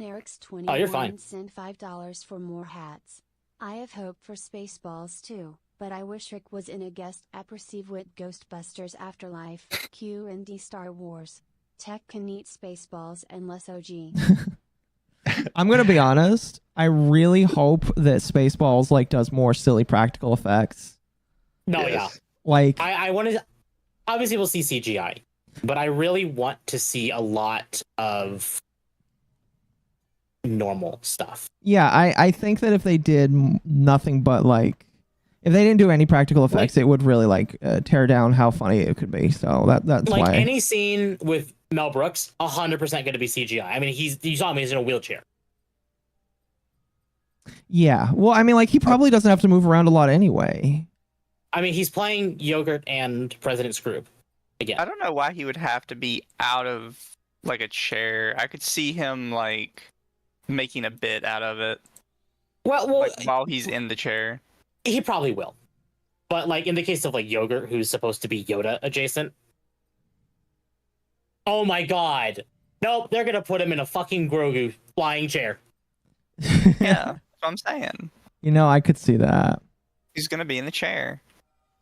I don't know why you thought he wouldn't be in the chair. It's a parody thing. Yeah, no, you're right.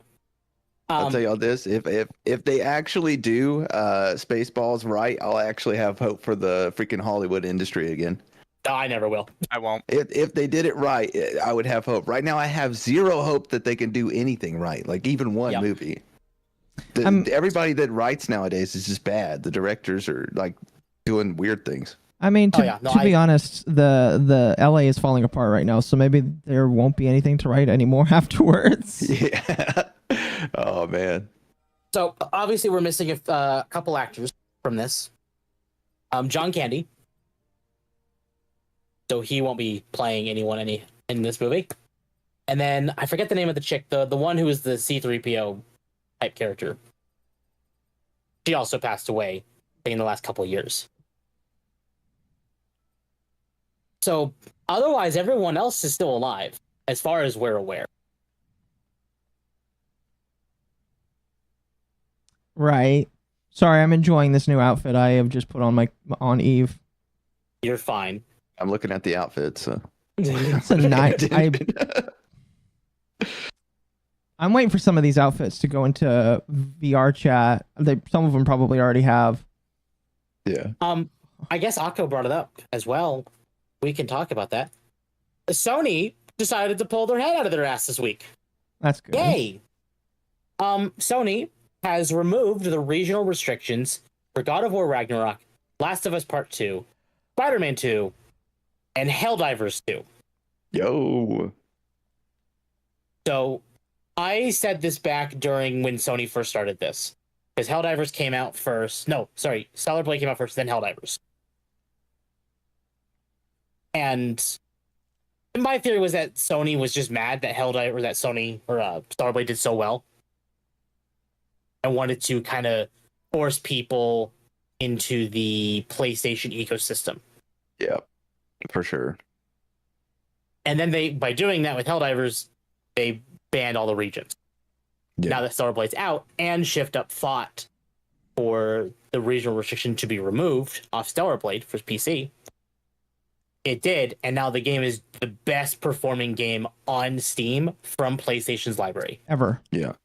Do you still need a Sony account to play Stellar Blade? They also removed that restriction. Yes, it's optional. God. It is optional, and you get another outfit for it, but I don't think I need to do that. Sony has actually started that where they're no longer forcing accounts, but they're tying like unique rewards behind it. Okay. Steve, they're really dumb that they didn't realize that's all they had to do from the start. Yeah. I mean, it still is probably going to get a lot of people to sign in just to get those little rewards. No, that's it. Forcing people in, not going to go well. Giving it as an option with like a fun skin for your weapon or your character, there you go. Exactly. That's how you do. But the issue is they probably wanted to sell that skin first, and Well, actually, my thought process was the PS5 was doing really not well. Because at that time, like the Steam Deck was getting much more popular, PC was becoming more widespread, so they weren't getting people on PlayStation accounts as much because they weren't buying PS5s. But by forcing the PlayStation accounts, they were artificially inflating the numbers of their PlayStation Network users. Yeah. Yeah, probably for their shareholders too. They're probably 100%. Because I 100%. remember that I bought the PlayStation 4 whenever it came. I bought multiple PlayStation 4s ever since the PlayStation 4 came out. I've yet to buy a PS5 because there's no need. Once you buy a PC, you just don't need to. Yeah. Every game on the PS5 is on Steam except for like Astrobot. Yeah. Oh, and even if it wasn't, I wouldn't go get one because they're just not good games. You know what I mean? Yeah, I mean, I know Spider-Man 2 is a sweet baby game. I'm gonna wait till it goes on sale, but I'm probably still gonna buy it because at least it's fun to play. Yeah. Yeah. Oh yeah. Like the only game that I wanted to get a PS5 for was Stellar Blade, and that's it. And now it's on computer. Yeah. As we knew it would be. Yep. I actually mentioned this, and Zugs Wayne brings it up when they're saying Bloodborne, because Bloodborne is playable on PS5 now. Do any of you realize that we're in such a time where we're back to Bloodborne being the only gaming cope? Yeah. It took a while. Way. It took a while, but yeah. Silk Song's coming this year. Team Yeah. Cherry confirmed that. GTA 6 is confirmed for next year. And Valve is 100% guaranteed to be working on Half-Life 3. Not confirmed, but with every single leak that we've gotten, But there's no way this Half-Life thing ain't 3? real. Really? Yeah. Oh, yeah. Oh my god. In fact, they're on FSR and DLSS already, which means the game is really far in development. Man. And they're having family play test it, which is when it gets really serious. But we still can't get a Bloodborne 2 at all. That's the thing, is like Half-Life 3 is real, Silk Song is real, GTA 6 is real. Hey, Sony, you know it would be a really great time to make people happy with you again? Bloodborne? It's not gonna happen. Yeah, they can't even give a remastered, bro. It's still at like what, 30 FPS? It's one of the reasons why I haven't finished Bloodborne. On top I beat it like 5 times. arachnophobia. It's so good. It is so good. Like Dark Souls 1 is still like up there with my favorite game of all time, along with A Link to the Past. But like Bloodborne is literally like right below. It's so good. It's like Majora's Mask. I love the aesthetic. Like, it is so good. It is pretty good. The only reason I haven't been able to sit down with Bloodborne properly, 30 FPS really hurts, because my first FromSoft game was Elden Ring. So immediately 60 FPS. So the 30 going from 60 to 30 felt incredibly jarring. Yeah. And then I hate spiders. I'm an arachnophobe, and I knew there were giant fucking spiders. Giant, beautiful fucking spiders. Oh, Dark Souls 2 is so much better for that. Yeah. Oh, don't remind me. That boss is in Night Rain, and I got to experience. I'm so happy they brought back Duke's Dear Freya. Yeah. Oh, I got to experience the Nameless King today in Night Rain. Oh, good. Did you really? Did they Yeah. change him up any? No, He's a it's lot still easier. It's a lot easier because you have more people, but it is still a 2-phase boss. Yeah, He's but he's way easier. Tim's when you hit coping. that boss in Dark Souls 3, it just fucks you up, dude. It is Right. so good. In hindsight, it is easy, but in the moment of like this, not even knowing this boss was in the game, and knowing the horror behind it, the immediate shock of like, oh fuck. Yeah, but it's not in the same area, right? Like one of the appeals No. of the Nameless King was like the area that you found him in, and it just felt so like No, iconic. so Night Rain bosses, it's a singular map, which is kind of a hodgepodge of different areas of Elden Ring. Yeah. And you just sort of randomly bump into different bosses there. Well, okay, so you do randomly bump into different bosses, but They there can't get is teleported into specific areas, though. Yeah. that, and you also there's 3 bosses, like 3 main bosses. There's like your day 1 boss, your day 2 boss, and then the final night or day boss, which is the Night Lord. And stuff like Lord Duke Freya, the Nameless King. We actually saw the the Centipede Demon, the Smelter Demon, as other like day 2 bosses and day 1 bosses. Well, they kind of brought back what is it, Sif? I don't know. I can't remember his name. The dog that holds the sword in Dark Souls 1. Yep. They kind of brought him back with that 3-headed Herberus. Yep. Or They did. Cerberus. That's the first boss. That is actually Yeah, the no. first boss. I just can't remember his name like at all. Is it Sif? Is it Sif? Yeah, no, Sif is the Dark Souls 1 dog. Yeah. Also, FromSoft, thank you for that little attention to detail of if you go to Artorias first, and then you do Sif has a different interaction with you. Yeah. Nice oh touch. my god, dude. Dark Souls 1 is so good. Holy cow. Dark Souls 2 is so much better. And I don't like it. I don't like it. That's crazy. So it's better for Magic, right? Like Dark Souls 2 is way better for Magic, right? But like It's where they I- started improving it, but ever Yeah. since then, it's always been good. and then Dark Souls 1 is Pyromancy a little bit. Yeah. Pyromancy in Dark Souls 1 is peak, but There's a PvP video and of all of them somebody is so good. one-shotting every boss in Dark Souls 1 with pyromancy. Yeah. Oh man. It was a good time. I miss being able to play those games like all the time before I became a fucking adult. Oh, hate my life. Yeah. Fine. The giant spider is just a small section of Bloodborne. You can run. That's the thing is like I know that, but the arachnophobia in my head is like, no. Yeah, but did you even get to the tombs in Bloodborne? I made it to the area where you fight Vicar Amelia. I'm not far. Oh, you can literally Actually, no. It's actually the area prior to that. Like I am so early in the game still. Yeah. You can literally like grind those tombs, and it's like one of the most fun replayability experiences that there is. That's one thing that I wonder if maybe that's why Sony hasn't done it, actually. Yeah, you might be right. Because you can only use those if you sign up for PlayStation Plus. Oh man. So PlayStation Plus back at it again. Oh my god. Yeah. So if they were to remaster it, they'd have to bring it to PC. Yep. And then they'd lose their if they golden didn't, boy. they'd still be major backlash, and they know it. Yep. So if they did that, they would be losing money on Bloodborne because people wouldn't be signed for PlayStation Plus. Yep. Man, that's kind of Unless- crazy. And maybe if you think about it, maybe they would be like, well, you can't do the Chalice dungeons unless you sign up for PlayStation Network. Literally added into a PC game. You gotta sign up just for the Chalice dungeons. Oh my goodness, that's almost like Destiny 2 charging $80 for new areas to grind out a new weapon and then making your old weapon useless. Don't if you remind do it. me. My wallet still cries. Oh my god, dude! I spent too much money on that freaking game. I spent more money on that game than I ever spent on gacha games. No, yeah, same. Oh, that's man. really sad because that really is. I mean, it's not a lot, but it also is kind of a lot. It depends. Yeah. I just don't understand why people still play Destiny.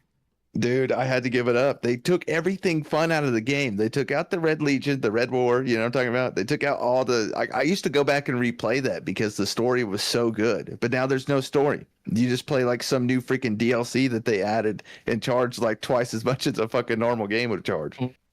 Yeah, so that actually threw me off because I had Destiny 2 with like all the DLC and stuff. Yeah. So my friend's like, "Oh, you should get back into it. It's good now, or it's good again, or whatever." So I re-downloaded it, popped it in, and I was like, "Okay, I'm just gonna make a new character because it's kind of more fun that way for me." Yeah, you get to re-experience the story. Immediately starts the point I was at. It immediately starts with Cade Yeah. 6 getting shot in the face. Yeah. I'm like, It makes no sense. What? Yeah. I tried to Yeah. have friends come on and play with me that hadn't played it before. And they were like, well, what's this game about, dude? We've been playing for like 4 hours. I don't understand. What is this game about? I'm like, fuck, dude. Like, I wish I could have everyone experience what the Red War was the first time you played Destiny 2. How fucking good it was. And then now they just never can. So, Akko's experience, and I'm to blame for this. I started right at the beginning of Arrivals, or near the end of Arrivals. You started like the week the season of Rebels was ending. Man. Yeah, So so I got we to had to experience get all the you- good stuff. You had to bum rush Red War, Curse, and Warmind, and get you Whisper in like 3 days. Oh man, Warp Mind was so good. Holy crap. Red War, it just gives you, it gets you into the story, you know what I mean, with Cade 6. So you can actually, like, fall in love with the character a little bit before they fucking kill him. Don't they bring him back too? Didn't they bring back Cade 6? And then they killed him again. And then they killed him again. Yeah. Oh my god.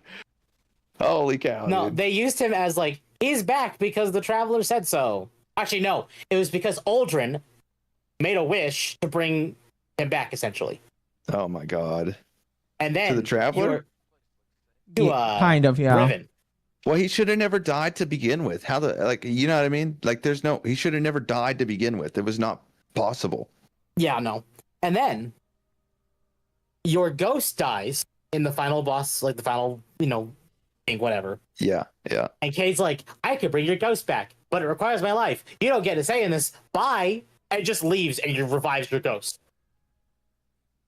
Yeah. Bullshit logic. I don't know who they basically. brought in, but they basically took one of the best stories that they could have turned into a book and sold like millions of copies into like a literal slop fest that feels like they just started throwing shit at it. Like, I don't know why. Wish, is this DBZ or something? That Destiny has a specific race of beings that are wish dragons. They're genies, but dragons. And all of them are dead. Yes. I don't know if you ever saw this, but like them deleting the war chapter from the start had Red people War, questioning if it was even legal. Yeah. Yeah, Well, because you paid for it. And there's a lawsuit for that right now, too, because apparently someone came out and said that this is really close to his story that he wrote prior to Red War coming out. Yeah. And he's fighting it. He sued Bungie for it, and they're in court. And Bungie tried using videos, like YouTube videos, like Bife and other more content creators and people who uploaded the footage of it in their court case as defense because they removed it from their game, so they don't have proof. Oh my god! I wonder if that's one of the reasons why they removed it from the game, because it just feels so stupid to do. Like, I don't know. Did you see their original response to the reason why? No. Because it was taking up too much space. Oh yes, yeah, I saw that. That's also why they took away my fucking gun. Yep. Dude, they literally have the best grind mechanic in the game. Like, literally, you go play the freaking story mode to grind a better weapon so that you can then go play PvP and fuck people up. And you have to do you have to grind the story. And there's god rolls, so you can keep doing the same thing and getting something different out of it, and maybe have the chance to get an overpowered weapon. Yeah, and they abused the fuck out of it by literally making it useless if you the hundreds of hours you spent to get that weapon with the next freaking patch. You know what I mean? Mm-hmm. Yeah. Like, oh my god, dude! I felt so betrayed by that freaking game. Holy crap! Oh, you're definitely not the only one. I'll tell you that much. Dude, I loved that game to death, and they literally like ruined it for me. I played from beta, and I could not give it up until I was done with the final shape. Yeah. Once I was done with the final shape, I was done. I clocked out. Also, Bungie, your excuse of it takes up too much space. It's hard to patch. Square Enix.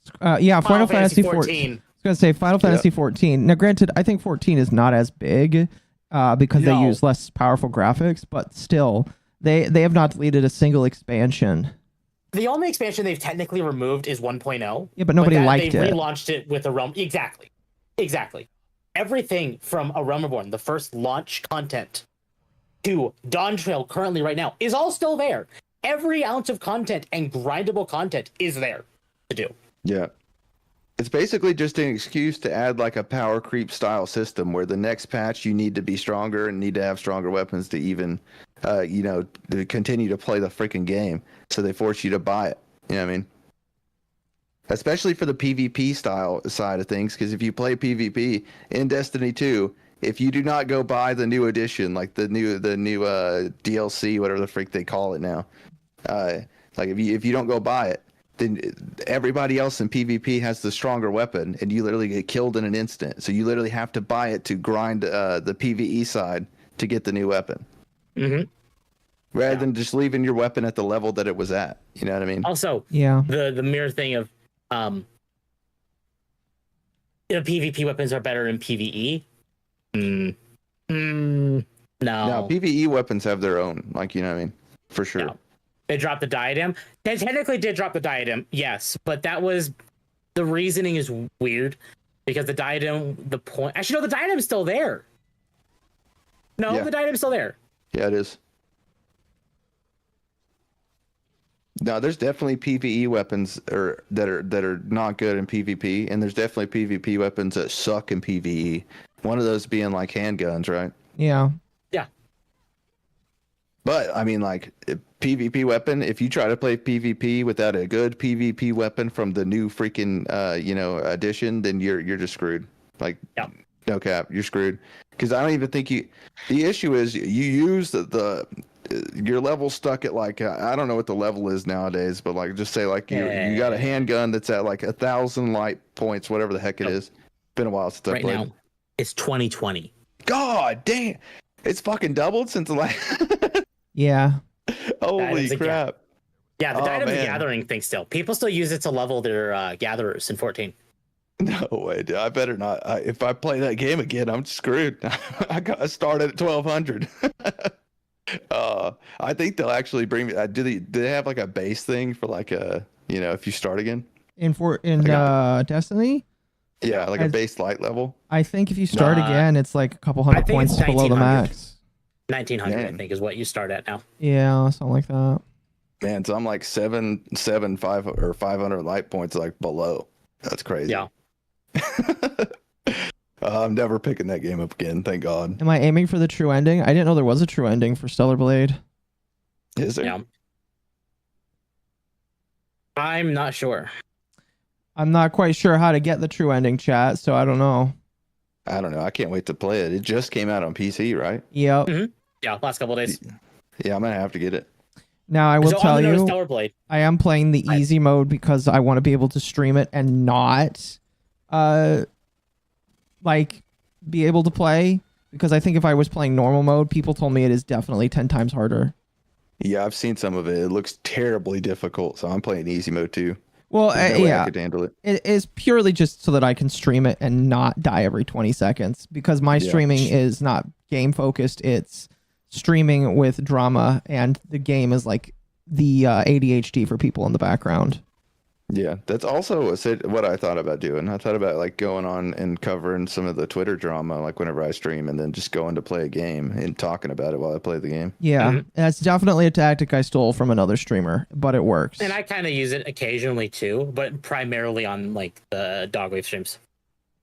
Yeah, I feel like everybody kind of does that though, right? It depends on the draw, because there's sometimes when I have to read a Google Doc. No, the Google Doc is the main thing.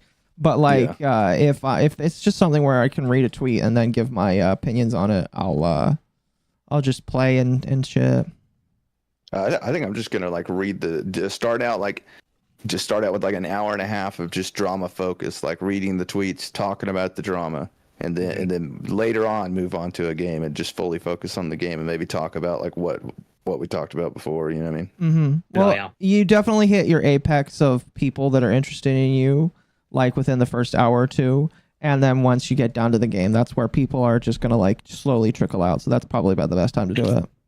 Yeah. The issue is yesterday I did the stream, and whenever I switched to play Genshin Impact, I did not switch the category, so I played Genshin Impact the whole time and just chatting. Oh, but, I mean, I retained the viewers the whole time. I don't think it matters that much. I'm gonna be real with you. So here's my suggestion, and I've tested this a couple times. Even if you were playing a game, if part of your stream is going to be a discussion thing, it is genuinely better just to sit in the just chatting.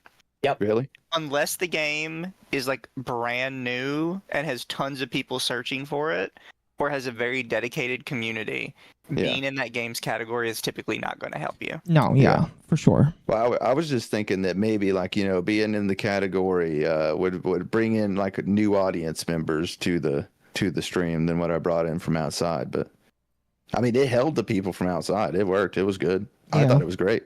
I've streamed, like, I had another channel before this, obviously. I mean, like, not first time, you know what I mean?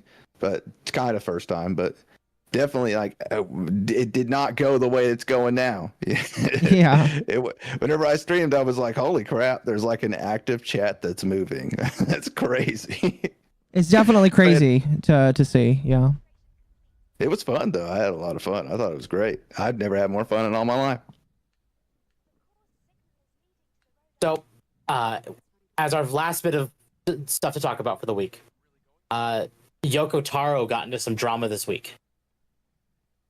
Okay. For those who don't know, Yoko Taro is the creator of the Nier franchise, so Nier, Drakengard, Nier Automata, Nier Replicant, stuff like that. And then the DLC in Final Fantasy 14. Yeah. Thank you, Bounding into Comics, for that image. According to veteran Square Enix producer Yosuke Saito, a desire to avoid any number of potential cultural controversies has led the Nier series creative team, including creator Yoko Taro, to adopt a set of character design guidelines that take into account the various sensibilities of international audiences. Saito, whose design talents have helped shape every Nier franchise entry, save Drakengard 3, confirmed this unfortunate reality while speaking to Taro, Goddess of Victory Nikkei director Yu Hyung Suk. I think that's how you say his name. I'm sorry if it's not. It's definitely not. And Stellar Blade director, During a June 9th producers roundtable centering on the ongoing Nikkei Stellar Blade Nier Automata content collaboration, at one point during the discussion, the four devs were asked by their host, former PlayStation Studios president Shuhei Yoshida, if they could speak to their respective cast of characters. In particular, when designing them, were there any visual or narrative aspects that you paid attention to? Given to their inner fanboy, Yu and Kim deferred to their time in the Nier duo, thus leaving the floor open for Yoko Taro, who began his answer by noting, basically our concept is always to do something that's not like anything else. What I mean is, if Nier Replicant had a boy as the main character, then Automata would go on to have a girl protagonist, he continued. If Western sci-fi is filled with Marine-like soldiers, we might go in the opposite direction and use gothic Lolita outfits, for example. We tend to make the contrarian route, the eccentric director further detailed. We choose that route because competition is fierce in overlapping markets. We're aiming for the wider blue ocean, so to speak. We want to explore genres and themes that creators often overlook to try different things with a smaller but dedicated audience. When it comes to a character's behavior, I always try to create something genuine. For example, instead of creating a demier girl who only exists in a man's fantasy and is inexplicably dedicated to the protagonist, I want to give the characters a more realistic feel, like someone who could actually exist around me. I hope that is something that resonates with many people too. Pressed by Shuhei for his own thoughts on the matter, Saito told his host, to be honest, of course, director Yoko has his own vision of what he wants to make. However, there are, of course, certain things that are ethically or morally inappropriate, even if they're just aspects of a character. We try to draw a line by establishing rules about what's acceptable and what's not. While certain things might be acceptable in Japan, they could become problematic in certain overseas regions, and even certain characters could become problematic as well. These are a kind of situation we usually try to avoid creating. As a result, there are actually countries where we could officially release Nier Automata. Closing out his answer with a bit of levity, Saito ultimately asserted, earlier, director Yoko mentioned creating characters that could exist around him. Not one with overly unrealistic settings, but focusing on creating characters that would feel out of place, even if they existed around him. If you think about the Drakengard characters as the kind of friends director Yoko is surrounded with, you would begin to understand director Yoko's worldview. All of them are weirdos, he laughed, and among them, director Yoko is the weirdest one. Now, since then, update, June 12th, 2025, following this article's publication, Nier series director Yoko Taro responded to our article, informing a fan who shared it with him that he, as seen below, the quotes cited in this article came from the subtitles provided by Shipped Up themselves. However, that does not necessarily mean either party are in the wrong. Instead, this seems to be a classic case of miscommunication. Per our original reporting, neither Taro nor Saito said they were given strict design rules by Square Enix. Rather, Saito explicably stated that the Nier design team has self-adopted certain rules in order to avoid causing undue controversy in international regions. Wow. Oh my God. Which we pointed out in order to highlight the unfortunate growing trend of international creators having to reluctantly self-censor their works in order for them to be made accessible in other regions. While we cannot speak to Taro's specific mindset or opinion, BIC, so Bounding into Comics, can extend a branch of understanding to him and any other readers who presumed the article was taking a specific swing, as a rising tide of loud and disingenuous culture warring has tainted any and all media-related conversations. So yeah, basically the team behind Nier is self-censoring to appease everyone else. Yeah, that's crazy. Why would they do that? I watched the Nier Automata show. Like, I really love it, right? There's an anime, Nier Yeah. Automata. It actually made me want to play the games. I could not imagine them actually trying to, censor at least the anime character that plays it. And isn't it always like isn't she always dressed like at least a little bit slutty? I noticed that in the game, they like tried to censor her outfit, right? Like the shoulders, Nah, I guess, but I don't know. I mean, like 2B is I guess that's not where you're supposed to go. I guess 2B is always just kind of thank you for the 5 gifted memberships. Holy cow. Fuck, what am I trying to say? I don't think 2B is censored, quote unquote, so to speak. I think that they just designed her in a good way.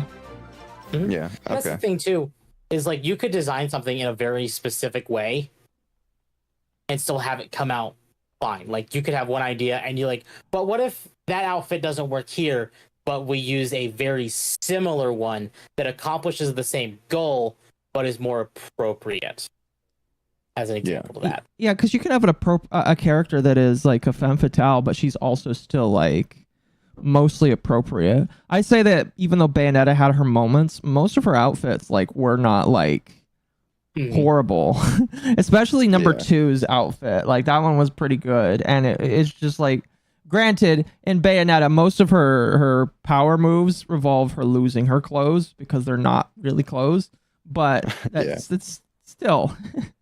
Well, here's my issue, right? I don't really like full-blown Gooner games. Like, they just pull me away from the story. It doesn't seem as serious, right? It makes me feel like there's no way like a chick could actually, fight like in real life dressed like this. It doesn't make any sense. So sometimes I like it whenever they actually, look a little bit normal, which I assume that's probably what they're going for, but they're probably still going to keep it, Right. No, yeah. It needs to appeal to a certain type of audience while still accomplishing the goal. Yes. I feel like that's very difficult to do. I would say that Stellar Blade does it decently well. Stellar Blade does it great. Okay. Very that what? That looked intentional. What are you talking about? You totally did that on purpose. That wasn't on purpose, but I was just like, wait a second, she's not wearing any underwear in that shot. What the fuck? Or in that shot. What is this outfit? That's the thing about Stellar Blade, though. Don't they give you some serious outfits that look like she could actually fight, Yeah. wearing them, and then you can also have the Gooner outfit if you want, which I like a lot. No, I like it when they give you options. Yeah. Now, if Stellar Blade was just like this, I feel like it would pull away from the story, right? Yeah. Like if it was just like they made it like this, it would feel like they weren't taking themselves seriously. But the main outfit, it totally looks like they took themselves seriously. No, yeah. I actually read a story. I think it was like posted today where the CEO was just like, unfortunately, we opted for less polished story to allow for the other parts of the game to go through, but the sequel's going to be much better. And I think that like even though I'm all right with the story right now with what I've read from my basic understanding while streaming. But like I think that if they make this, oh well, there goes the plot. if they make the plot better in the next game, then great. Yeah. No, yeah. So which Nier Automata is this going to be? Like which Nier? What's the new Nier game called? We don't know yet. We just know that it's being quote unquote worked on. And they just basically said that they're censoring themselves to appease to a wider audience. Well, at least internationally. The censoring could also be in the same case of like, I'm going to use Xenoblade 2 as an example, because when that game came, when they added Mithra, one of the main characters from Xenoblade 2, into Smash, they had to censor her, and Monolith Soft's idea of censoring was just give her leggings. Yeah. Which ultimately made the fans hornier. Made them goon harder because it added a sense of not seeing and knowing everything. They censored Pyra when they were not released the characters to play. I am definitely. But yes, Pyra was censored as well. I assume that means that they're just going to have like a normal outfit. I don't think they're going to go so far as to like ruin the freaking game to make. Oh yeah, no, absolutely. No, yeah. And when they censored her in Smash, they added a free DLC. Yeah. To Xenoblade 2, that was like, it's an option. You can wear this as an outfit if you want to. It's here. I feel like that's definitely the way to go. Yeah, I think that's the way to go. Full blown I played the first Descendant, right? I don't know if you guys have tried that one yet. Oh my god, dude! Does that game not take itself seriously? It does I love not. that game to death, but it doesn't take itself seriously. It's too goonery. It's like, bro, there's no way that everybody out there's playing female characters now. What if I just want to play the game? You know what I mean? Like I like whenever they take themselves seriously enough to make it seem like the story is real. Mhm. You know? No, absolutely. It definitely feels like that one in particular, just like I knew what they were going for. It's a Korean Nexon game. Yeah. Mm-hmm. But it could have been so much more, right? If they would have took themselves seriously, the first Descendant could have been so much more. And you wonder why it has so many issues that are coming from the developers. Why like the guns are like too overpowered in certain senses, and there's other stuff that's going on in the game. It's like they can't even take themselves seriously enough with the story. So how can you expect them to take themselves seriously with everything else? Yeah. Yeah. Warzone's good though. I like Warzone. Warzone is so good. Warframe does a really good job. Warframe, that's what I'm talking about. Warframe, yes. Yeah. That's what I moved to after Destiny, but I haven't played it in a couple months. They have a new update coming out in 10 days. Where we get a hot spider frame. Yes, we get a Spider Woman frame. Ooh, okay. It's not even Halloween. It's not Halloween. To be fair, it's been memed about for so many years. And it has. Keep mentioning up the meme on like other streams of like dev streams. Yeah, whenever there's a new Warframe, everybody's like, when's Spider Frame? And they finally put out a Spider Frame. And like everybody thought, Spider Frame's gonna be a woman. Yeah. No, there was no question about it. You know what I really miss? Destiny 2's Halloweens. I don't know if y'all ever played really, those. I never really enjoyed events overall. I'm gonna be honest. Like the event where you got to go through the tree and like, you know, literally. That's different. What we got now sucks. Yeah, but I haven't played it in a few years, so I don't know about now. But the events back in the day, bro. Now we just do so lost good. sectors. Do the same thing. Oh no. Really? Yes. Yeah. Well, no, Crap. they couldn't use the Infinite Forest anymore because they sunset it. They deleted it, yeah. They deleted the Infinite Forest? Yes. Yeah, that was in Curse of Osiris. They sunset that too. Oh my It's god. gone. Bro, they took away everything that I had nostalgia for. How do they expect me to come back? Mm-hmm. Are they crazy? They're crazy. Well, I stick to they Warframe. are bringing I'll try back. Warframe. They are bringing back some old raids for free. For free. No, they're not. Buy the update first, though. Pretty much. That is the most fake free-to-play game I have ever seen on the store. Destiny 2 is not free-to-play. It's free to download. That's what it is. And you got to pay to play it. And that's the thing about Warframe. It's like, it's pay to play. No, you can actually get everything by just playing the game. Well, the only things you can't get are the cosmetics, the premium cosmetics. Right, but that's the thing is like, I wouldn't call that pay to play.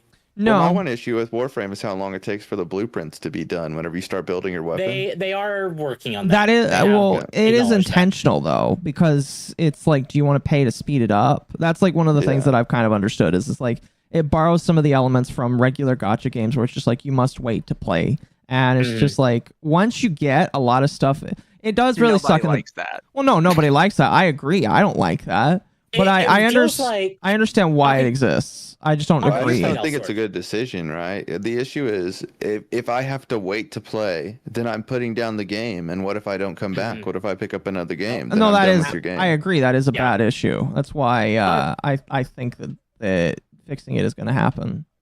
Yeah, you've played Elsword, right? A very tiny amount. Okay, well, other games like it, like it's the stamina system. You mean that's Grand Chase? Well, fair, but Grand Chase, Elsword, I don't know about other ones specifically, but the stamina system. Fate Grand Order is another great example of that. Gross. Like, you can only play X amount of times unless you give us more money. To be fair, though, that's a legal requirement overseas, and they simply just didn't remove it when it came to the West. That's more Fair. like a laziness thing on their part than like a this is very important and you need to have this. Mm-hmm.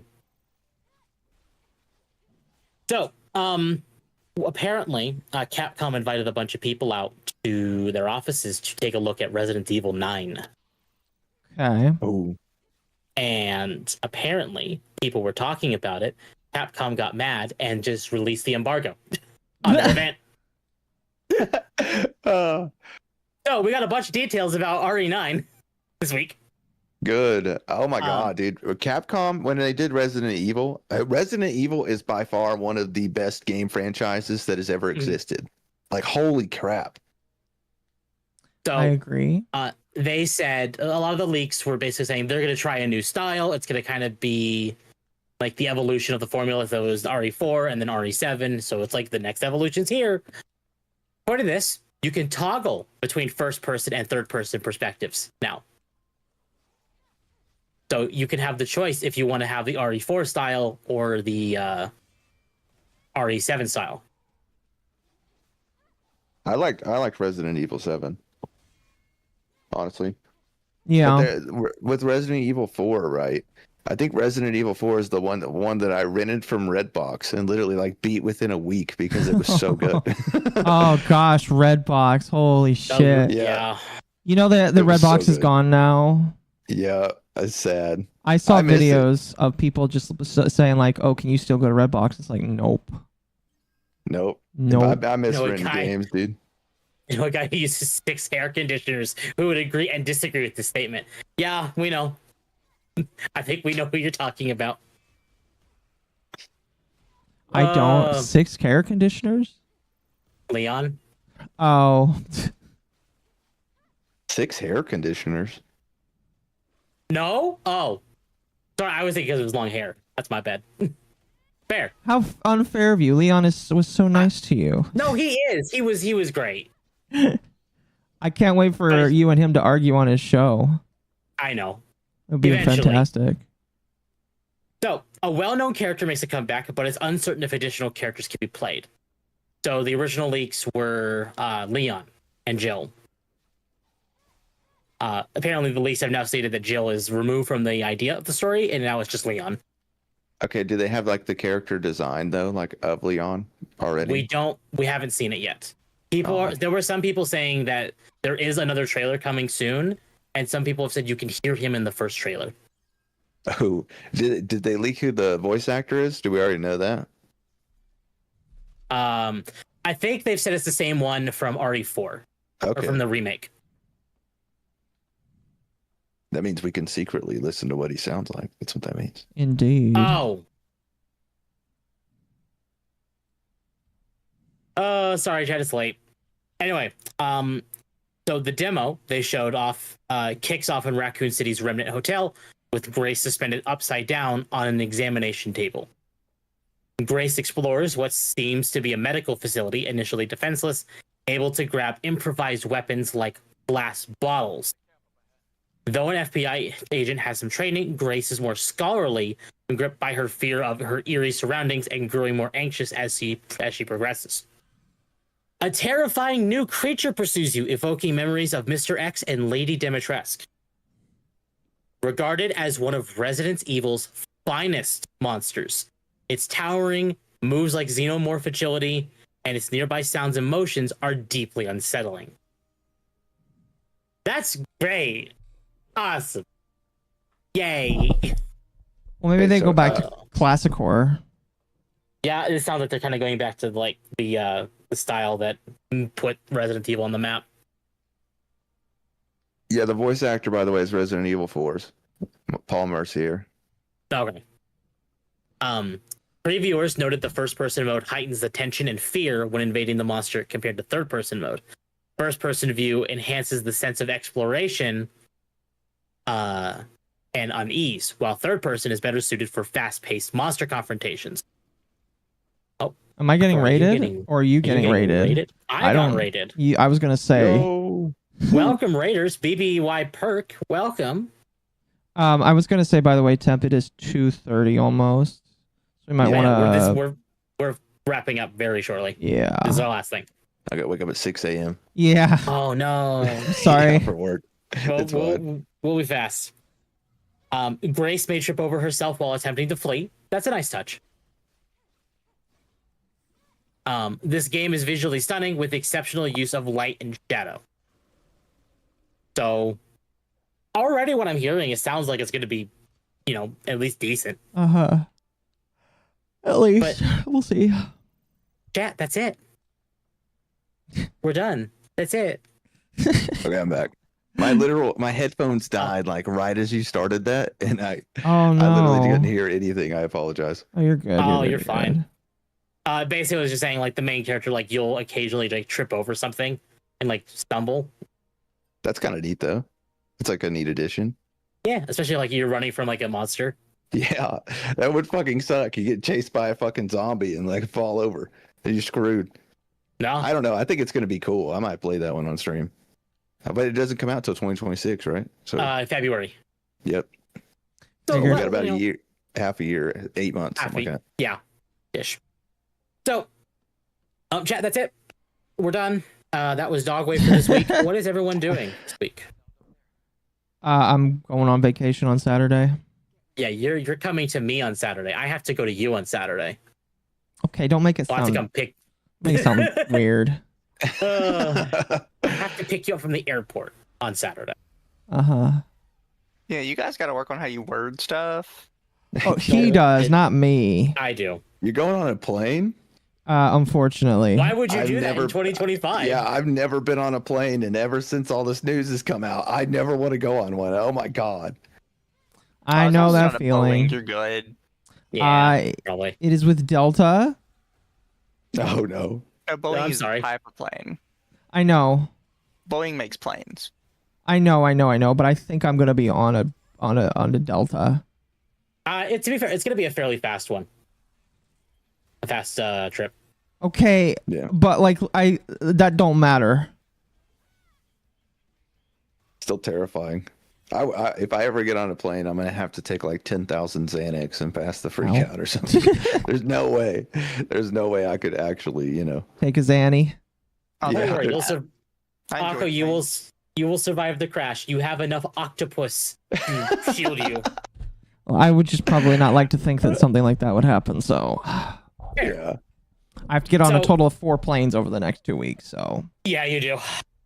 Oh my goodness. Yeah, because Akka's coming on Saturday, and then goes home next Friday.